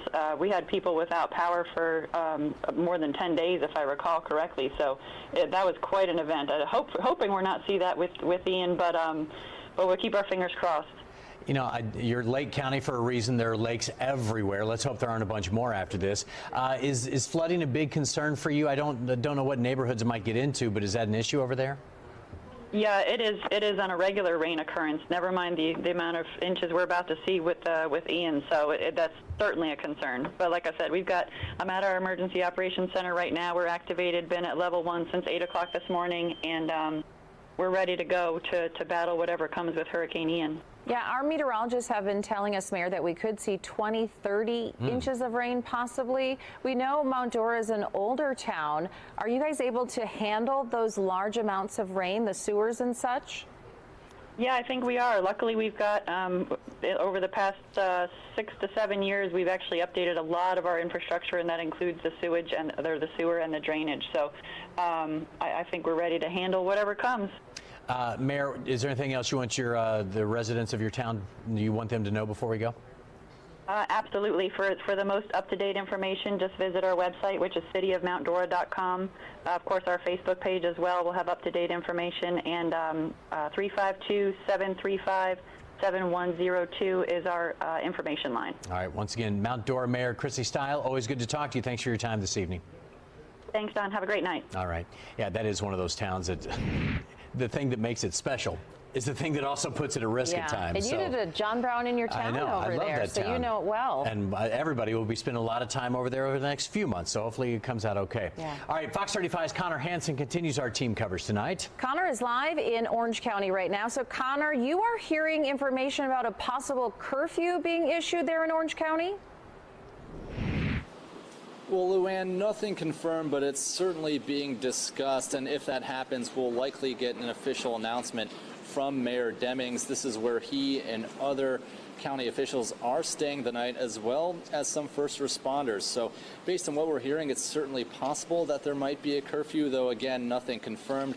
We'll give you the latest as soon as we hear anything.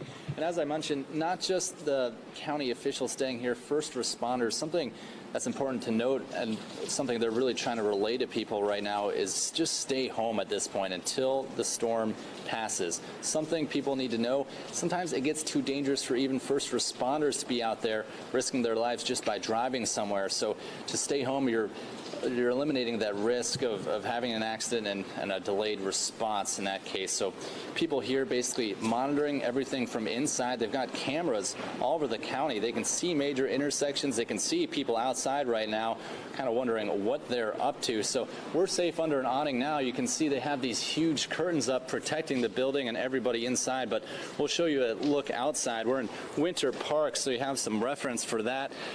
To be honest with you, it seems like things just in the past couple of minutes have calmed down a little bit, if you can believe that, but we've just been seeing extremely strong bands of wind and rain coming through here, just ripping through these flags. You can see the rain just flying across the pavement at times.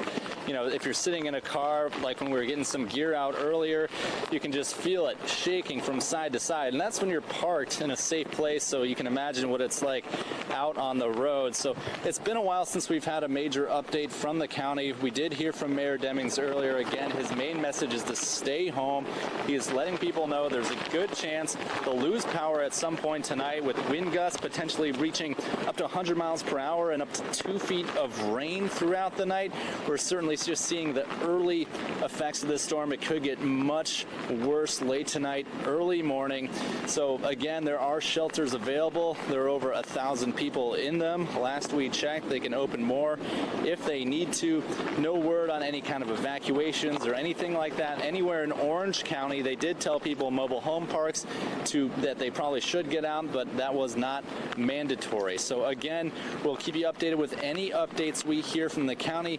If we hear one soon, we'll try to jump back on the air or get something online, or at least to you all, so you can report it right there on the air. Back to you. All right, Connor, sounds good. Thank you much. We appreciate it. Caught on camera by the Lee County Sheriff's Office. Take a look. Storm surge and flooding has roads all across Fort Myers looking like rivers. Water is high enough and moving fast enough to carry that large trailer you see right there. That's crazy. Just right down the middle of the street. Yeah, they were expecting storm surge of up to 12 feet high. Yeah, the other problem down there, Luann, all these boats that broke loose, and I don't know if people have seen this video yet, but it looks like a boat parade. And so you think about the cleanup, just those small things, all those boats that floated right down the main streets. I saw that too. I think it's actually a part of this video. Is it really? Further down, yeah, you see a whole bunch of boats up next to like a condo complex. It's just it's amazing. Really it's a street. Yeah, it is. And so you have so many of those issues. Oh, let's take a look at this one too. More video caught on camera. Tampa police officer saw a traffic light come crashing down right in front of his car. That's in Ybor City. The live wires all over the ground. Once again, that's why they say don't go out. You may not, especially when it's this dark. You wouldn't even see something like that out there. First responders urging people just stay off the roads right now.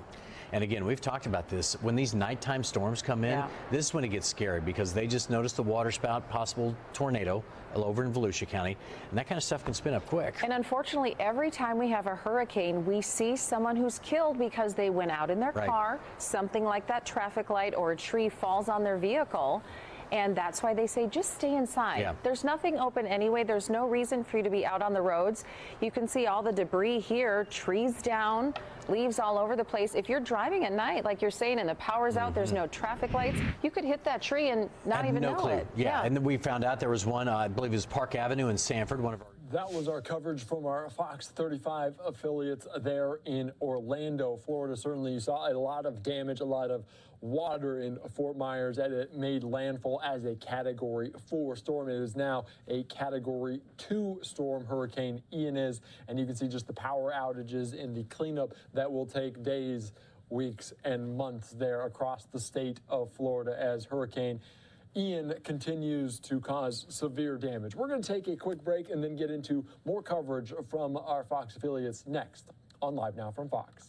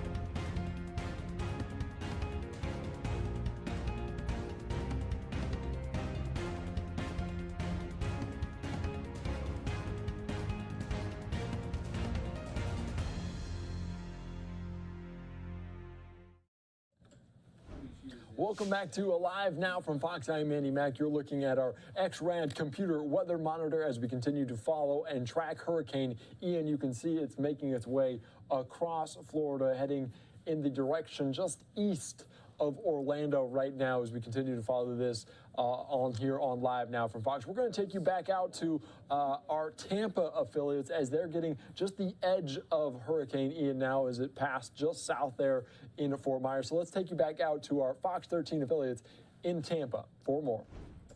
So you add in the 20 that we've had, so you're talking about, and this is the end of the month, that there could be 30 to 35 inches of rain for September.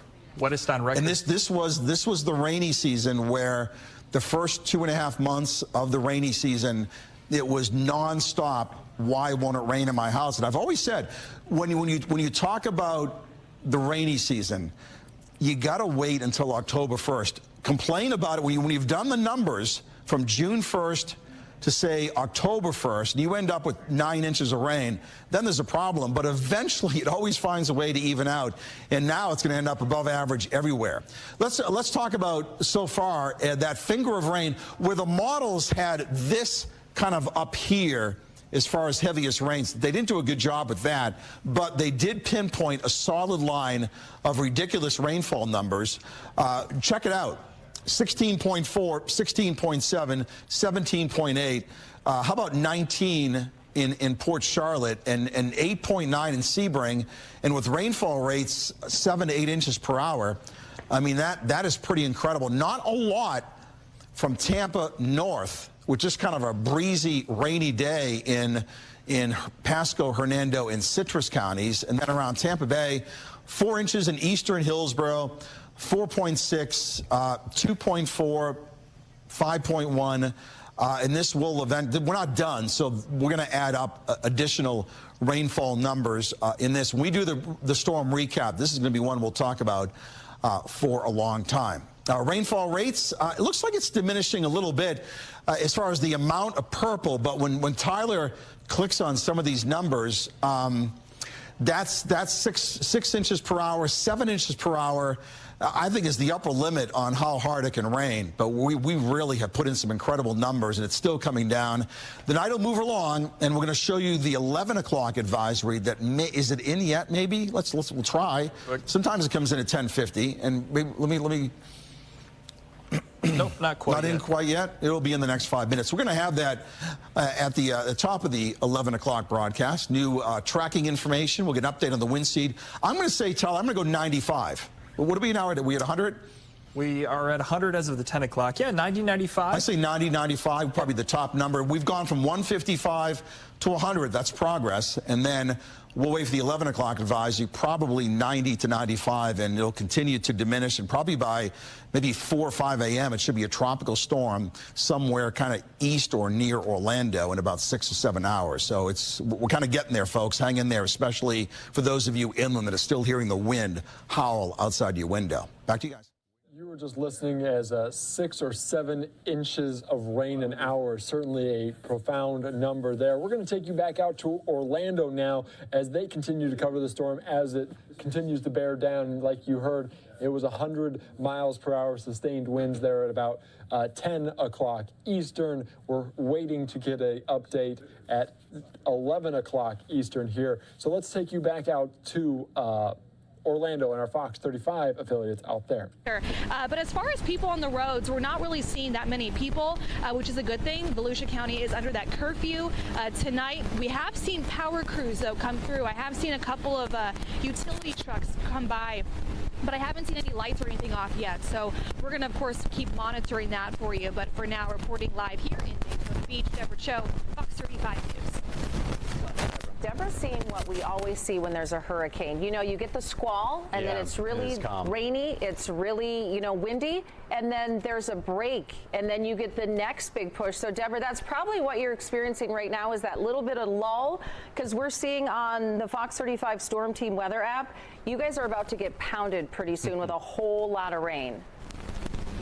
Okay, well, that's really good to know. I was talking to my photographer, Evan. I said, is it just me, or did the rain and wind kind of just feel like we got a little bit of a break? And he was like, yeah, it was definitely worse just down the way about 20 minutes ago when that tornado warning actually went into effect. We said, all right, it's time to get out of here, go to our safe spot. So we came to the hotel just for safety.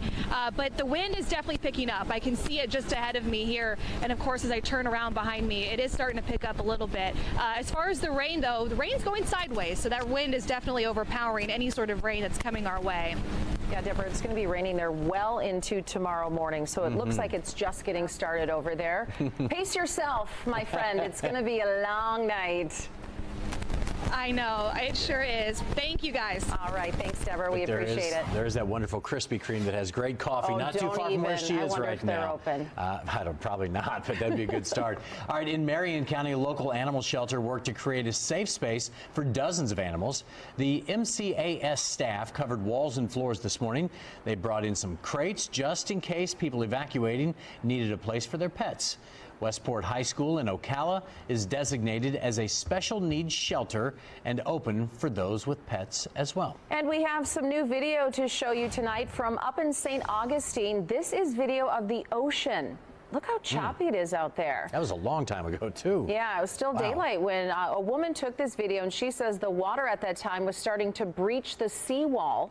The National Weather Service is warning people to shelter in place and to expect life-threatening storm surge. But St. Augustine is one of those places when it rains a lot. Some of the streets there flood, and during Irma, it was really bad up there. Yeah, and they're going to get some of this one, too, especially coming off the ocean. Well, of course, Ian made landfall in southwest Florida, hitting Fort Myers really hard. And we've seen all the videos today. I'm sure you have, too. The flooded canals, the roadways, the storm surge. It's a mess down there. Fox Weather's Robert Ray was out tracking the conditions earlier today. Take a look. What we are seeing is massive storm surge coming into the downtown area, flooding all of these sports here in Fort Myers. You see, as these hurricane force gusts continue, and look at this river in this downtown area. It is so unfortunate, and I want to turn the camera so you can see exactly what is happening. It's block after block of the water that has come in from the river over there. There is debris floating and flying. Boats are untangled. Vehicles are submerged at this point. And you see the wind just pushing the water all around the surge in. It is phenomenal. The power of Hurricane Ian, even at this point, right now, you see in the water, parts of palm trees and other things are flying around right now. As we go into the night, we are losing light here in Fort Myers. Yet this storm just continues to wreak havoc here with these gusts. Look at this. Hard to even walk. All these storefronts are taking it. And this town of Fort Myers, look at that. The wind just pushing. It looks like white caps out here. It is not safe by any means. The power of the storm is being unleashed. The energy, and it's nowhere near over. As it continue up the peninsula, there are over 1 million power outages here this evening. And it's not even dark yet. We're going to hunker down here somewhere, but it is difficult to traverse because of the storm surge. Right now, reporting in Fort Myers, Robert Ray, Fox Weather. Holy that's a tornado. Yeah, look at this video, too. Unbelievable. This is also from Fort Myers, being hit with the brunt of the storm earlier today. This is viewer Becky Henshaw. She sent this video our way, and that was the view from her balcony. Look at that storm surge going through there. That's a mess. Now, we don't know if what she saw was actually a tornado, but we know the winds were whipping up, and the storm surge was huge right there. Really, the pavilion of her apartment complex and the pool completely underwater. And she also got some video of the stairwell leading to the apartment's parking garage. Well, that was totally cut off. It may be coming up right here. That was totally cut off by the floodwater, so the people there couldn't leave if they wanted to. No, she you said can't even the get to your cars car. are underwater Oh, my down gosh. in the parking garage. And this is the same area where Robert Ray was, because they were expecting 12 feet storm surge. And it seems like it came to fruition. Yeah, and I know we're going to keep seeing more and more of these videos. Luann and I just saw a video that came out of Fort Myers of the storm surge, and it was exactly what you would expect. Yeah. It was significant coming up, and then that's how Robert Ray got stuck in all that water there. With that sort of surge coming in, it sank the whole town. And you can tell the wind was so strong it was taking his breath away, because this was a Category 4, just a few miles per hour shy of a Category 5. So those winds were extremely strong as it was making landfall. And it's interesting because just as you were talking, it picked up here once again. So yeah, those like we've been saying, every now and again it'll be calm, and then it picks up once again. In Seminole County, first responders are still answering calls and rushing to help those in need. Yeah, but if things do get worse, officials say they might make the call soon to stop for those safety concerns. Fox 35's Adam Shadoff updates us on the latest from the Seminole County Emergency Operations Center. Here outside of the Seminole County Emergency Operations Center, they say it's been a pretty quiet night so far. The number of calls they're getting are just for down power lines, trees down, or trees knocking power lines down, or trees falling into someone's house, sparking a couple of fires. For now, they say they're waiting for the next few hours when they expect things to get a little worse weather-wise and wind-wise. They're going to make probably a decision somewhere after midnight, maybe around 1, 2 in the morning, on whether or not they will continue to allow their first responders, firemen, police officers to be out on the streets responding to calls. They will make that call at that time a few hours from now. But until then, all's relatively quiet and in a good shape for now. The wind is not as bad as they anticipated, which is also good, and things are relatively quiet. For now, from the Seminole County Emergency Operations Center, I'm Adam Shadoff, Fox 35 News. We are bringing you around-the-clock coverage of Hurricane Ian. We've been here on the air keeping you updated. Starts now with a new track on Ian. Since 4 a.m. And you heard it right there, a new 11 o'clock advisory just came in. All right, Brooks, we also just heard from people over in Palm Bay. They say the wind picked up, but all good so far. So what is the latest track showing us, Brooks? All right, Palm Bay, by the way, in Palm Bay, you're going to get some rain here coming up pretty soon. So there have been some significant changes in the track. So let's get down to it. Winds are at 9 90 miles an hour, so the storm is weakening. It's over land. It's encountering frictional forces like trees and all that stuff, so it's no longer the big bad Cat 4. What it's bringing with it, the big bad Cat 4 rain, and it is raining. The rain we're getting now is just sort of the start of what's on the way for tonight. Rain may be the biggest legacy of Ian. We could see 20 to 30 inches in some of the hardest hit communities across parts of central Florida, resulting in local flooding that will be notable at best. We're already seeing significant flooding. I just saw some very fresh video out of Oviedo. My wife shot, and there is a lot of water out there. Needless to say, it's hopefully not entering homes, but it's just like a lake where usually there's no water. All right, so here's the new track. Right now, it's located near Sebring, down in Highlands County. You know, the racetrack's down there in Sebring. It's forecast by 8 o'clock tomorrow morning. This is a big change now. It's forecast by 8 o'clock tomorrow morning to be somewhere around eastern Orange County. But that's important because that means it's going a little bit faster. Because in the earlier advisory, it showed it being just over Seminole County at 2 o'clock in the afternoon. Right, so now it's speeding up. It'll be here, same general location, but at 8 o'clock, maybe a little bit farther to the east. Now, one important thing, the eastern track doesn't mean that we're out of the woods from the impacts. In fact, the farther east it goes, the more rain Orlando gets, because the rain is mostly a function now of the fact there's a cold front sitting over north central Florida, and all the tropical moisture is being pushed into it like a wall, and it can't go through the wall, so it just gets wrung out. And so there's going to be a stripe of extremely heavy rains just to the left of the track, which puts Orlando square in the middle of that. Heads up on that. The flooding's only going to get worse, and I'll show you the radar in a second. But at 8 o'clock tomorrow morning, at least it's moving faster. That's good. We'll take the good news where we can get it. By 8 p.m., it'll be offshore. We'll have hurricane-force winds pushing into Daytona Beach, and eventually it makes a second landfall in the low country of South Carolina. So that's the latest 11 o'clock track. Let's talk about the radar. Okay, so here's Orlando. We're now starting to get in to the business end of this system. We've had the scattered showers all day. We've even had a couple of tornado warnings and a couple of spotted tornadoes down here in Osceola County. At this moment, we're under a flood warning for Orlando, for Osceola County, for Volusia County, for Seminole County. It's a broad brush flood warning. These flashing warnings are flash flood warnings and flash flood emergencies, where up to 20 inches of rain has fallen. This core is the circulation center of Ian, located right here.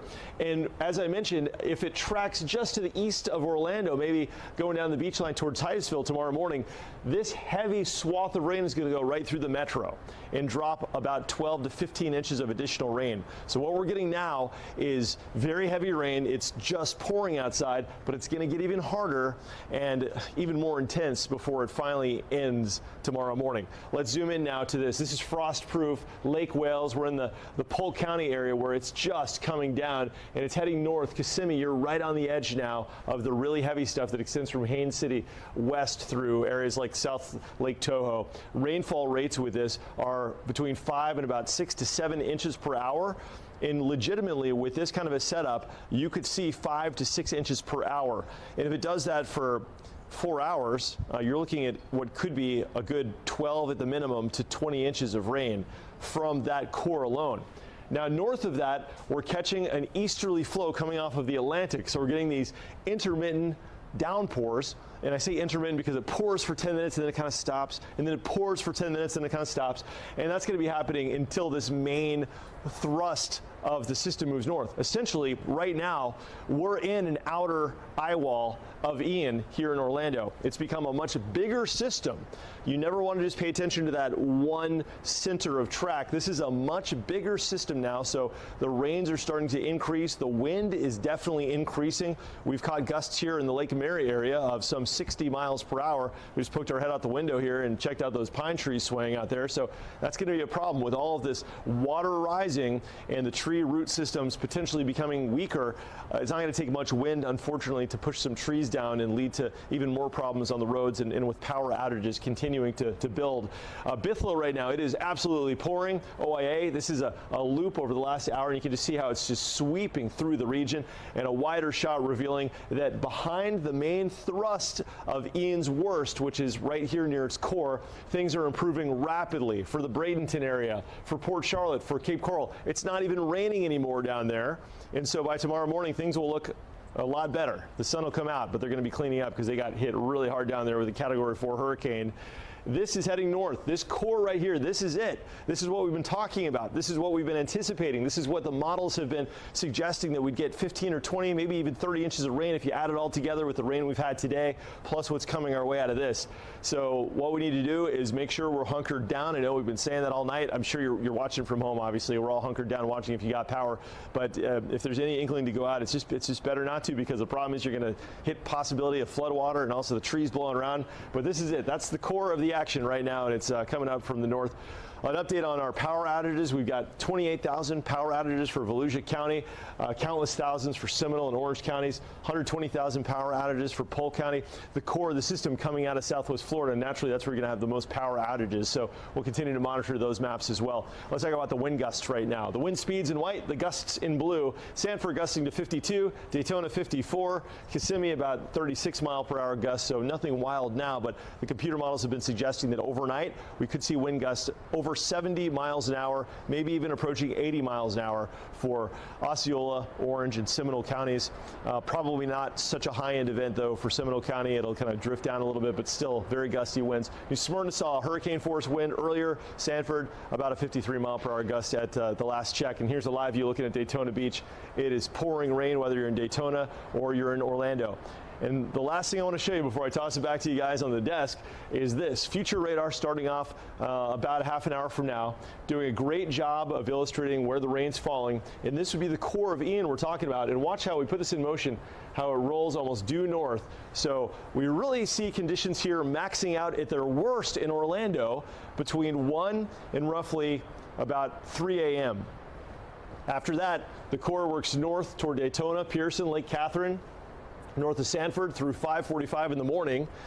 And then from Orlando south, conditions start improving a little bit. However, one little thing, it looks like the system's going to occlude, where it wraps back around itself during the afternoon. So this will be the end of that main core of rain that we've been anticipating and also kind of dreading because of all the rain it's going to drop. But we may see the rain continuing, except from out of the north, through tomorrow morning and into tomorrow afternoon. It'll be more intermittent, but we're not going to be done with the system in a clean way like Cape Coral is tonight and Port Charlotte, where the rain is over. In fact, tomorrow afternoon it could still be pouring, just not to quite the same intensity, but with all the flooding that occurs overnight, it'll just be insult to injury, where the water will have really nowhere to go. It won't realistically be until tomorrow night that the rain is over, and we can start thinking about the cleanup that will be inevitable for some communities. So, John and Luann, let's give you an update here on our future rains. Additional rains from now until this is over. We could see an additional 20 to 30 inches in a portion of Volusia County. So that's significant. Oviedo, I hate to look at that, about 17 inches. Orlando, 15 inches. Hopefully these models don't verify. Hopefully the forecast is wrong, right? But this is a tropical system. And it's a Category 4 hurricane that's now weakened. It's got winds of 90 miles an hour, and that means that it's going to transfer the kinetic energy of all that wind into rain. All right, John and Luann, that's the 11 o'clock update. The rain is going to be the big factor now for us to track. The wind is almost going to be a secondary thing, but it is going to obviously knock down trees and stuff like that. It's just not going to be the main player, it looks like, tonight. Unfortunately, the flooding is going to probably have a broader impact. Yeah, Brooks, like you said, it's a little ahead of schedule, so that's good news. But boy, did it kick up the amount of rain in some of those areas. It sure did. You're right. It's ahead of schedule because the earlier a model had it about 2 o'clock sitting over Seminole County, and now the model has it, or I should say the National Hurricane Center forecast has that at 8 o'clock. Around northeastern Orange County, so it's sped it up a good 6 to 8 hours. So hey, get it out of here. I'd love to wake up tomorrow morning and find that it's gone and we can rest easy, because rest assured the next few hours are going to be difficult for parts of our region. Yeah, Brooks, do you know why it's speeding up? Because it looks like it's still at 8 miles per hour. Is it that cold front you were talking about? Is it scooting it out of here quicker? Well, it's an interesting question, and you have to remember at this point the subtleties really determine, and it really is a subtle thing, the subtleties determine so much, where if it had a forward speed of, say, I'm going to step off the screen, I'll come right back, but I'm going to go back to our advisory. If it had a forward speed of 8 miles per hour and now it's sped up to, say, 10 or 12 miles per hour, just a real subtle jog. Let's see, right now it's got a northeast wind at 8. That slight increase in speed could do it. But at this point, I think what they're doing is they're seeing where the center of the circulation is right now relative to the previous forecast, Luann, and then they're saying, okay, well, if we go north-northeast at 8 to 10 miles an hour, where's it going to be at 8 o'clock tomorrow morning? And so there was a little bit of a shift there, where before it looked like maybe it would go a little slower. You know, the earlier track actually kind of had it meandering through Polk County and sort of taking the long way, so that was probably also a contributing factor. It was kind of, you know, meandering and kind of almost a curve, and this is more of a straight shot, so it took the highway, and it looks like it'll get there a little bit sooner, and I'll take it. So that's the latest here from the Weather Center. At home right now, if you've got power and you lose it, don't forget you can watch this live on your Fox 35 Storm Team app, live streaming video just like you're watching TV. Yeah, we are not complaining. The sooner Ian gets out of here, Brooks, the better. Took the I-4 express lane straight up there. It did. Got out of here. Express lanes, no more country roads back on 1792 around here. No meandering for you, Ian. But you know what we're hearing right now, and we saw the live shot of Marie earlier in downtown Orlando, and that sideways rain. Brooks said that's what we're going to see. That's how you get to 20 inches of rain. Yeah. With what she's going through in downtown Orlando right now, everybody's going to get some of that. Yeah, and as we're talking, in the southern end of that storm, Palm Bay and cities down there, they're getting a break from the rain, but Volusia County really isn't. It's been raining over there for hours, and as the storm moves, it looks like it's just going to dump on Volusia County. We thought earlier maybe, you know, further west would get those large amounts of rain, but now it's just looking like it's going to be Volusia because they're not catching a break. They're not going to catch a break even until tomorrow morning. Yeah, and I did hear we asked for people from that area to let us know what they're seeing. Robbie, like I said it's all good. Palm Bay, wind has picked up in the last hour, and then Diane from Titusville says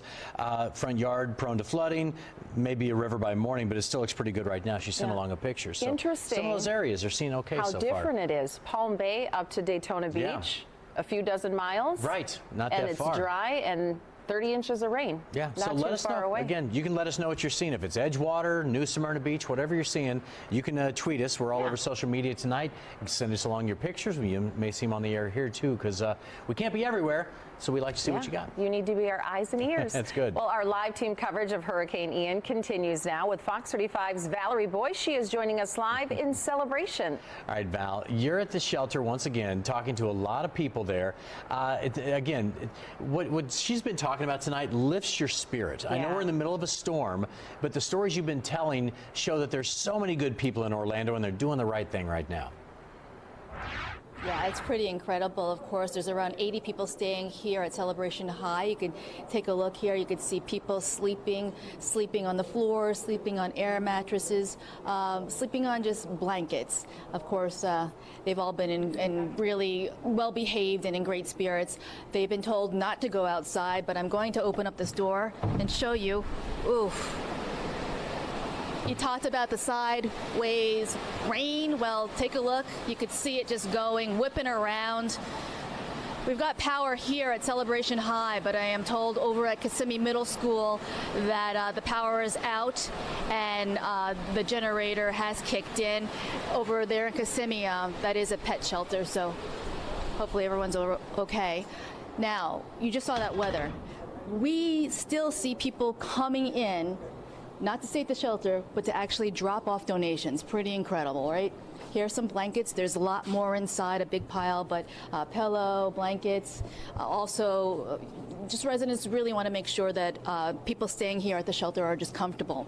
Now, over here, I'm going to sit down with Raquel Day. She is the Dean of Discipline. However, once the school turned into a shelter, well, guess what? I met her behind the counter in the kitchen over there. Raquel, tell me, what's this like for you? It's different. I don't spend a lot of time in the kitchen at home, so I came here, but it's really nice to come and just try to help the community and seeing everyone come together to support and, you know, however we can help, that's what we're here for. I was really impressed. I mean, you were behind the counter giving out meals. What is that like for you? Humbling, I would say, just to see people from so many different walks of life that don't really have these things that sometimes we take for granted. So it's just nice to be able to give back, you know, and the madness of everything. Have you seen any of the kids that go to this school come here to stay at the shelter? I have not. A lot of the people that we've been getting are from a little more west or from the trailer park, so I've not seen any of the students at least yet. Now, you're the Dean of Discipline, but I love that title. Tell me, have you had to discipline anybody coming into the shelter tonight? They're all laughing. I did have to cut off someone from the coffee. Yes. Yes. I am. I do. I keep the admins in check, so absolutely. That's pretty smart to cut off from the coffee because they got to get to sleep, right? Yes, ma'am, they do. So it's going to be a long night, and we're here in it together. All right. Well, thank you so much. And again, the doors will stay unlocked even though we're not allowed to go outside. People can still come in if they need shelter. So we will be here all night long giving you updates. Back to you guys. I love that title. Dean of Discipline. Go to sleep, she says, Valerie. Hopefully you won't get punished and sent to bed tonight, too. Right, stay off coffee. All right, Val, we'll talk to you in just a little bit. But again, we've said, Val especially has had so many great stories out there. Even when I went to Publix today, a couple of last-minute things. People are helping each other out. They're letting people in line. I'm like, oh, the spirit of this community was great today. Yeah, it's really nice to live here in Central Florida because in some other places it wouldn't be that nice. They'd be shoving you out of the way, cutting you off the road to get some gas. Yeah, you're never getting in line there. Yeah. All right, so right now, Sanford Police also warning people to stay off the roads. There is a power line that is down right now at 3rd and Park Avenue, so that's one reason to stay off the streets. And we are seeing other damage in Seminole County as well. We told you about this massive tree that is down right now in Altamont Springs. You can see it crashed on some vehicles there. Officials in that area are urging people to avoid the roads at all costs due to the storm. And we spoke to the emergency manager over there, Alan Harris, earlier tonight, and he shared just how long this cleanup could last after Ian passes us. It looks like we would have about 1 million cubic yards of debris at this point, based on the current forecast, the current modeling that we've done. 1 million cubic yards of debris. I want people to, it's hard for me to put that in my head. 11 spaceship Earths. Most of us have been to Epcot Center, seen the ball there. 11 of those we'll have to pick up after the storm. That's the model again. So a lot of debris out in the roadway, a lot of debris in people's yards, things like that they'll be clearing up. And then we'll have to have our units go through, our debris contractors and folks to go through. So it's going to take us a while, weeks, months to get all. You were just listening in there to our Fox 35 affiliates as the storm, Hurricane Ian, slowly approaches Orlando. Of course, we're going to keep you updated on the track of Hurricane Ian as we're just getting our latest reports from the National Weather Hurricane Center as it's been downgraded one more time to a Category 1 storm, and you heard that it potentially could get down to 65 miles per hour as it slowly progresses off the coast there to the east in Florida. We're going to take a quick 2-minute break and then get into more coverage from our Fox 35 affiliates coming up after this quick break.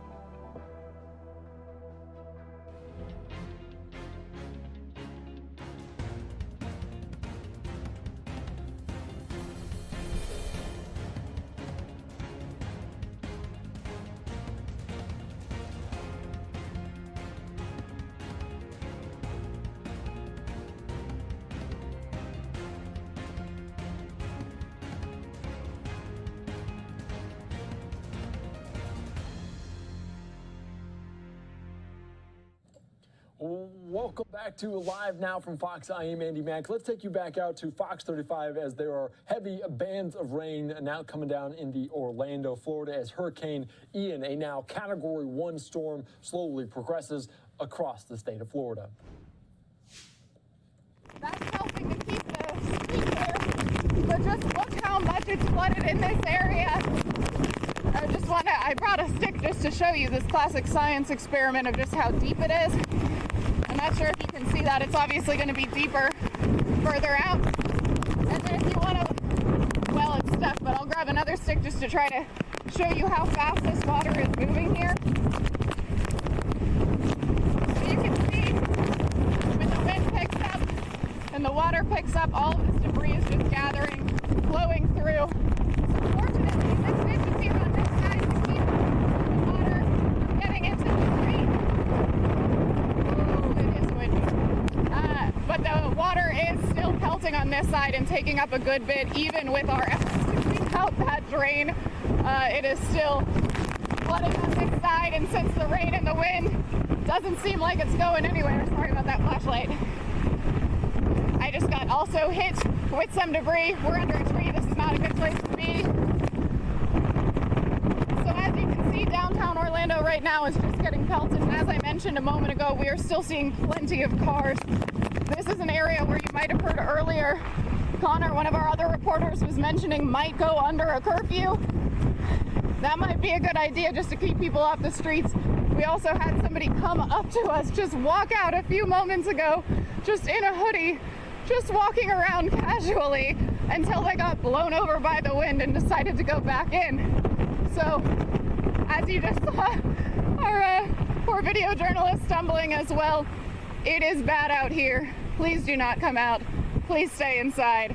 I'll send it back to you guys in the studio for now. Yeah, it looks nasty down there. That was intense for her. We need to check in with our meteorologist and see what the wind gusts are like down there. She's getting blown around pretty good. Well, again, what are we still at? We're at a Category 1 and not too far from downtown Orlando, so I'm sure she's getting those hurricane gusts. That was something. All right, our live team coverage continues out of Seminole County. Fox 35's Adam Shadow found a massive tree that came down right on top of parked cars in Altamont Springs. We're at the Lake Shore at Altamont Springs apartment complex, and it's not terribly bad right now as far as conditions, but clearly earlier it must have been significantly worse. This is a gigantic tree that fell down in this apartment complex, and honestly, I think it was the best possible scenario in the direction that this tree could have fallen, because if you look over here to the right, it did end up hitting some of these cars and doing some damage to some of these cars, but the good news is that it fell away from the buildings, the structures where all the people are inside, hopefully hunkering down right now. But this thing is a monster. It's clearly gigantic. It did some damage to the cars, but the good news is it doesn't look like it did any damage to any of the structures, and there's no people around right now, which is good. I'm hoping nobody was hurt by this giant tree falling down here in Altamont Springs. All right, thanks a lot, Adam. All right, also neighborhood roads underwater in Marco Island. Look at this one. That is so deep there. The local police department shared video of the flash flooding. According to this particular tweet, the water was about 2.5 feet deep going right down the street there. All right, let's check back in with the Fox 35 storm team. So, guys, tell us about these wind gusts. Marie Ettinger was really getting blown around in downtown Orlando. Yeah. Yeah, the buildings downtown are definitely helping to channel some of that wind, wouldn't you say, Jamie? Absolutely. Just amplifying it. Yeah, actually, let me, I'm going to step over here, Brooks, real quick here. We just, While you calibrate that, I'll talk about the wind. Excellent. So we're starting to get the core coming in, and Jamie and I we've been working feverishly as the main thrust of the system pulls in. Yeah, feel free to keep going. You all set? Okay. I'm all set. All right, cool. All right. So Chief Meteorologist Jamie King and I, we're here. We're tracking the core of this thing. It's right here. That's going to be in Sebring, basically, and heading north into Orlando. We've had so much rain, so many neighborhoods right now are feeling the stress. It is stressful when you see the floodwaters rising. It really is, and that's what we're seeing right now. Jamie, we've got that happening in our neighborhood, and we're over here in Seminole County, so I imagine we're probably not alone. Exactly, and come on over, guys. I want to show you the current wind gusts. Luann, you had a question about wind gusts, I understand. Our last report alive downtown, currently last measured right there, tropical storm force. So you can see much of the outlying area also getting battered. I mean, it's a strong wind right now. Lakeland, Polk County, 66 right on down the I-4 corridor, and then we've been in this range here around tropical storm force at Palm Coast, exceeding that, at least the lower limits of that at Daytona Beach at 49. Volusia County, I tell you, really got slammed. Recorded wind gusts. Brooks, what was that at New Smyrna? Was it 74? 74, hurricane force. 74 and that was earlier this afternoon, like 4 o'clock. Exactly. So again, just I think, and when we were even had more separation from Ian circulation. Yeah, it was 100 miles away. It's just incredible, the speed of the wind, these max wind gusts, the amount of rain that's been channeling in across the region. Brooks, can you throw up the radar here for me on Lynx 1? We'll do a little bit of show and tell, a little navigation of the local skies here. And still, I mean, showing very, very prominent returns here on our reflectivity, very heavy rains right now, especially in Orlando, down to Kissimmee, through the Osceola County area, down to Lake Kissimmee, the Florida Turnpike, fully involved right now. There's been some interesting little structures to some of these areas of the very heavy rain, and it's showing us that tropical connection when it rains it pours type deal, right? So again, very, very heavy at this time.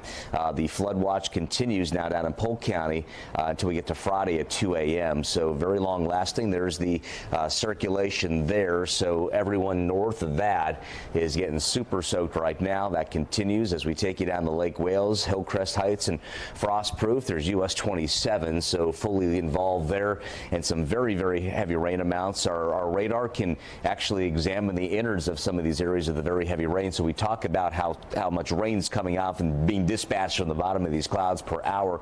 And right now we're in that range of 5, 6, 7 inches as we magnify that and show you how that's coming down there. Here's the Florida Turnpike snaking back across, and then down the Yeehaw Junction where things are a little bit tamer at this very moment. Around Orlando to Oak Ridge to Winter Park, Altamont Springs, no one exempt from the heavy rain. It is pouring here at our Seminole County studios here in Lake Mary, running along I-4. We've been taking periodic checks back here in the back door on the weather deck, and boy, it is coming down hard right now. And those big pines out back are swaying to and fro. I'm sure it's like that in your neighborhood as well. And again, if you are watching right now on the Fox 35 weather app, welcome. I know a lot of you know you can stream our live coverage right there on your mobile device. We make it very, very easy here at Fox 35. So if you don't have it, download that app. Again, a lot of you without power can use that functionality there on the app, and you can get this live coverage that the storm team is providing you to the very end. Our goal is to keep you safe, and your goal is to keep yourself dry tonight as it's really coming on down. So do stay in your safe place with very gusty winds and very, very heavy rain unloading across the region. Here's a look at our future rain amounts as we show you the corridor here through DeLand, interior Volusia County, coastal zones of Volusia. That is a big swath of some super heavy rain. Accumulations at about 26 inches out of Daytona Beach, 23 DeLand. I mean, much of the surrounding area will experience just that. And the additional rain on top of what's already fallen out here, you saw those values there. As we give you a look at the rapid refresh modeling here, keeps up with the atmosphere each and every hour. So we don't miss a beat here in the Fox 35 Storm Center, showing tomorrow at 5 a.m. A lot of rain still around. Some of the modeling's hinting at maybe this easing as we go deeper into the morning hours, maybe by afternoon. But Brooks has been doing a great job in indicating a stalled front of sorts, a surface front that's locked into the northwest of our area. So as these winds wrap around, the circulation that is Ian on departure could be bumping up against that front, helping to wring out the atmosphere a little bit more with a secondary round of rain. And then by 7:15 tomorrow, looks like things ease up. Here's a look at wind speeds and gusts for you. Here is the sustained wind. Next to that, this blue here highlights the wind gust, and some of these coming in at Leesburg now, sustained at 31, a gust to 45. And our future wind here, looking at the European forecast,